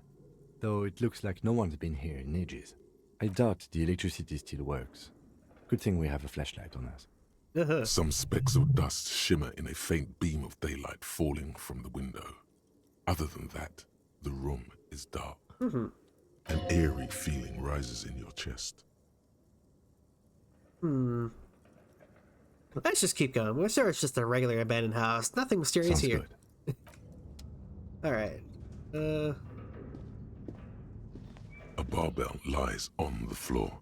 The color has worn off its weight plates. It's 60 kilograms. Your triceps hum at the sight of these weights. Show the world what kind of beast it's dealing with. Lift them. There are no collars on the barbell. This is a safety hazard. Look, Kim, it's a trap. There are no collars on the barbell. The weight may fall off. Better not touch it then. What kind of bastard would just remove the collars? It should be a felony. It would be a violation of EPIS safety regulations if the gym was still operating, but it isn't. No one's supposed to come here anymore. Well, I'm gonna give it a try. No! Alright. Take a look at this, Kim. At the specimen of rock. No! I have no... You manage to hoist it off the ground, but the barbell feels wobbly and dangerous. Your hands slick with sweat. Turns out you're no beast, just an old man with bad form. Gosh darn it. Even your body has failed you. It's a miracle you didn't injure yourself. Seems like I'm a little out of shape. I remember my palms are slippery. Wearing gloves would definitely make it easier.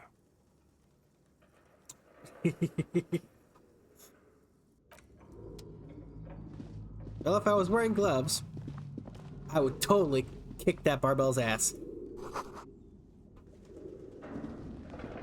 Alright.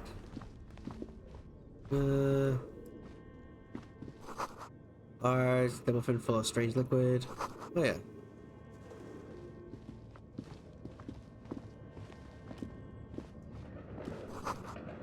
Airship rotors covered in dust and spider webs.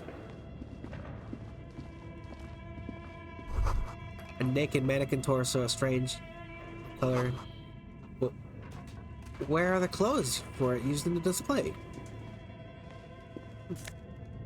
Ooh! Money!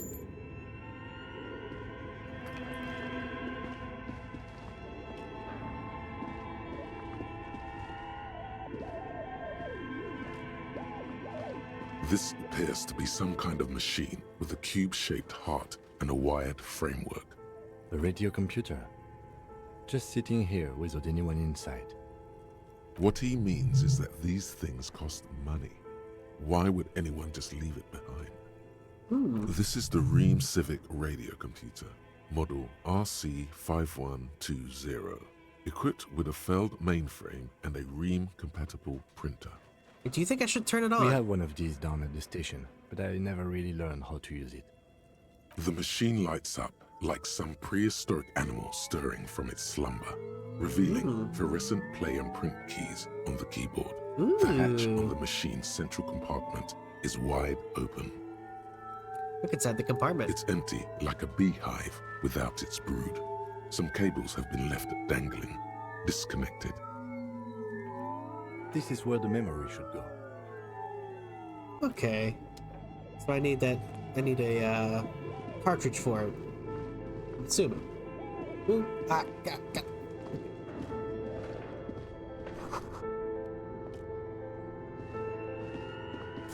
Ooh, more money.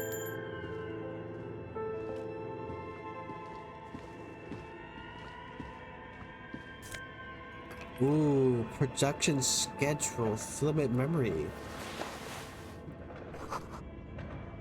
Slipstream logo. Slipstream logo. Okay. So that is. That is a pricey item.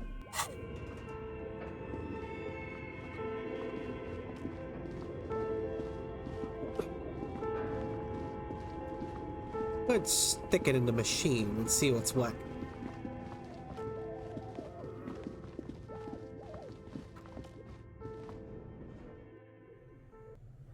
Oh. Well, I still... Do not sell it. Okay.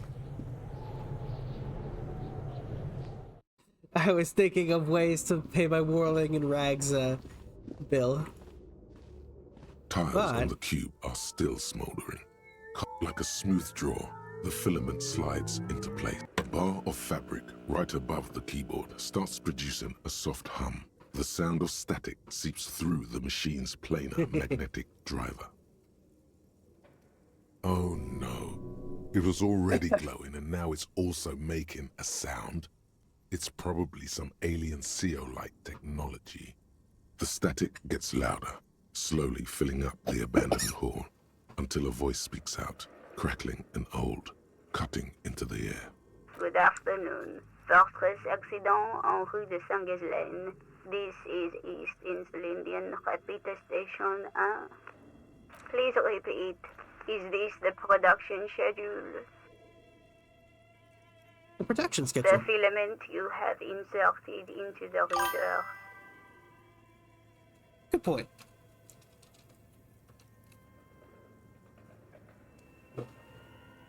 Good point. Also, a Twitch thing where they allow channel points and stuff. I definitely should get that set up.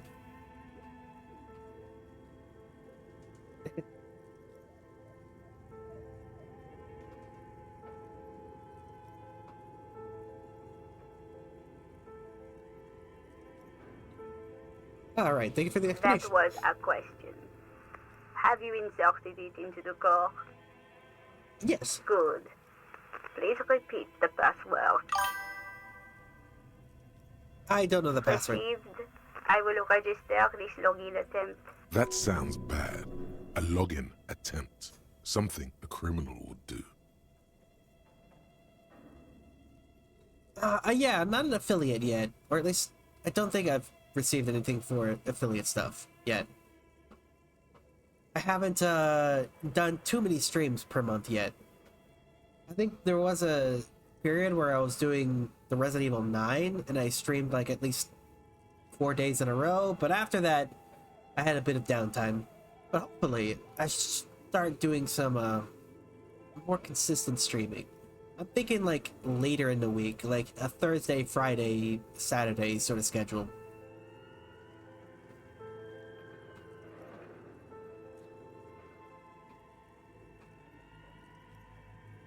Don't worry.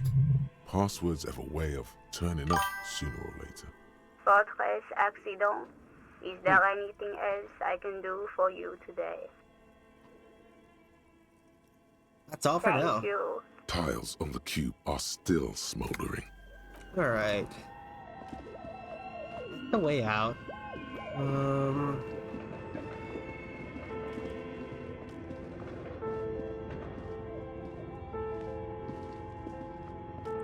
An iron safety curtain curves before your eyes, folded like a bellows.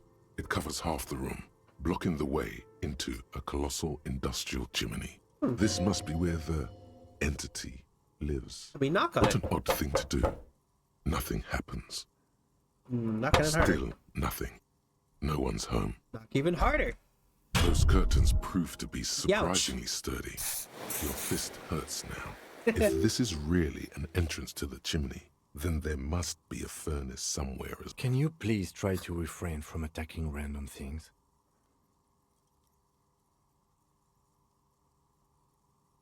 I can try. Thanks. In any case, there's no way we can get in right now. Let's invest. Okay. Ooh, what's up here? Postcard La Delta 51. Ooh. Silent. Ooh, try not to spend so much health items early game. Okay. That is noted. Besides, I got a lot of health. I should be okay with, like, getting hurt a bit. It's not like I'm gonna have a heart attack.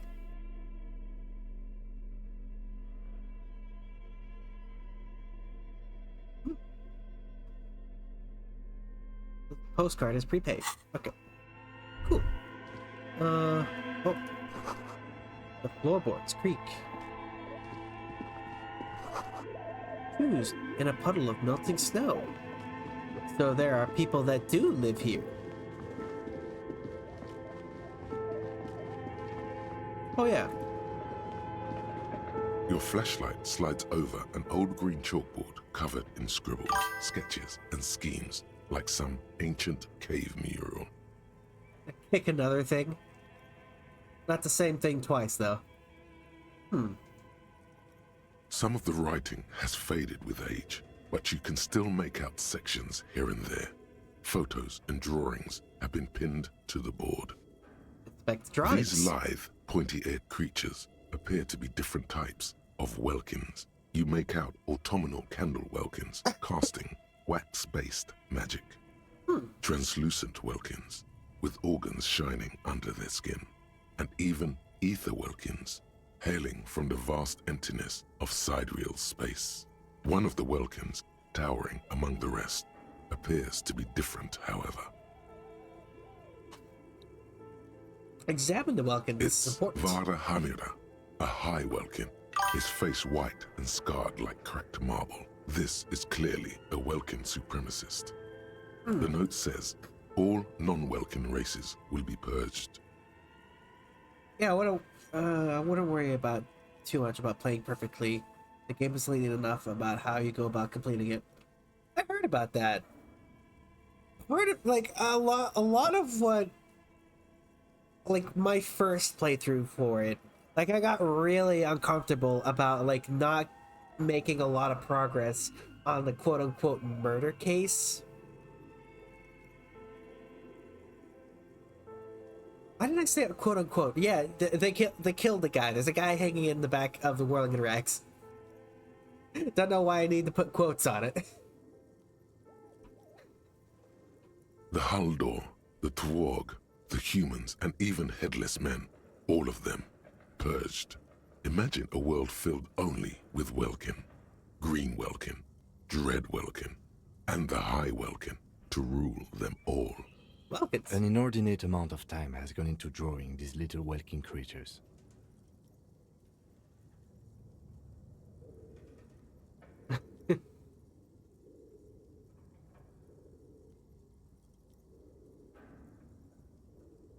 One of them is a Welkin supremacist. Political commentary. That one has a great beard, too. Some people really like building a world, I think. Even if it's just for a game. Who are these creatures? Who drew them? Are they real? I have so many questions. This looks like concept art for a project. It's not really real. Just look at those details. So much effort. The photo collage depicts barren, icy landscapes wrapped in perpetual night. You see permafrost and glacial landforms, dead trees grown in under the snow. Ooh. Entire oceans have been frozen from shore to shore. There are pictures of settlements on dried up riverbeds, abandoned in a storm. Animal corpses in the dark, carcasses and bones. Failing roll sometimes offers better results, or it's just funnier. Oh yeah. Like the very first check where you're trying to like escape the escape guard, try to run away, and you like hit the, run into the old lady.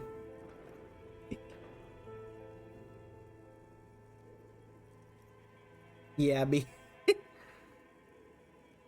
Albeit dark and cold, this vision also feels cozy in its own way, like eggnog or morphine, a much-needed respite from our own world. Yeah, we need morphine. A pinned postcard reads, "The heat death scenario, a desperate fight for geothermal energy engulfs the world as Wirral becomes untethered from its sun, drifting through the universe."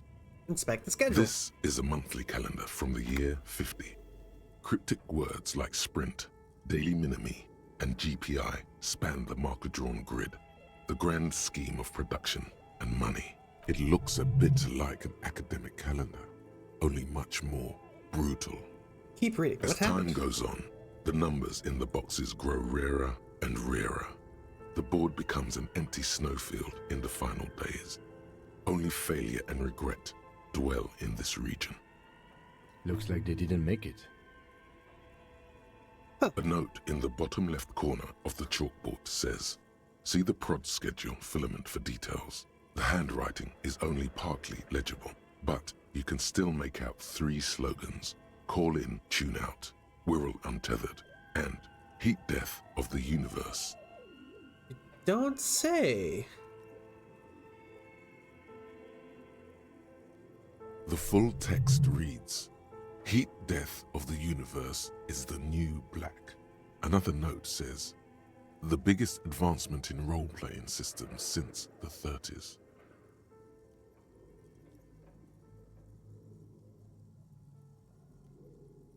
Outside, a cold wind wraps the building in its bosom. Snowflakes in the wind. An old woman passes what the locals call the doomed commercial area. She tries hard not to look at the bookstore windows. It's unwise. Unwise. Okay. Maybe the password is Wirral untethered. Tiles on the cube are the filament slides like a smooth draw. The speaker Good afternoon. Please repeat. Is this the product? Good. Please repeat the password. Okay, never mind. Précis votre accident. Thank you. Tiles on the cube. Okay. Thought it would give me the option. Ooh, another big board. This old fireplace is covered in lines drawn in blue and red marker. The mesh spreading over the stone like blood vessels on alabaster skin. It looks ghostly and strangely ancient. What am I looking at? Radio frequencies, it seems. UKV 123.6, UKV 123.7, UKV 123.9.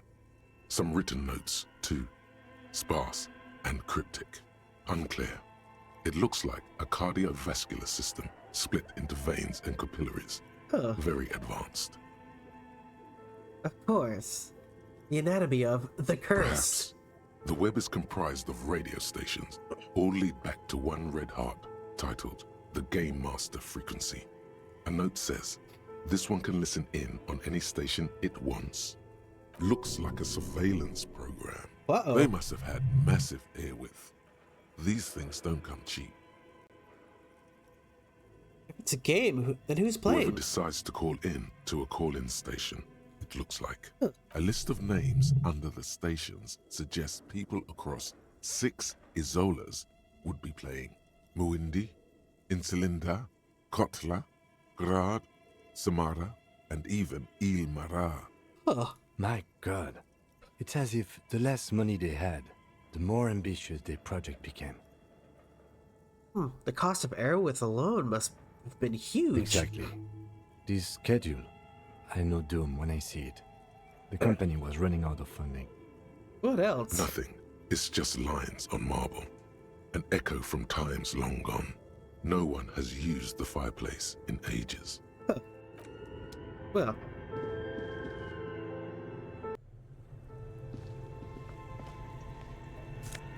Oh, hey, Minnie.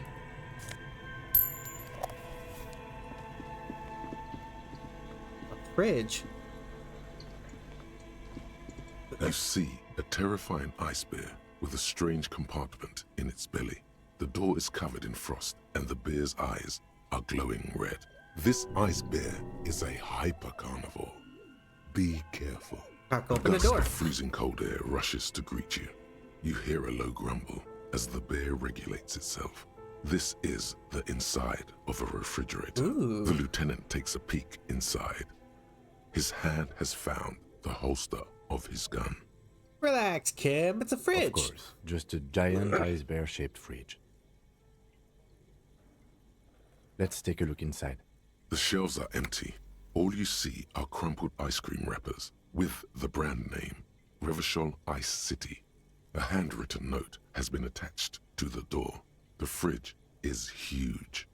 Take the note from the door. You pocket the note and the little fridge magnets keeping it on the door.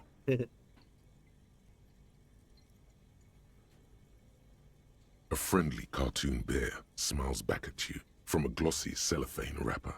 It looks nothing like the fridge. The paper still smells of vanilla and chocolate. Oh, man. What is a giant bear-shaped fridge doing in an abandoned cellar in the first place? Good question. It looks like an ice cream fridge. So they tried to sell ice cream from this hyper-carnivore? I know. What an unfortunate marketing choice. What is even worse, the bear is still costing them money to this day. The fridge buzzes with energy. The electricity bill on this thing must be catastrophic. Alright. What about interactive items? Handwritten note from fridge. The note is written with a blue pencil on a piece of lined office paper. The kitchen magnets have left spots on its surface. Does it say anything interesting? This is tangential at best, but the lieutenant's detective instinct is still active. Let's read the note. Someone has scribbled, S. I can't believe the off-site copy is still here. The illiterate ginger kid keeps stealing stuff from the studio, so I had to hide it somewhere safe. Okay. You'll find the filament memory with the off-site copy in the frozen ice cream maker. Please take it home, ASAP. It's important. I'd do it myself if I lived in a civilized place with a freezer. Take care. Sully Soif. Wonder who wrote that note. Someone who owns a radio computer? My guess is as good as yours, officer. You have any idea where the frozen ice cream maker could be? I don't know. I assume it's somewhere close to the ice bear fridge.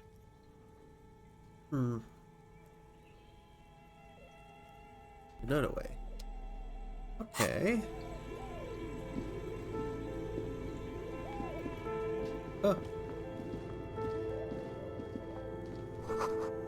Ice cream maker defrosted and unplugged.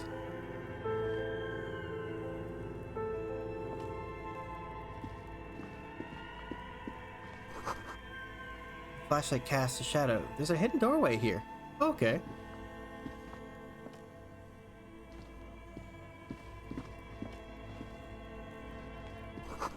Two rusty rifles are hidden above the piping. They look inoperable. Ooh.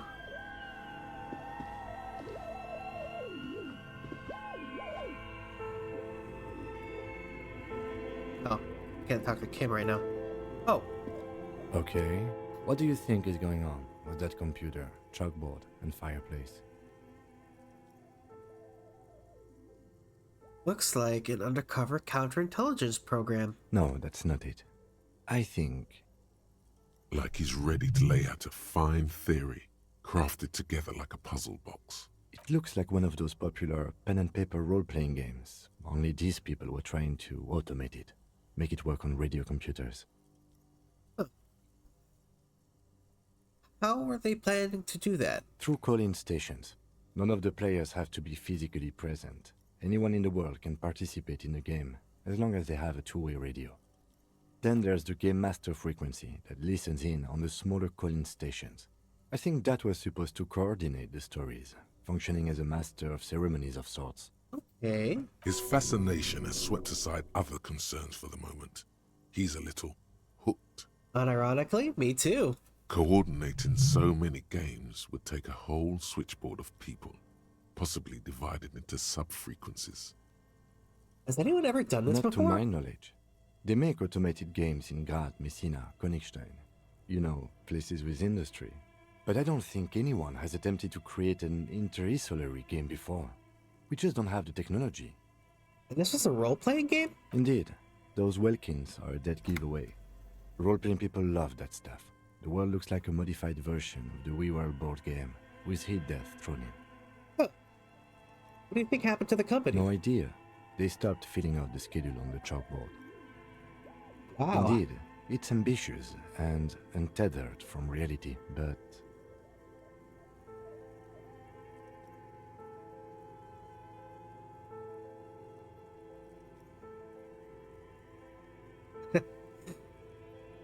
The world is cold and lonely. This would keep it company. Let's finish it. It's too late for that, I'm afraid. Okay, let's keep moving. Oh, hey. Oh, hey. Let's see.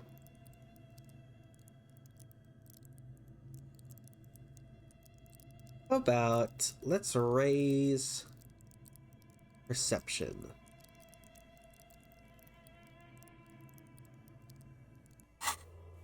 Okay.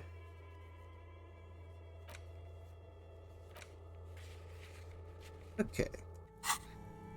Doomed Commercial District.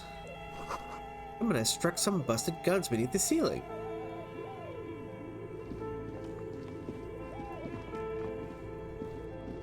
Oh, wait.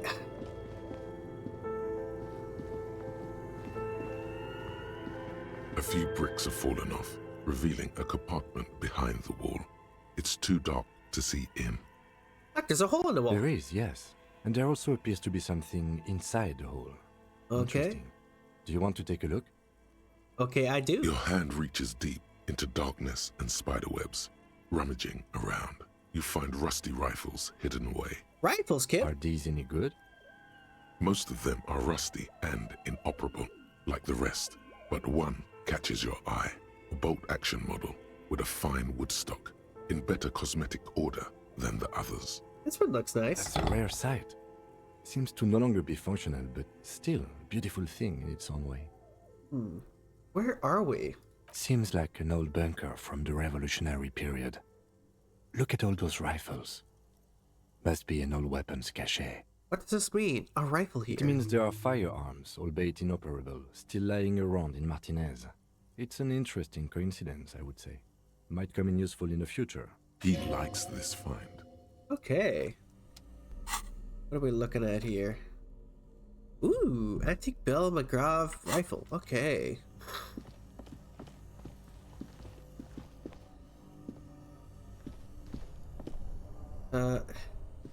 Kinda.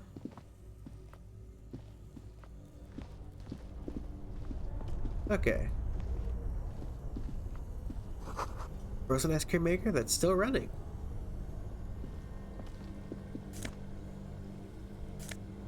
Alright, more money. This orange machine is buzzing like an old submarine.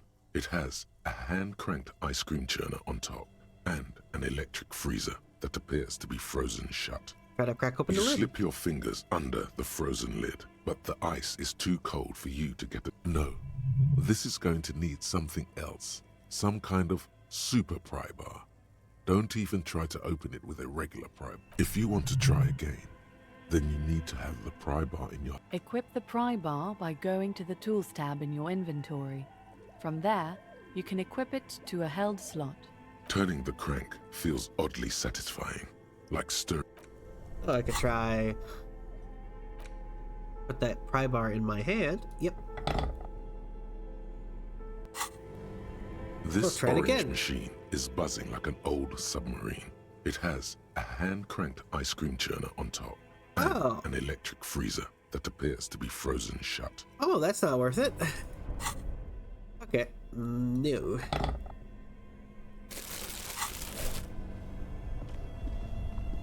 Two cables are plugged into the breaker box. The red one leads to the ice bear fridge, and the black one to the ice cream maker nearby. Oh, something close to you dies with a soft electric purr. Why did you do that?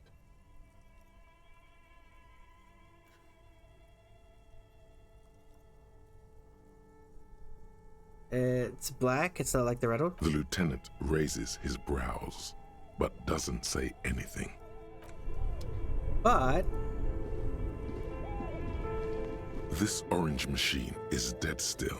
It has a... You slip your fingers under the frozen lid, but the ice is too cold for you to get a good... No.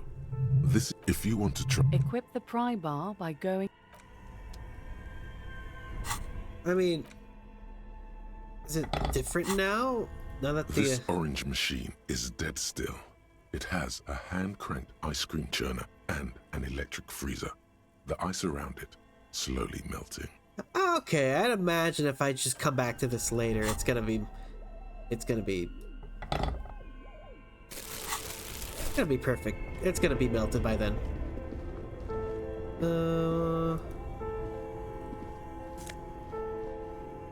Ooh.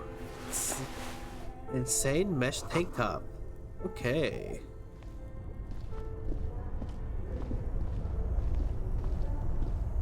Oh, what's this? Is this... It's just Royale on the ground? Yes?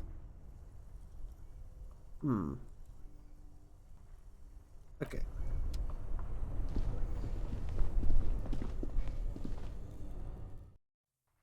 Hey. Okay.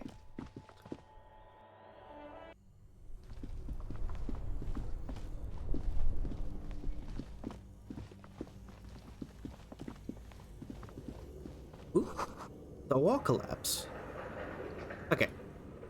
A thick layer of coal dust covers the furnace, coloring it pitch black.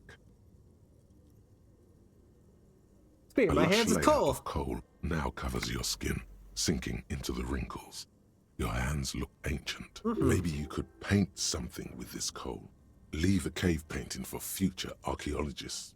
No, that would be stupid. Still, it's good to have this dirt on you. Real men wear coal for makeup. Look inside It's the furnace. dark and grimy here. In the darkness you can hear chatter. It's coming from above. A voice or several voices talking to each other. Near the smoke chamber, upstairs. Okay. The echo is so prominent, it's impossible to discern what the voices are saying or what's producing them. What are you doing?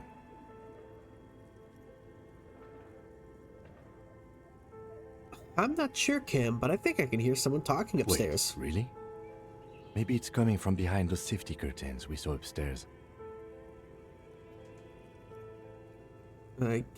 Yell hello into the furnace. You muster all your strength and yell. Aw. Your dehydrated, hungover throat can produce little more than a dry croak. A lifetime of smoking and drinking will do that to you. The chatter from the chimney continues on as before. Then again, maybe it's worth actually trying something up there. Maybe you should let your voice rest, officer. Try again later. Okay.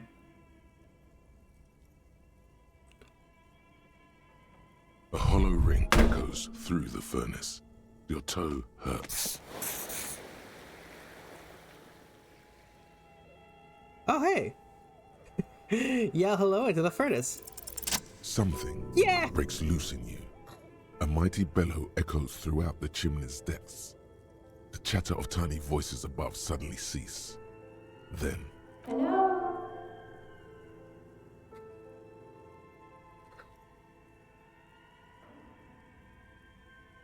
Hello? Hello? Are you there? Speak to me. Did you say anything?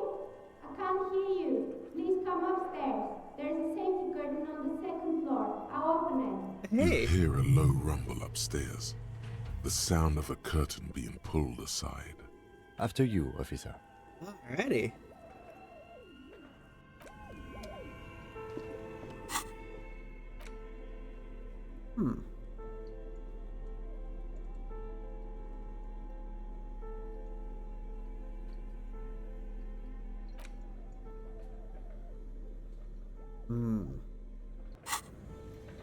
Wear the drama shirt, maybe.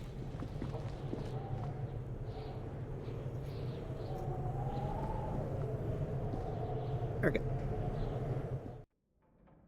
Make my way back upstairs.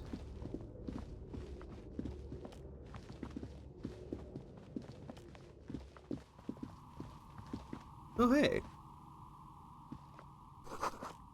Trays full of dice. Colorful polyhedral dice, hundreds of them. The candy dispenser has been repurposed to contain thousands of dice. Hello, I'm Nia. Ooh. Did you try knocking on my window? I must have missed you. I've been listening to my Milius. So what kind of die are you looking for? She's got a direct view to the backyard. You should interrogate her about the lynching. Confused me with someone else. I haven't knocked on your window. Then how did you get inside? By the south entrance? You know what? It doesn't even matter. What matters is that you're finally here. Let's talk dice. Did you have something specific in mind? Hold on. What do you mean by Milo? Yes, a Mili is like a call-in station. You need a two-way radio to access one. That's why I have these. Mostly, they just teach you to swear in different languages. But some of the stations can be quite interesting. I was so absorbed, I must have missed you knocking. Okay. Alright, let's give me about dice. I'm a novelty dice maker. Tell me the name of your role-playing system and I'll make the die you need. That's why you're here, yes? As she speaks, her bone-like fingers fiddle with a ring. Her bones light, but her hands strong. Role-playing games? You know the one made by Fortress Accident. Does that count?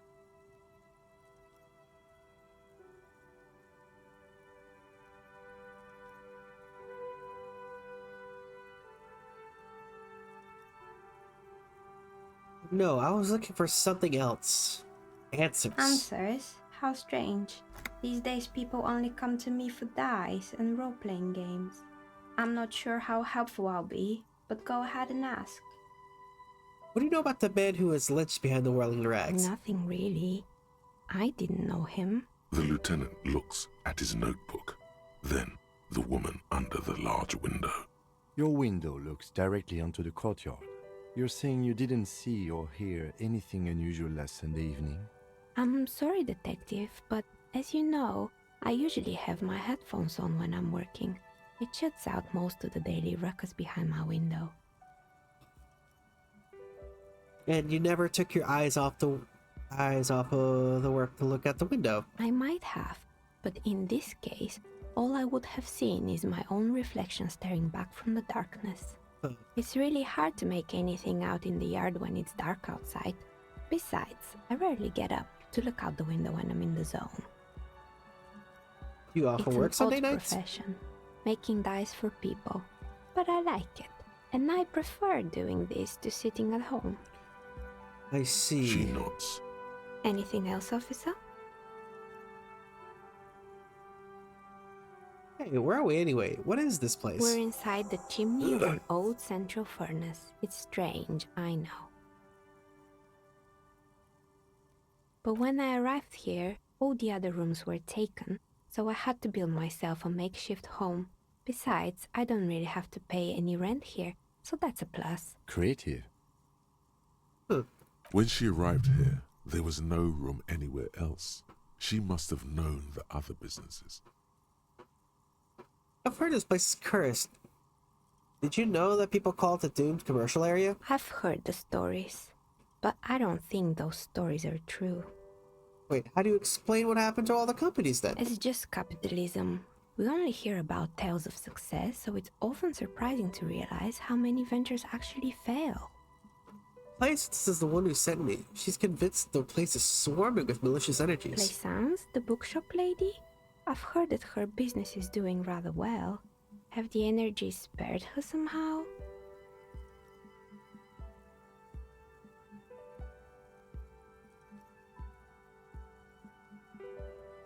The curse is just biding its time before it strikes again. Sooner or later, everyone will fail, even her. Oh, right. But it's not just the bookstore that's still up and running. What about the whirling in rags? Some people say it's part of the building complex.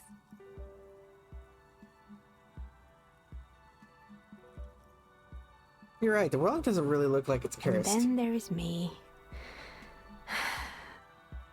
I've been here for 14 years, selling novelty dice to role-playing enthusiasts. Not exactly a million-real business idea, yet somehow I've survived despite the talk of malicious energies. Strange, isn't it? It's because she's in cahoots with the demons. Okay, Half-Light. Yeah.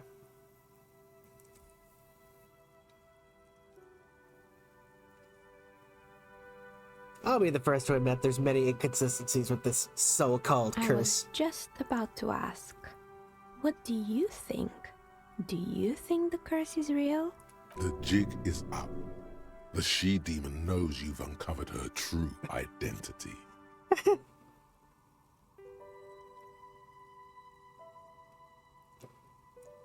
I was starting to see that there's no curse, only business decisions and natural market fluctuations. Exactly. Truth is always so disappointingly mundane and boring. But I'm glad we got this sorted out. Anything else I can help you with today? Huh. I kind of want to see what the shipper's check is. Half-Light is great in that it's always wrong.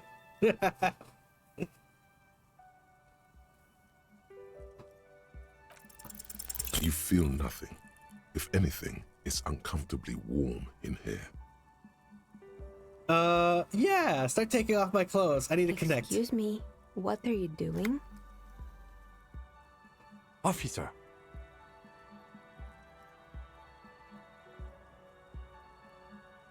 Try to lower my body temperature. And why would you do that? It's part of this special technique I have. What technique is that? Okay, hear me out. Sometimes I get these feelings. Miss, I apologize for my colleague's behavior. He's still recovering from an unusual medical episode. Officer, this isn't how mature adults deal with their feelings. Now you feel something. The cold damp of shame washing over you. Oh. No, not like that. It's like I can feel the wind. I don't know, the air pressure. Then the air tells me things. Air pressure told you to take your pants off in my studio? Yes, exactly. Can you please employ this special technique somewhere else? I work here and my work requires concentration. Half-naked people don't help with that. Okay. Do you know what happened to the other tenants? More or less. Are you interested in anyone specific? Rats scuttle in the dark rooms, under the abandoned blow dryers and dusty mannequins. Cobwebs cover rotors and radio computers alike. Ooh. So much failure. What happened to It the wasn't gym? merely a gym, it was Artemiteps Boxing Club, a community project created to steer at-risk youth away from drugs and crime. And how did the community project work out? It didn't. If anything, it made the youth situation in Martinez even worse. At some point, someone started a rumor that the punching bag downstairs was full of amphetamines. Ugh. You should have known it. Eventually, the coalition took away the funding and the club went bankrupt. This was a few years ago. It's gotten much more peaceful around the plaza ever since. I also didn't know this could happen. You mean the part about Harry trying to take off his pants in front of the dice maker?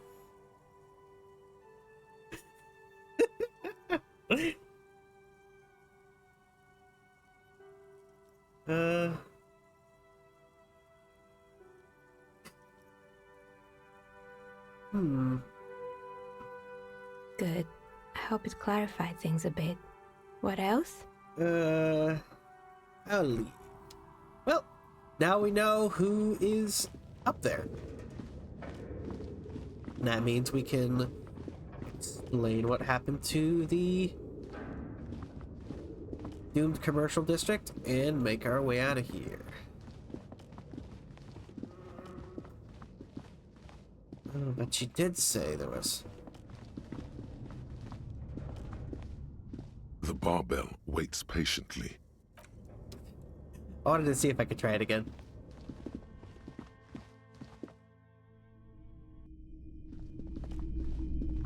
But there it is. We did some investigating and we found out the doomed commercial district You're is... alive and well. Don't keep me waiting now.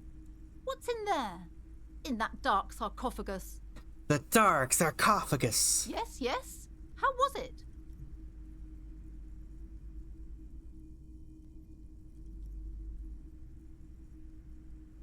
It was a charnel house of failed business enterprises, leeching life energy from this bookstore. I knew it. Oh, such horrors that have been thrust upon us. But what else did you find? Did anything survive? No, of course not. Have you located the entity? I talked to the entity you told me about. Her name is Neha, and she's a novelty dice maker. A novelty dice maker? Well, spit it out. Why does she need the dice? For some kind of sorcery? Sometimes they use the ankle bones of sheep. She's not a sorceress or some malicious entity. She's a businesswoman like you. I don't understand. If it's not her, then where is the source of the doom? How did she explain the curse? She's squeezing on the pendant too tight. A drop of blood in her palm.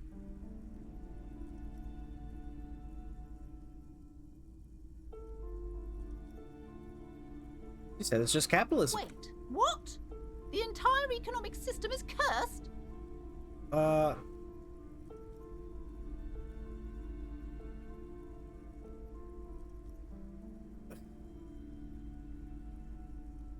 I'm afraid the only world revolution can help you. I'm not doing that. Yes, the system must be cleansed of immigrant labor.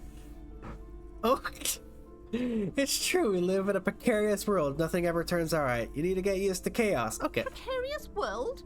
Economy? I understand what's going on here. You went in there, rummaged around, and accomplished nothing. And now you're telling me these intellectual things to cover up for it. Yeah, it's sure. Okay. You don't have to. I was wrong to trust another person. I will manage. Thank you for nothing. Please, do buy some books, or be on your way. Wow. Total psychic collapse between you two right now. Yeah, okay. I am sorry we had to disappoint you, ma'am. Can we go now? Alright. We did good there. I should probably save. What are we looking at here? 11:44? I can still hang about. Ooh.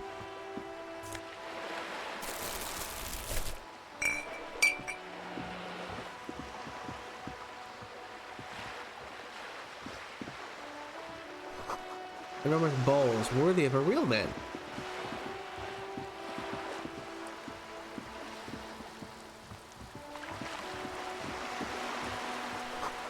A lonely cormorant surveys the sea, indifferent to your approach.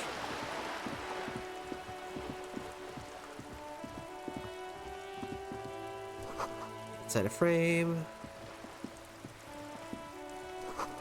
There's a girl up here. Did she spill the paint?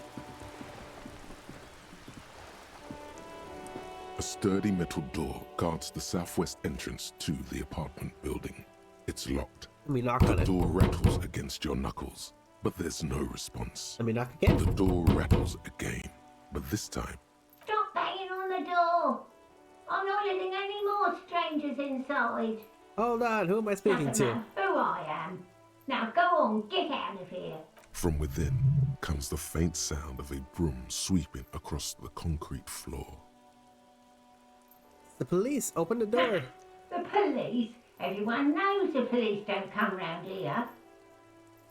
Please let me inside, it's cold out here. No, I already told you. I won't be responsible for any more strangers getting into the building. Go Okay. check the backyard door. Maybe someone there will. Backyard door. There must be another entrance to the east. Can't tell them we're real policemen. Madame, I assure you, we are real police officers. There is no reply. Just faint, sweeping sounds. Oh, okay. The streets will flow red once more. A great torrent rushing down Rue de Esperance. Oh, you wait and see. Raid! Hey, Silly! Thanks for the raid! it's Silly! We love Silly!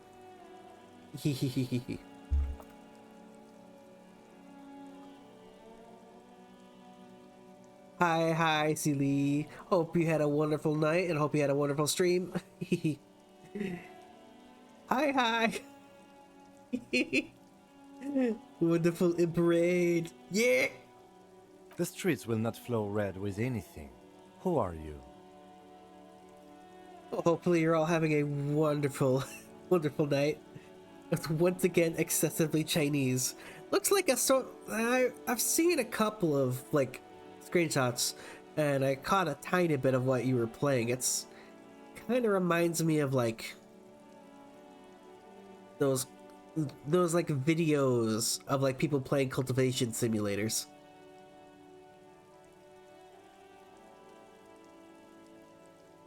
I'm Cindy the fucking Skull. What else do you want to know? Date of birth, blood type, the last time I was tested for Hep C. Yeah, when were you last tested? Had a battery of tests just last week. I'm practically a patchwork of interesting critters. Yeah, thanks again Kinda for the like raid. Manowar. Yeah, I'm Campy the Clown, and I am playing Disco Elysium.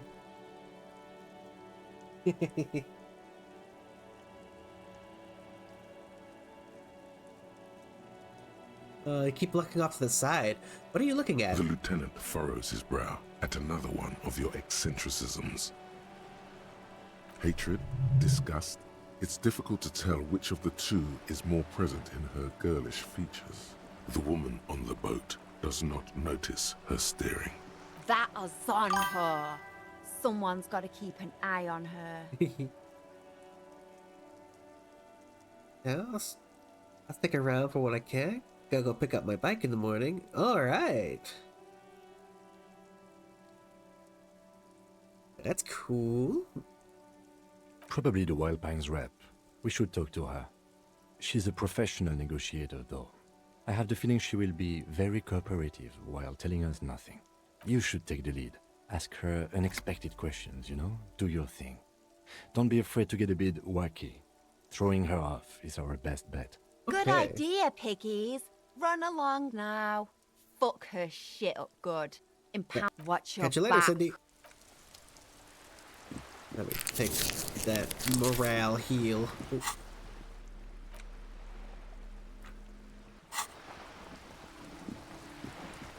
So just in case I embarrass myself again.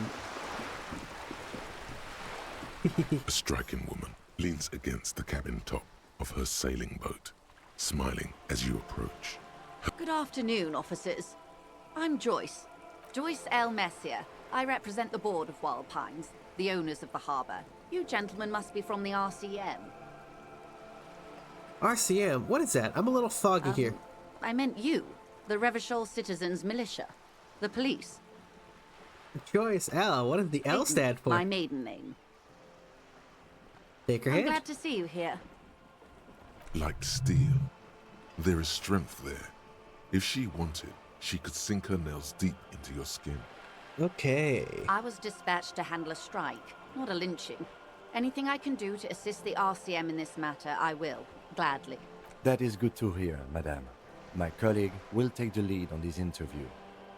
I should let you know that he is recovering from an unusual medical episode. Very unusual. But I can assure you of his ultimate competency. It happens quicker than a shooting star. But did the lieutenant just wink at you? Hey! How interesting. I wish you a swift recovery. In the meanwhile, you have my full cooperation, and the full cooperation of the Wild Pines group. You're on a boat. Why, yes, I am.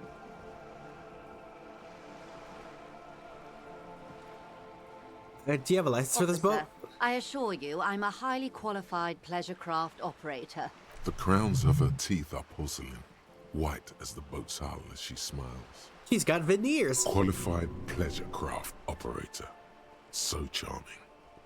Where's the damn license?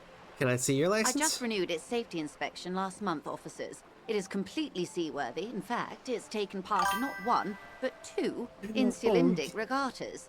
Even finished once. Oh, you got a license for that boat? Still need to see a license, man. Actually, you don't.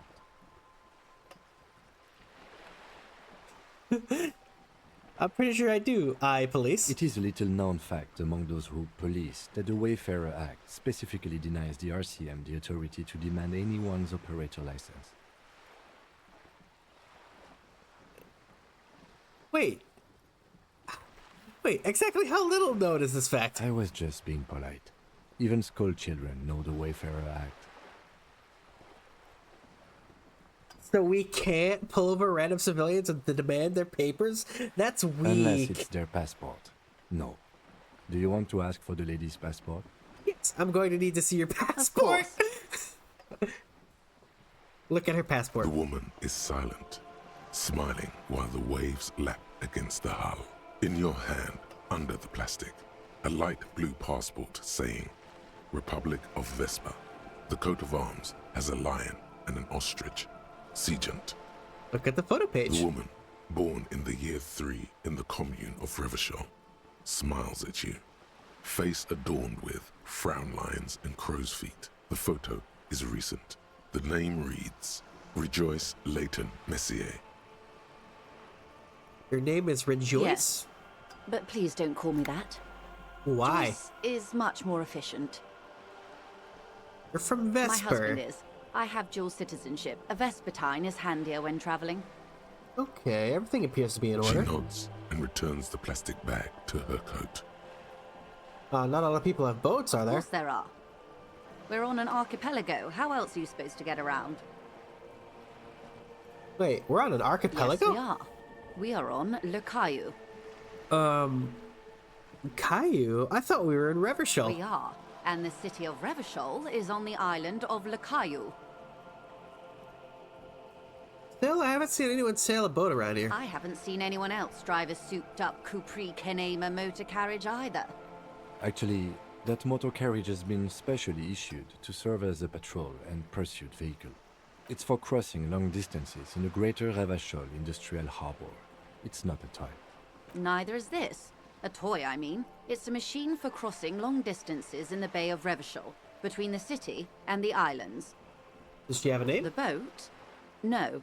It is called Cor de Leyte 19, because that's the type of sloop it is. Okay, but what kind of boat is it? It's a pleasure craft. A 19 pacer. It also happens to be rated for Category 1 racing. Though these days I mainly use it for business. How do you like My it? sloop? I like it a lot. It's the eel's hips, baby. Yeah, eel's hips. I'm enjoying this part of the interview. It has so little to do with the murder we're investigating. Okay, Kim, you're the one that asked me to give her, like, weird off-topic questions. Good. Tell me about Wild Pines. What do you do? We do.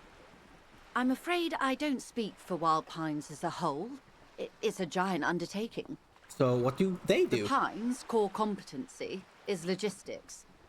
Container shipping, freight, that sort of thing. See those airships there, blinking? Those are the shipping side of things. And that is the terminal. Another subdivision deals with energy, oil and gas exploration, offshore platforms. How much money does Wild Pines have? I'm not at liberty to discuss the company balance sheet, but I can tell you that last year, the company booked more than 20 billion real in revenue. 20 billion? That's like, 1, 2, 3... That's like more than 5 real. A billion?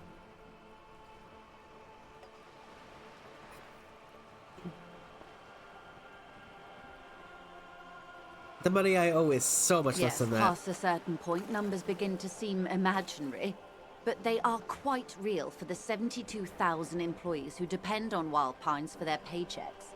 A conglomerate the size of Wild Pines is like a shark.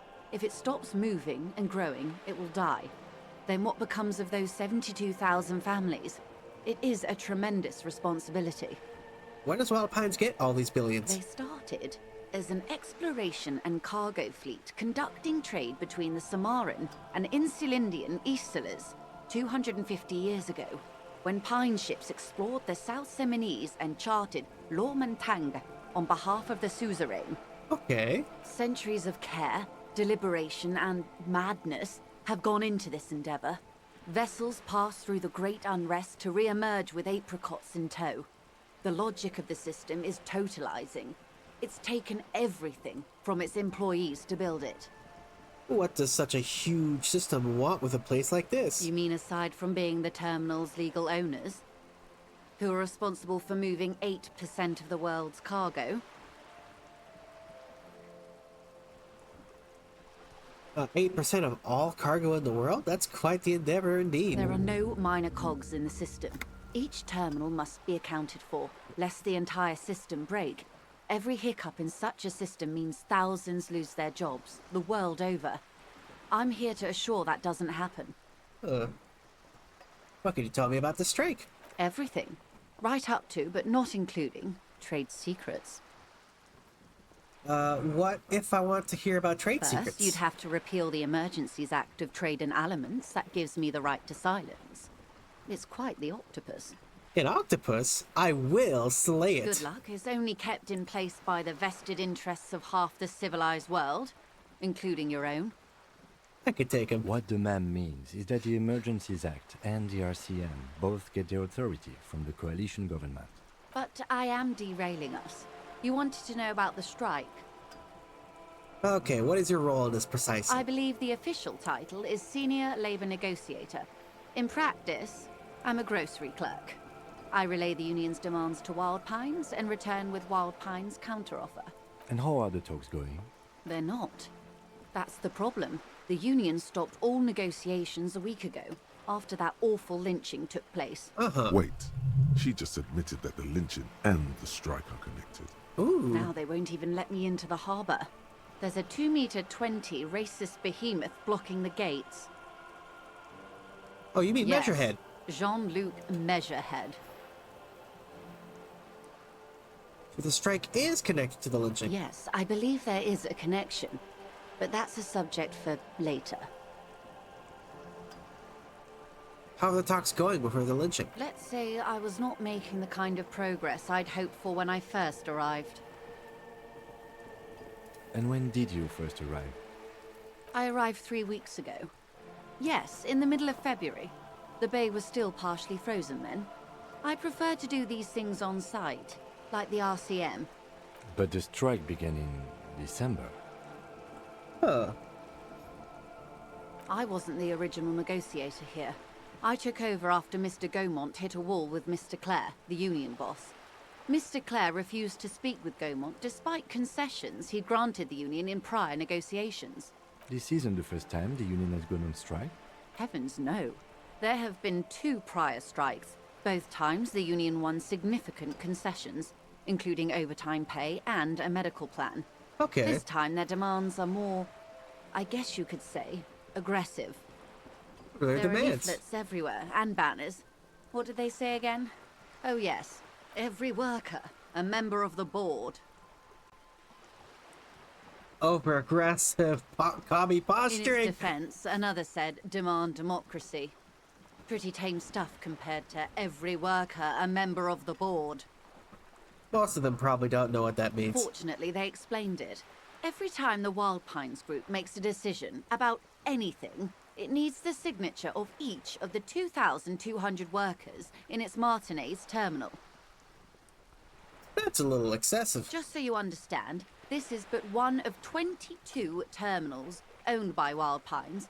Essentially, not only are they kings of the company, they are also kings of the 72,000 employees of Wild Pines Group.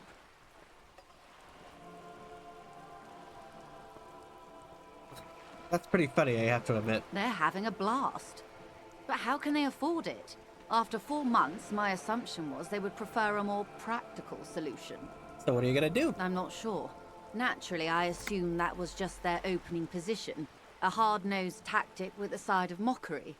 But there's been no follow-up, just the same nonsensical slogan repeated over and over again. And now, people are getting lynched, I hear. Behind the whirling in rags. A disastrous situation if there ever was one. Excuse me, from whom did you hear about this lynching? I first heard it from the boyer at the gates. The one whose very name advertises his aversion to work. I think he said it was, "Call me mañana." This checks out. Scabs at the gate. Did you put them there? The scabs? You mean the huddled masses of Jamrog, come to plead for work where the Union refuses to? Don't let her answer it herself. Don't let her answer it herself?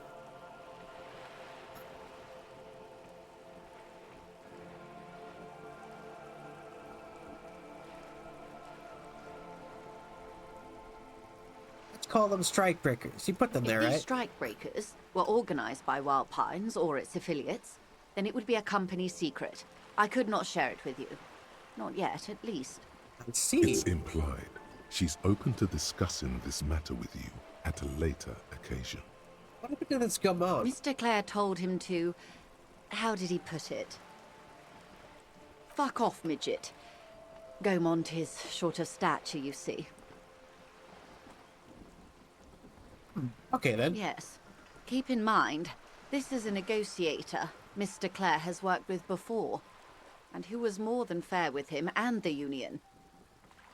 Tell me about this Union boss, Mr. Clare. Everard Clare is a man of the utmost integrity. If you can say one thing about him, it's that he always puts the interests of the workers first. Really? Of course not. Everard is fantastically corrupt. I imagine he has a thick, viscous goo where you and I have blood. If you were to prick it with something sharp, you could see it oozing out. A knife, maybe? No, a rapier.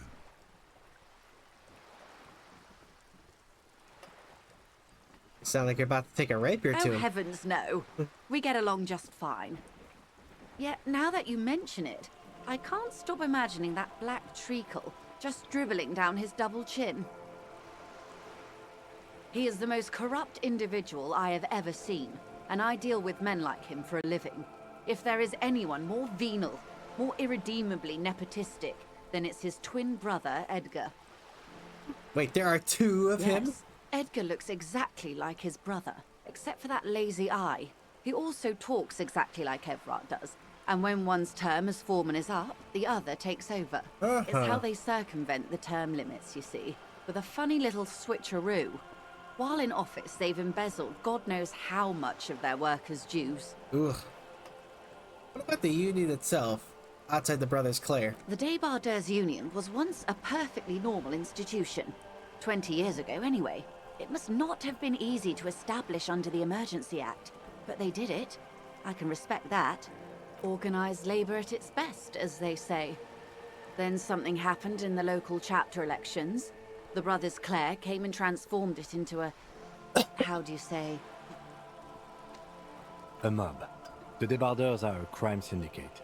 Sad as it may be, I suspect we'll be forced to cooperate with them. Refreshingly honest, officer. The company has tried appeasing in the past, but I'm afraid our concessions have only emboldened Everard and his brother. And your opinion, detective, if I may ask? I'm a curious and talkative person, you see. Would you say the Débardeurs Union is...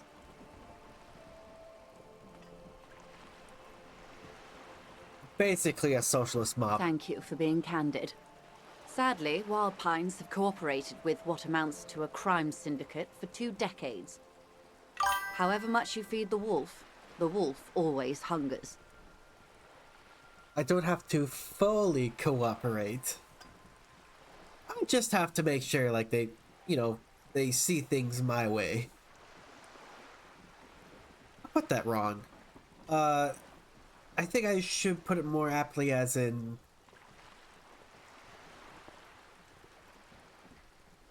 I'll try to get some help for them, but I'm probably not going to assist them in whatever weird, crazy mob pressing, like, extortionist stuff they want me to do.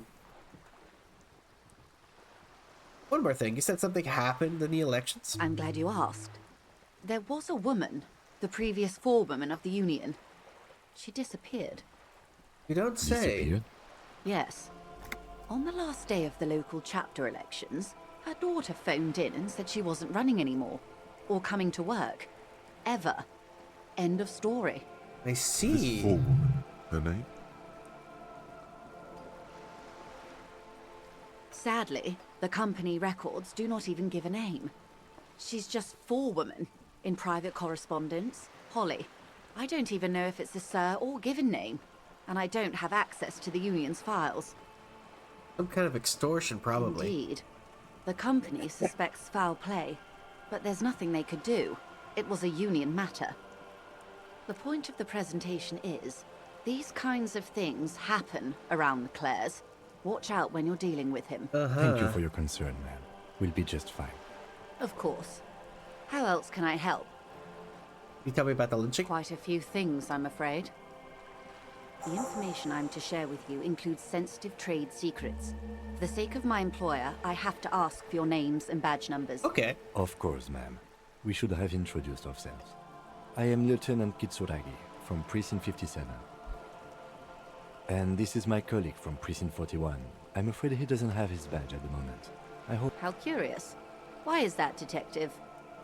Remember when I said Remember when my partner told you I'd recently suffered from an unusual medical episode? My lost badge is related to it. I see. So, are you saying you lost your badge during the course of this episode?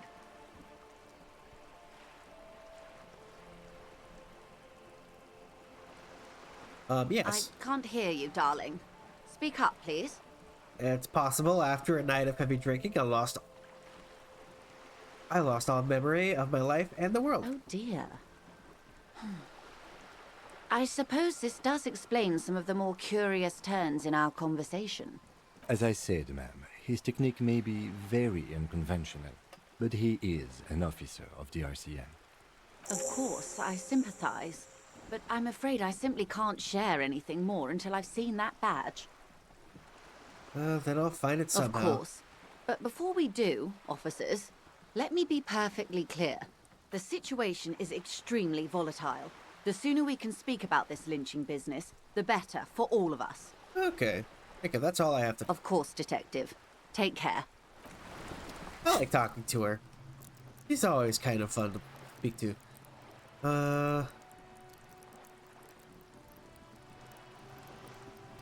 Let's go with leveling up composure. And then the 15th Indo tribe.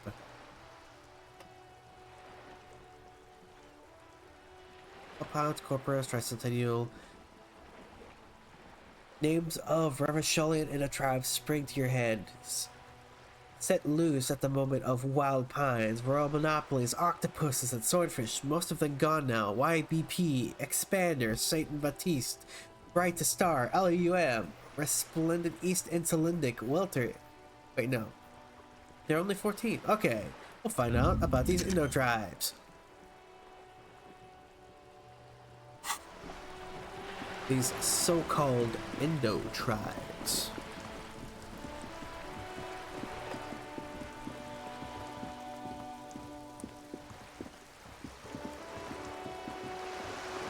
Yeah.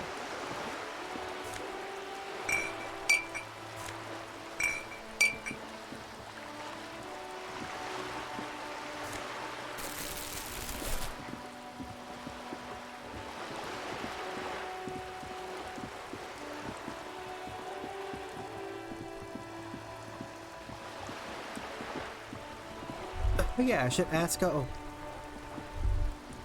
The sight of bullet holes stirs something in you, making you forget the lieutenant's surname. Him! Look, bullet holes! Where?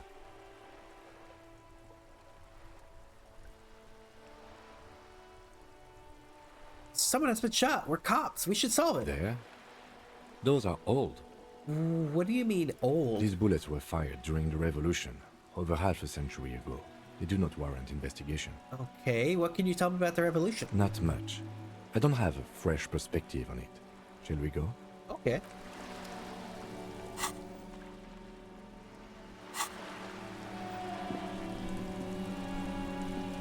We're still waiting for a replacement for the bull you sent sinking. Is there anything you can tell me about this rifle? It's a Bell McGrave. 4.46 caliber. Breech loading. Revachol made. Good weapon. Accurate and reliable. Okay. His moves are quick and precise as he first checks the weapon, then aims it at the sea. This man knows firearms intimately. This one's inoperable. The bolt spring is missing and the mechanism is jammed shut. Still a beauty. Where did you find her? In the basement there. I'm not surprised. There are probably lots of forgotten wartime weapons lying around here. Back in the day, everyone had something stashed away. As for the rifle, I don't know what else to tell you. These BM-446s are an antique. No one uses them anymore. The ammunition is impossible to find. I'll find you guys a new bow. What is this? Are you mocking us? This isn't for pétanque. Now. No need to get angry again, René. I'm sure the officer tried his best. It's not like there's a bull kiosk here in Martinez. Very sorry. It's the best I could find. The best, huh? This isn't even a bull. But fine. I guess you did attempt to right your hooliganism. Consider it forgiven. Oh, thank you for your time.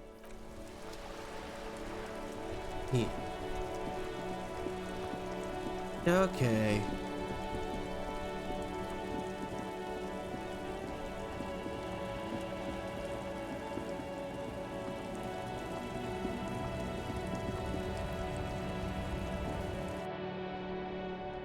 Here. The tear machine stands in the corner.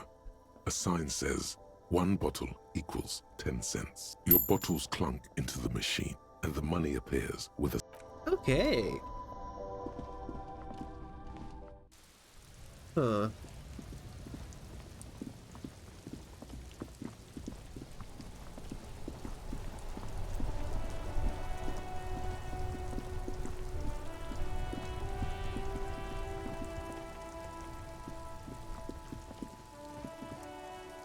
Okay. If you don't mind, please put the flashlight away. Some of us have photonic sensitivity. I do appreciate it. Okay. I'll put my flashlight away. Okay. Hello again. How can I help you? Certainly Let me like have so. a look.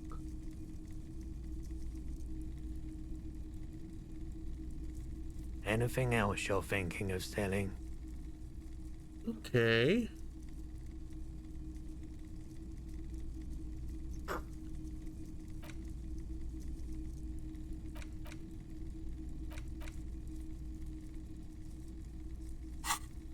Oh, okay. Anything else you're thinking of selling?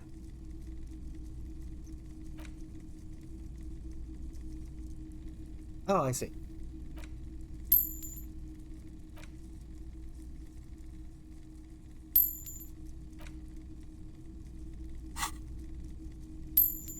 Okay. Another time, perhaps. Oh. Okay.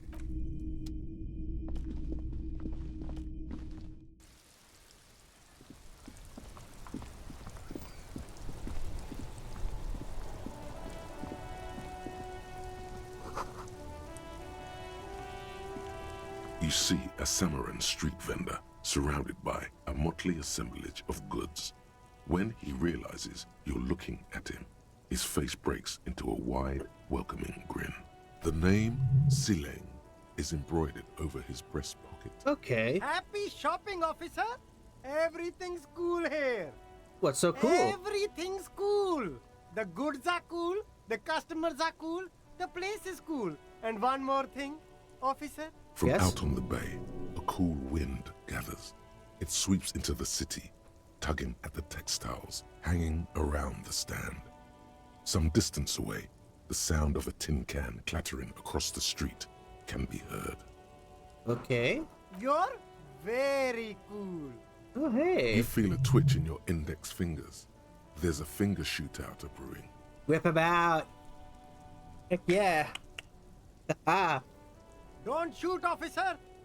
Have we got an arrest here or just a shakedown? A shakedown. Good one, officer. You're a funny guy. Now, what can I do for you? Just kidding. I'm really here to shake you down for some answers to official police questions. Then fire away, officer. What's that? Finger pistols.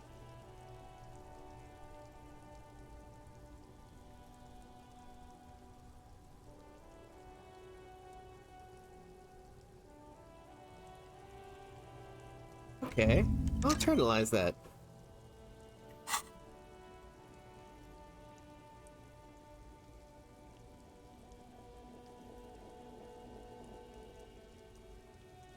I have some money. No need to dress this one up. Just tell him what you want. I want your money now. Oh, okay. But why, officer? I don't know. It was just the one thing I could come up with in my head to ask you. I need to get money somehow. Ah, yes. Money is very important. Are you trying to ask for a bribe? If so, you're not doing a very good job. Sorry, detective.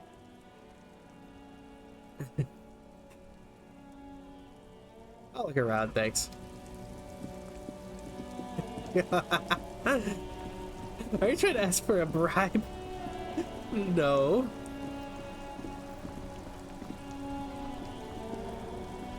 Yes? I am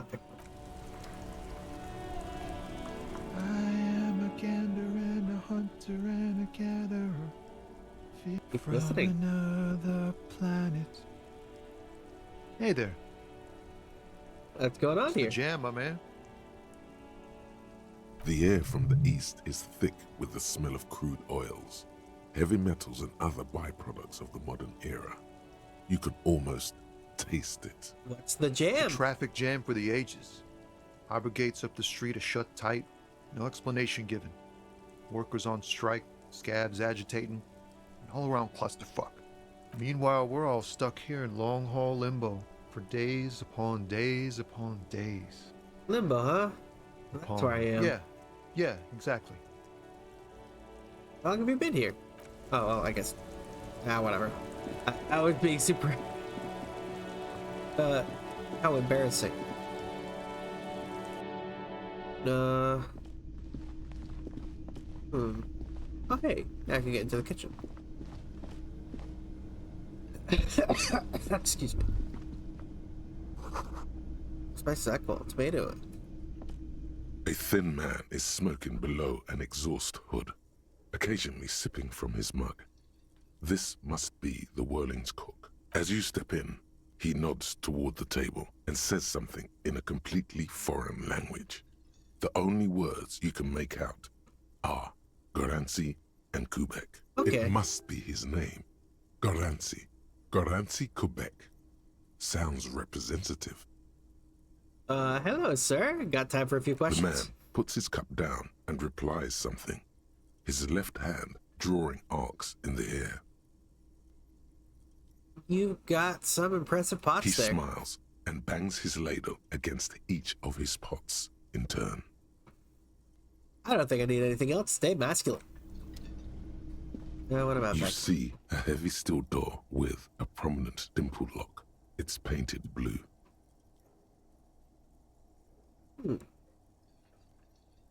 How to The push the door? does not budge. That's The the door. cobalt blue surface feels rough to touch. The stainless steel door is flush with its frame on every side. Okay. Old cobalt paint, rough on the fingers.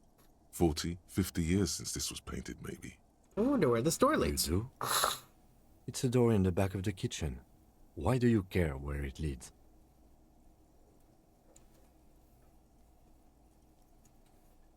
Out of duty, we might find something pertinent to the investigation. Yes, I suppose it's worth seeing if we can get in. Just to be thorough, as a side investigation. Yes, a mini side Garth investigation. is the person to ask about this. The cafeteria manager. Okay.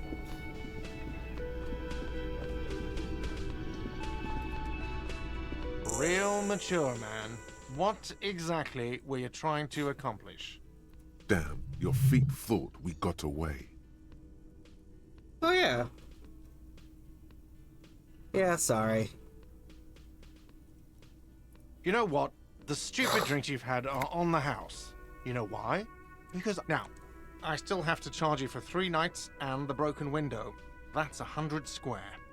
So we're cool? Not entirely cool. You still owe me 100 real.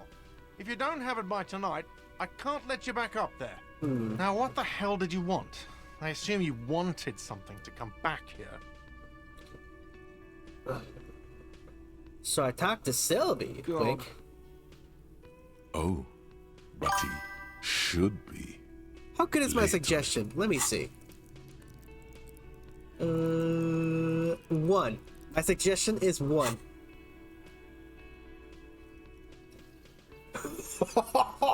Oh!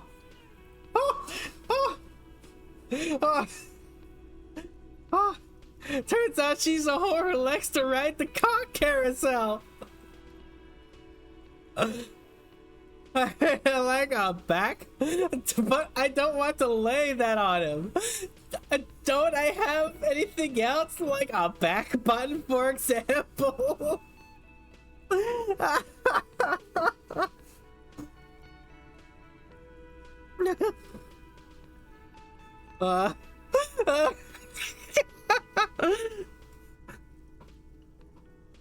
Yeah. Wonderful.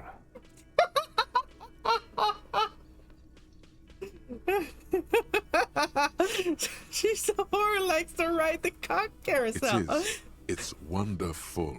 Thank you, empathy. What? What does that mean? Cock carousel. Setting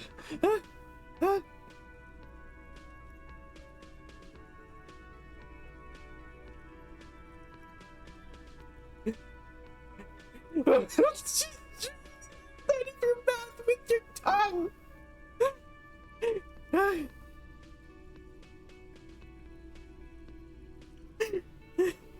She rides the cock carousel until she's too old to ride it. Then she settles down with a provider. Does it mean you talked to her? What else did she say about me? What else do you need? Oh.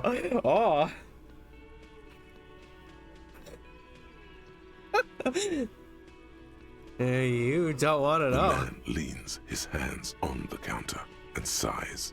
His head drops between the shoulders, heavy and defeated. She broke the bird, you know. The great skewer. I found it on the ground with the broken wing on the morning she left. Oh. I should have known. It was her way of telling me to piss off. I should stuff it up my arse. Yes, the bird is connected to this. It's a symbol of hope, and she broke it.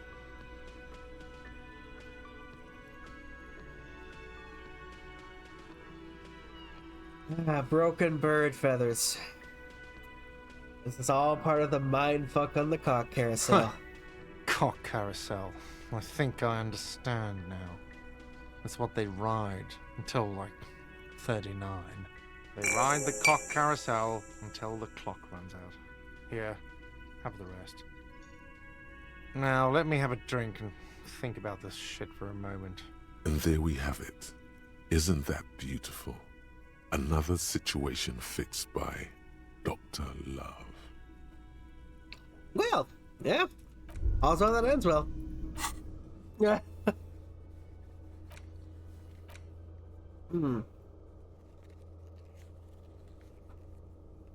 Okay.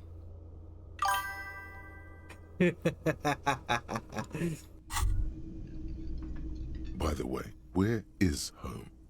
The address is coming up blank, and this place sure isn't it. But you've been at this hostel cafeteria for only 3 nights. You don't south, really know, right? do you? I only have a vague blackened A image. vague blackened image doesn't sound like somewhere you can stay. You can try. Run. Want some way back home? Yeah, I should probably. Should put that. Oh.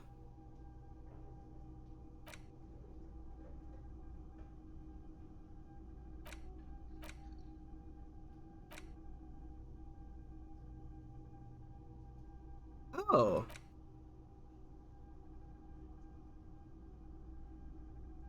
Okay. So I need.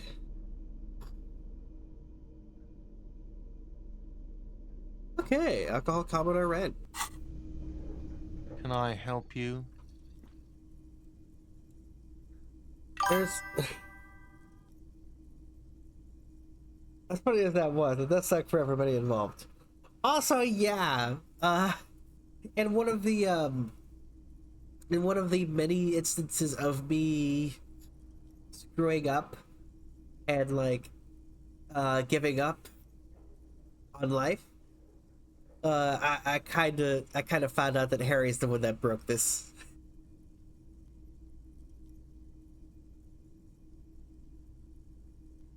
All right. What thing? There's a mysterious blue steel door in the back of the kitchen. Oh yes, that door. Sure. There's nothing mysterious about it. It's just a door. You know what's behind it? Do you have? No, I don't have a key. I don't know how to get there. And I don't care either. It's not like I've been wondering about it for 10 years. It's just a frit warehouse, probably. Or some boring storage space with a bunch of old junk and dust.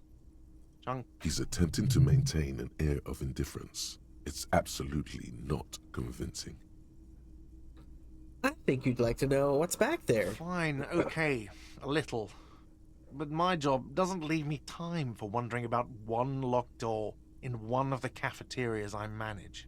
So I haven't opened it. I have cleaned the whole place 100 times over, though. What? By the way, you should come back to this thing-based questionnaire if you see anything interesting in the whirling later. Okay. Yes, have you got it? How much are you again? For the room and broken window, 100 real. You got it. Like what? I was rarely enjoying talking about the... Okay.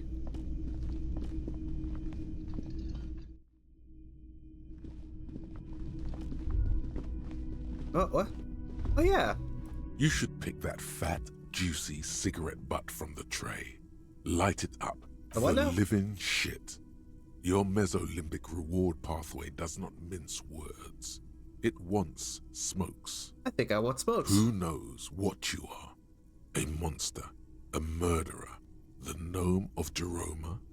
You feel like a smoker, especially when you look at that juicy, succulent, seductive cigarette stub, still smoldering deliciously.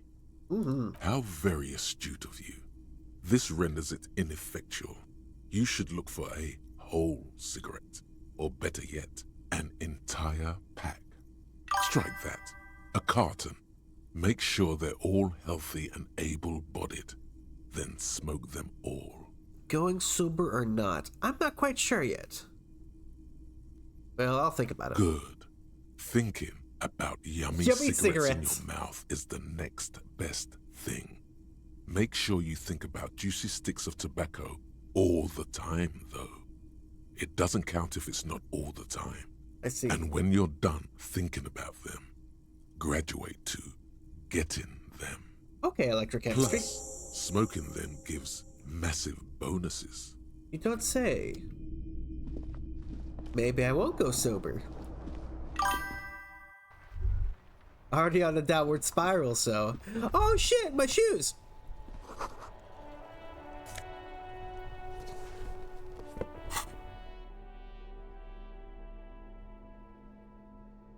Oh, that's one of my shoes.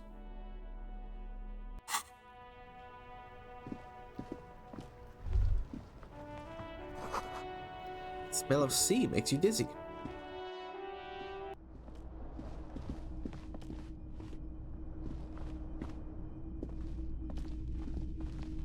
Well, I've got one shoe. That's all that counts.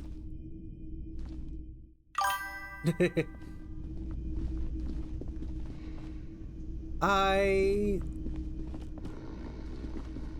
don't remember if I found the, That sugary black rum stain on the counter makes you teary-eyed with joy. It's almost touching how syrupy and sticky it is. How long have you been up already? I don't know. Oh, excuse me. Do you have something better to do than lust for sweet syrupy rum? I'm good. I'm good. Did I go make it to day 3 without finding the other pair? I don't think I found another pair of shoes when I was playing it.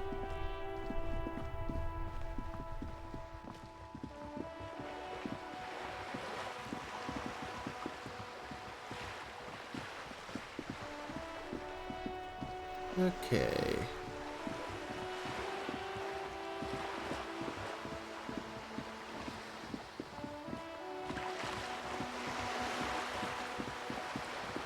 Guess I could do some more searching around here.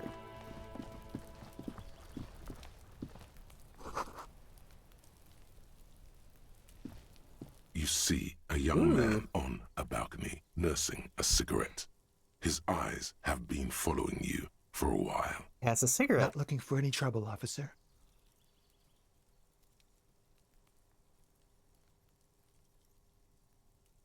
Too late, young man. Trouble's found you.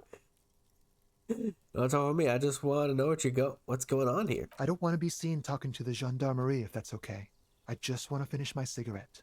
It's the god of cigarettes and youth. Ask him if he's got anything to spare. Don't let him go. This could be your witness.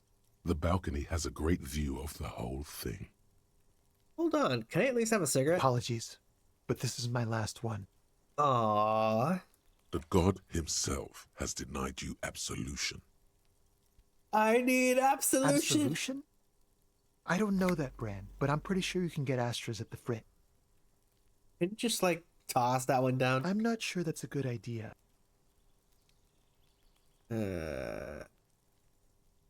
You're...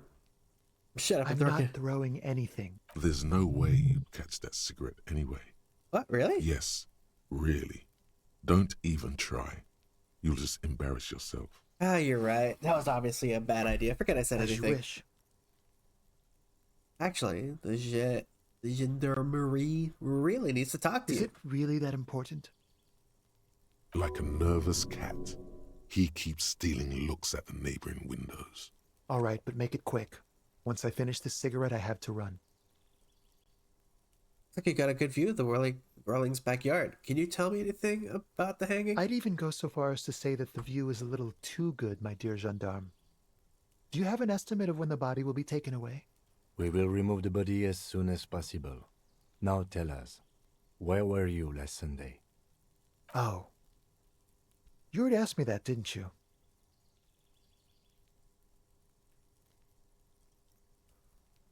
Did I? No, not you. Some more muscular type. And when did you speak to this more muscular gentleman? Huh. Last week? I don't know. Look. You didn't answer the question. What were you doing last Sunday? I had a friend over. Oh, what kind of It friend? was my Sunday friend. Ooh, your Sunday friend. Sunday friend. How intriguing. What's your friend's real name? Did he see something? He doesn't reply, gesturing no with his cigarette. In the neighboring windows, you can see faint reflections of his silhouette, all from different angles. Someone hides behind a curtain. Those windows have eyes, and those eyes are watching, spying on you three. Can you tell me your My name? name? My name is Martin Martinez. Oh, okay. Martin Martinez? Good local name. Let's go with that. Rhetoric. It's like if somebody told you their name was Bob Cahokia. No. We won't. Oh. Now, if you'll excuse me, I really need to get going. Yeah,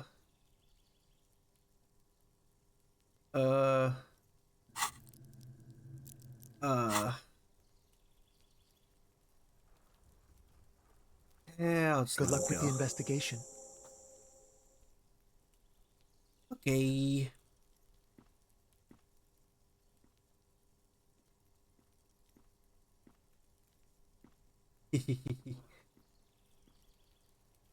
He's gone. You run after him. Siri went. No point in running. Tenements like these often have multiple exits. If he doesn't want to talk to us, then he'll know how to hide himself. He could be a witness. Him or his Sunday friend. Either way, we need to look into that muscular type who's asking about our case. Good point. There has to be a way of getting inside the building. Let's go check out the door near the pier again. Once we found a way in, we can ask around for his apartment. Yeah, let's do that. Oh, speaking.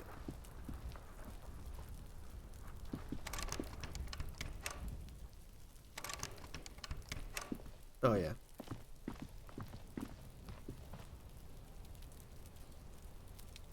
Ooh.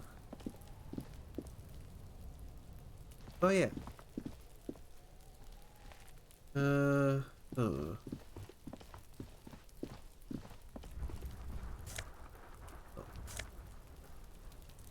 Orange bum hat. That's a pen.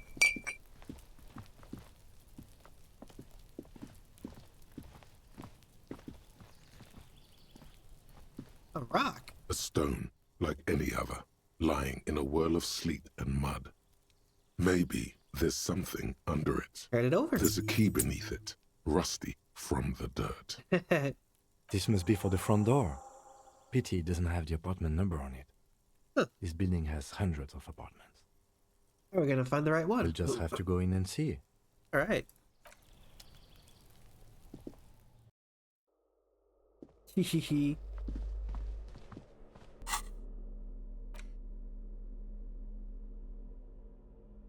Huh.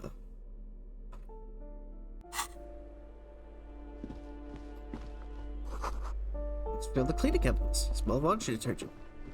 And old shoe rack. Oh, yeah. No. Let us open. Oh, because it goes into a bathroom.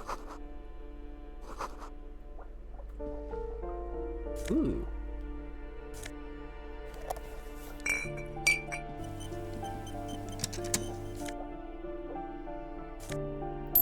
Hehe.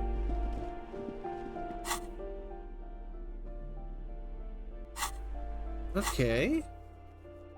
Light smokes and bum them.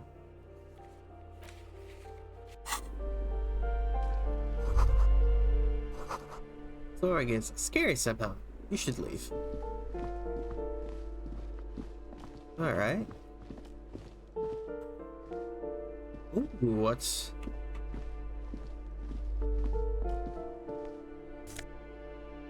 Ooh.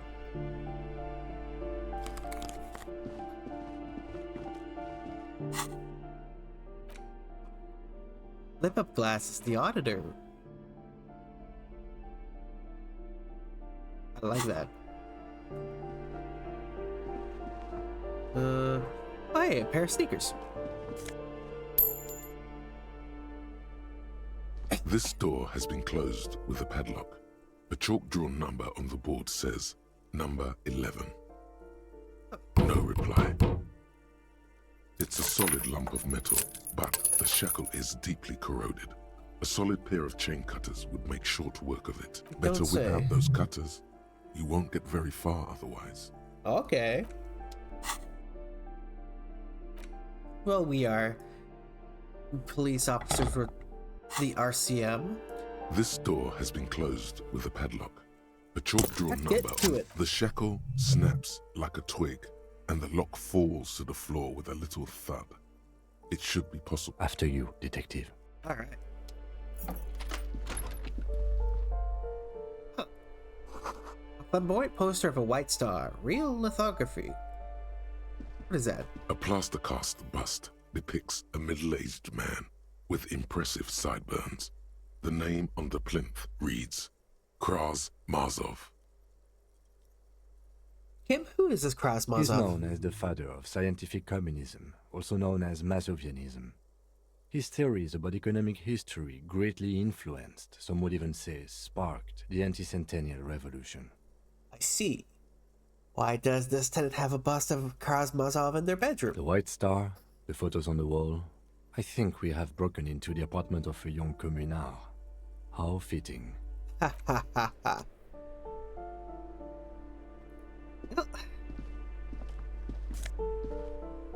9mm bullet. Oh, you don't say.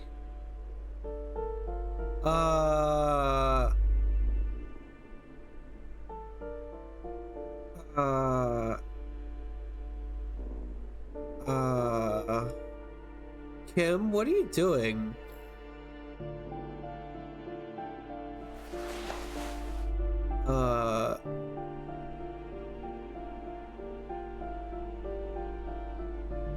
Kim?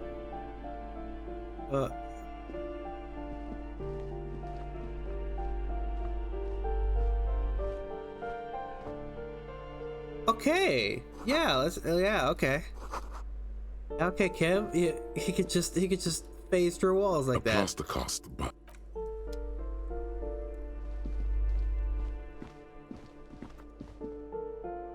okay.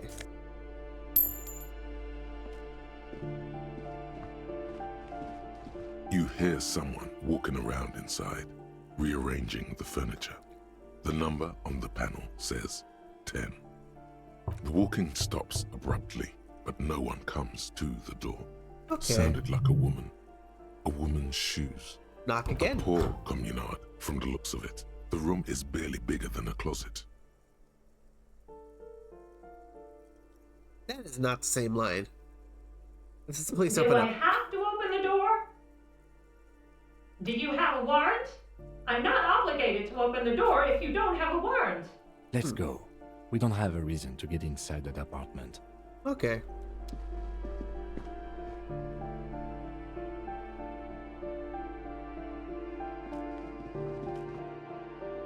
Yes?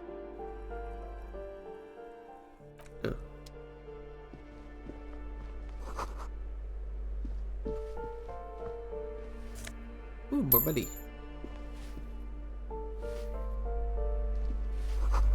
Mailbox. Give me a moment. The cold never does any good for my bronchitis.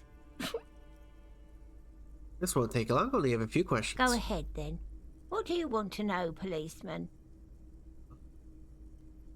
A few questions about those apartments. Ask away, policeman.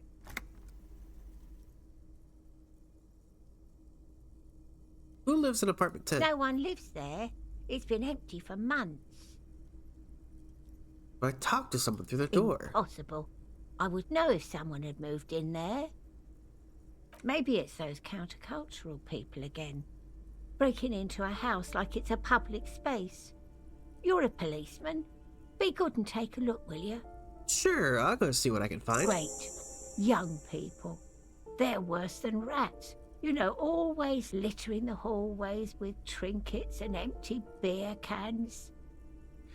Who lives behind the padlocked door? Oh, that one is a scientist, a future scholar. I think he studies astrology at the community college. Education's good. I always tell them to study. Astrology? Something to do with all those stars around his door. He asked me to leave his drawings up on the wall. You mean the star and antlers? I think that's a symbol of communism. A symbol of what and how?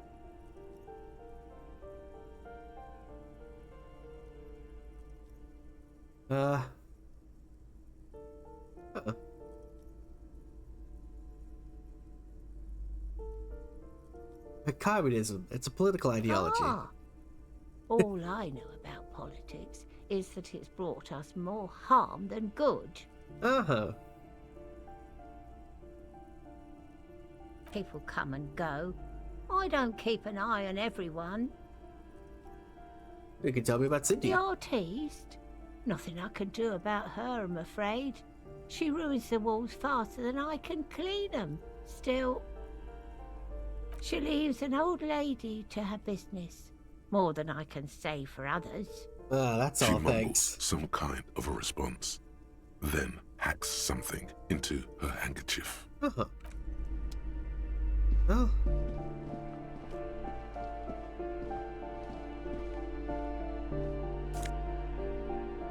Ooh. You hear someone walking around inside, rearranging the furniture. The number on the panel says 10. The apartment's supposed to be empty. Did you break it here? Excuse me? Of course not. Scare them. Suspected of some big crime.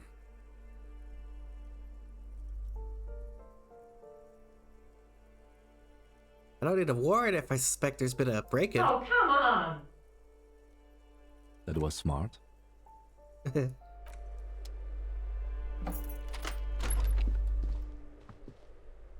I see. Satisfied? My name is Marielle Charpentier, and I'm an agent with Martinez Realty Associates. I am not breaking in, as I have every right to be here. The keys, see? Oh, I see. Boy, there are a lot of different keys there. More than 20, at least. Do you want to see my ID as well? You can't legally ask for it, but why not? Want to see my residence permit too?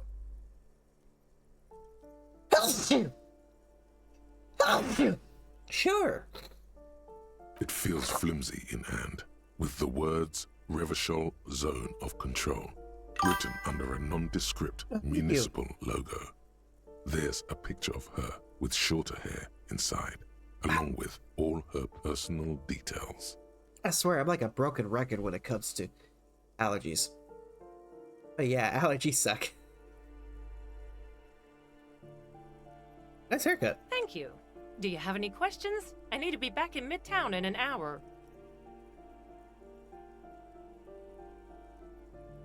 What are you doing here? I need to get it ready for the next lease, but as you can see, the previous tenant completely trashed the place. Sounds like they knew how to have a good time. It was some kind of a moribund old man who used to be a business owner. You'd think they'd make rent.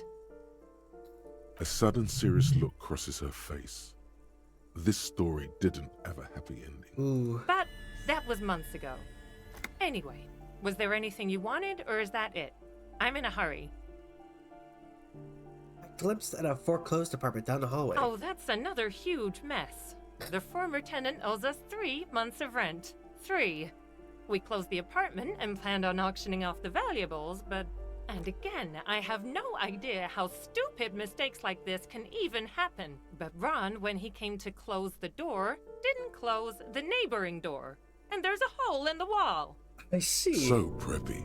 She's probably on some low-grade performance enhancers, like Preptide or Pericanine.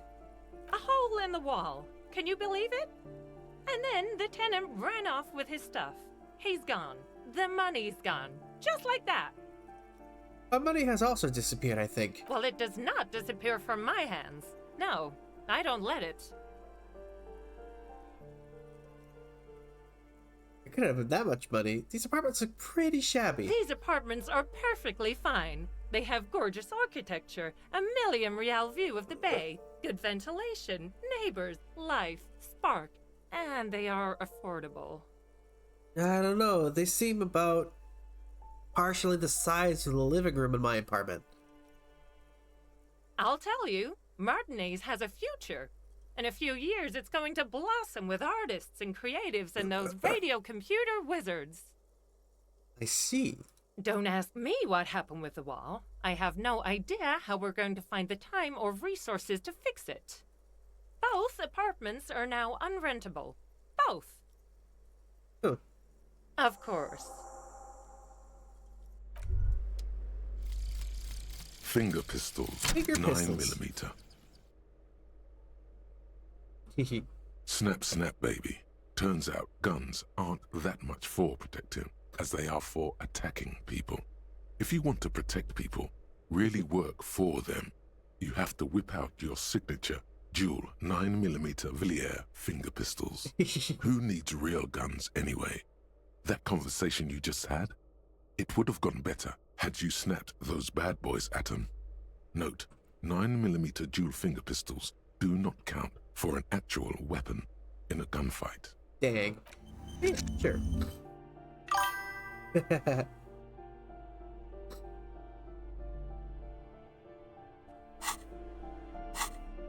Good though. If I don't have this and I don't have this, I have better suggestion, I think, right?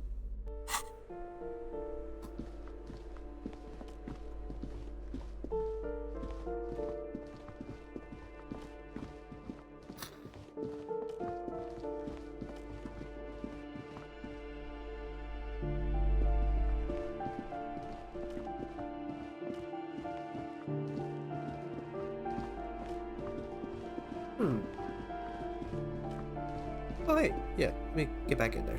What? Oh, she locked it up! I was gonna pilfer through that cabinet!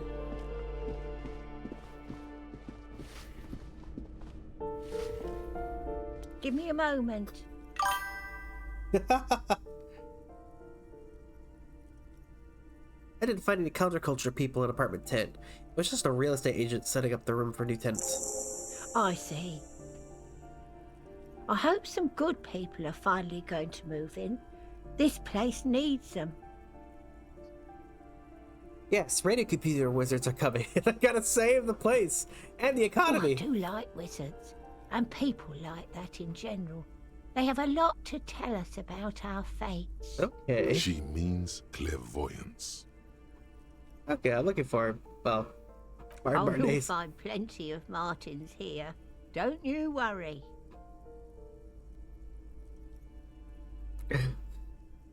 What do you mean? I wasn't joking. Brain.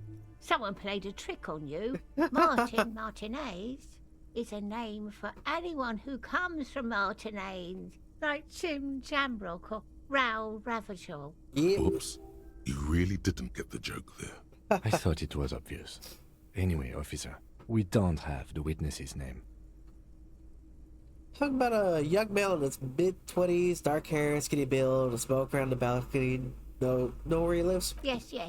I know who you mean. The scrawny boy who's always smoking like the devil, right? Somewhere in the building, a child starts crying. You hear a radio tuned to a talk show and someone taking a shower. What's he in trouble for? No trouble, I just want to talk to him.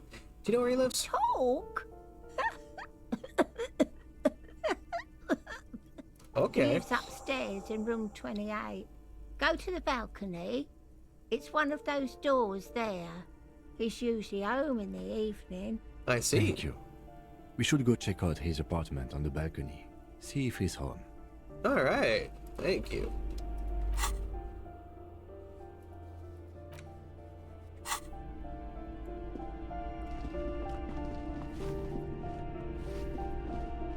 Okay.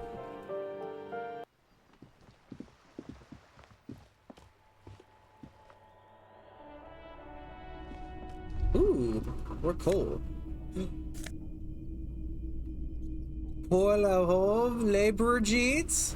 Ooh.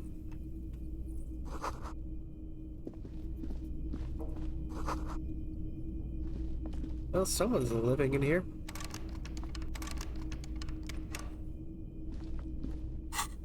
Ooh, but what are we looking at here?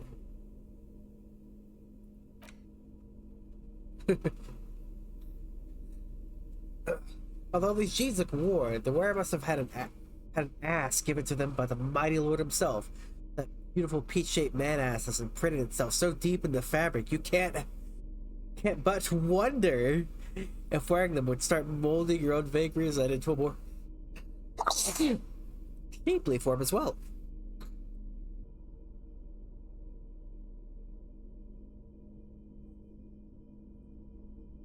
F? Wait, what do you mean by F? Oh. For a second there, I thought I Thought my stream died. Oh.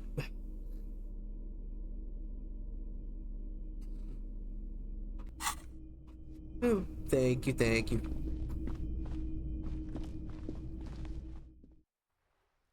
Okay.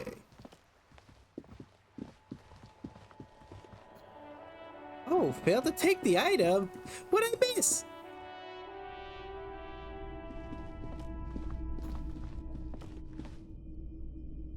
Yes? I don't need to talk to you, Kim.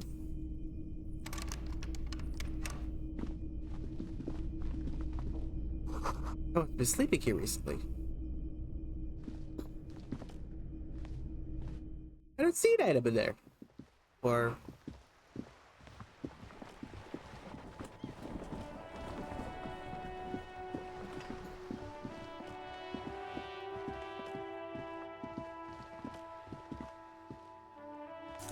Ooh, buddy.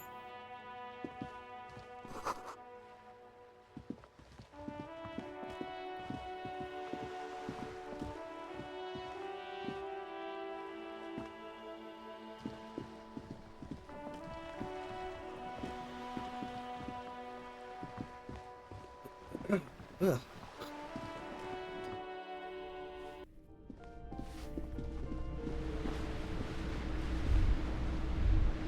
A shift in temperature.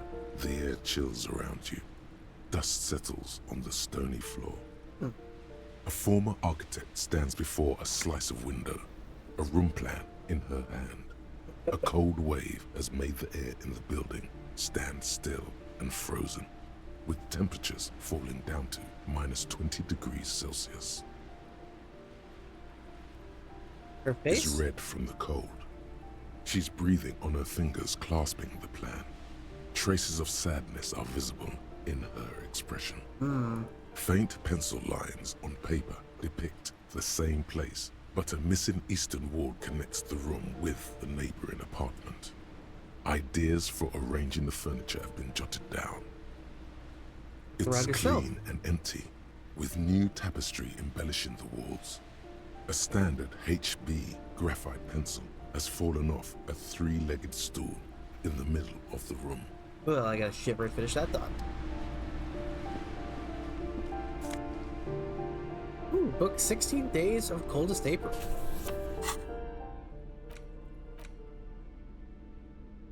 Okay.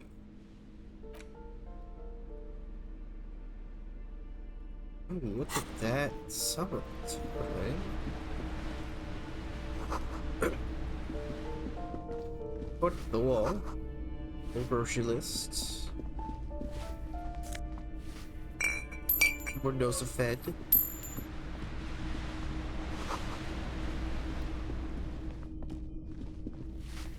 Okay, but how do I get to the balcony in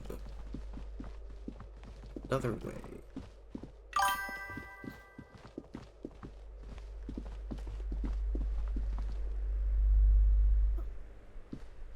This is your empathy?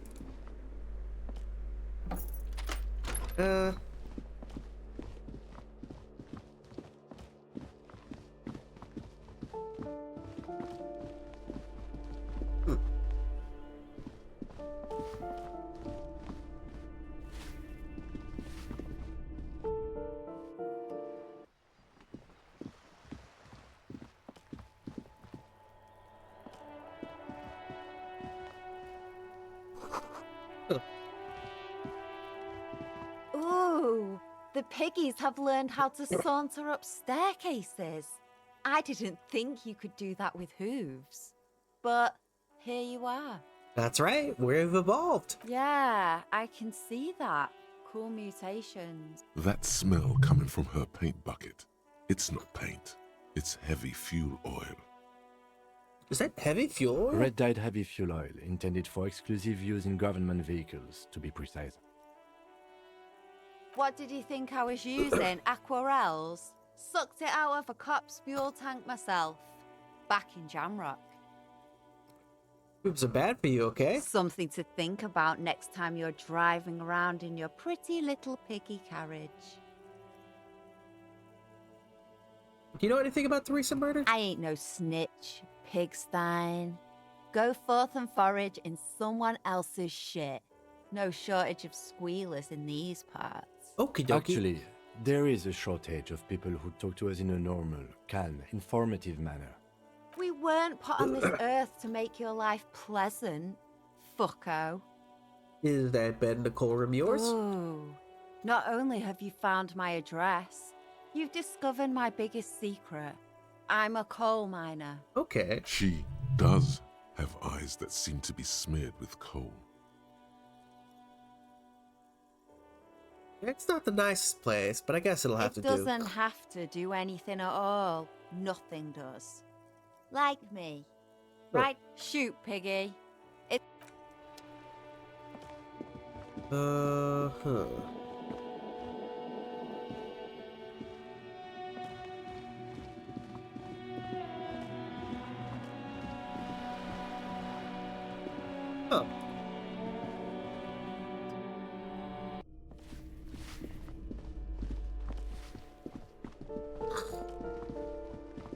I'm confused. If I'm supposed to be able to access the, oh, yeah, here's the balcony. Hehehe. There's a door. Nothing here to find here right now.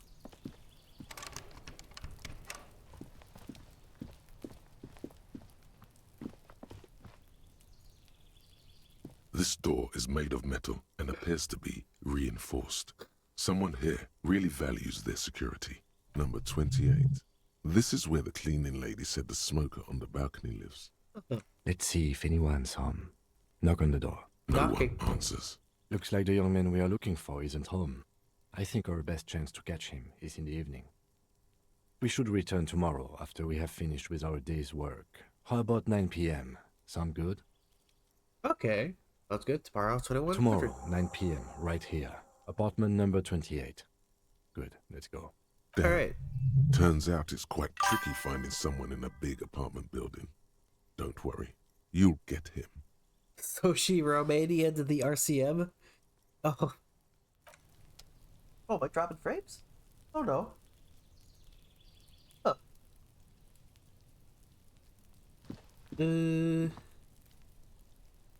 Anywho. Speaking of getting back to this at another day, it is 1 o'clock my time. So I should be taking my leave for tonight. But as I said, thank you all for showing up. Let's see if I can't... Ooh, yeah, let's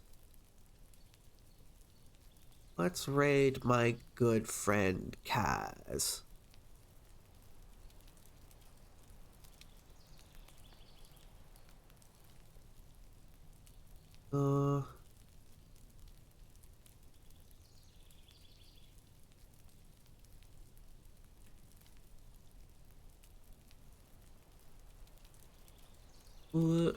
Where?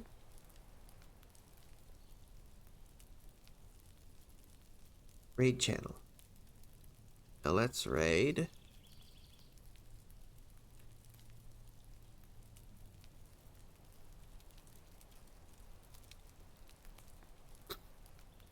Let's raid Kazama.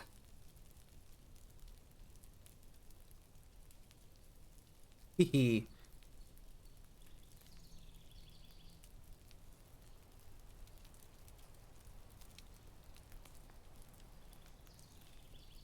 All right. But yeah, thank you all for stopping by. And hopefully, you'll have a wonderful night.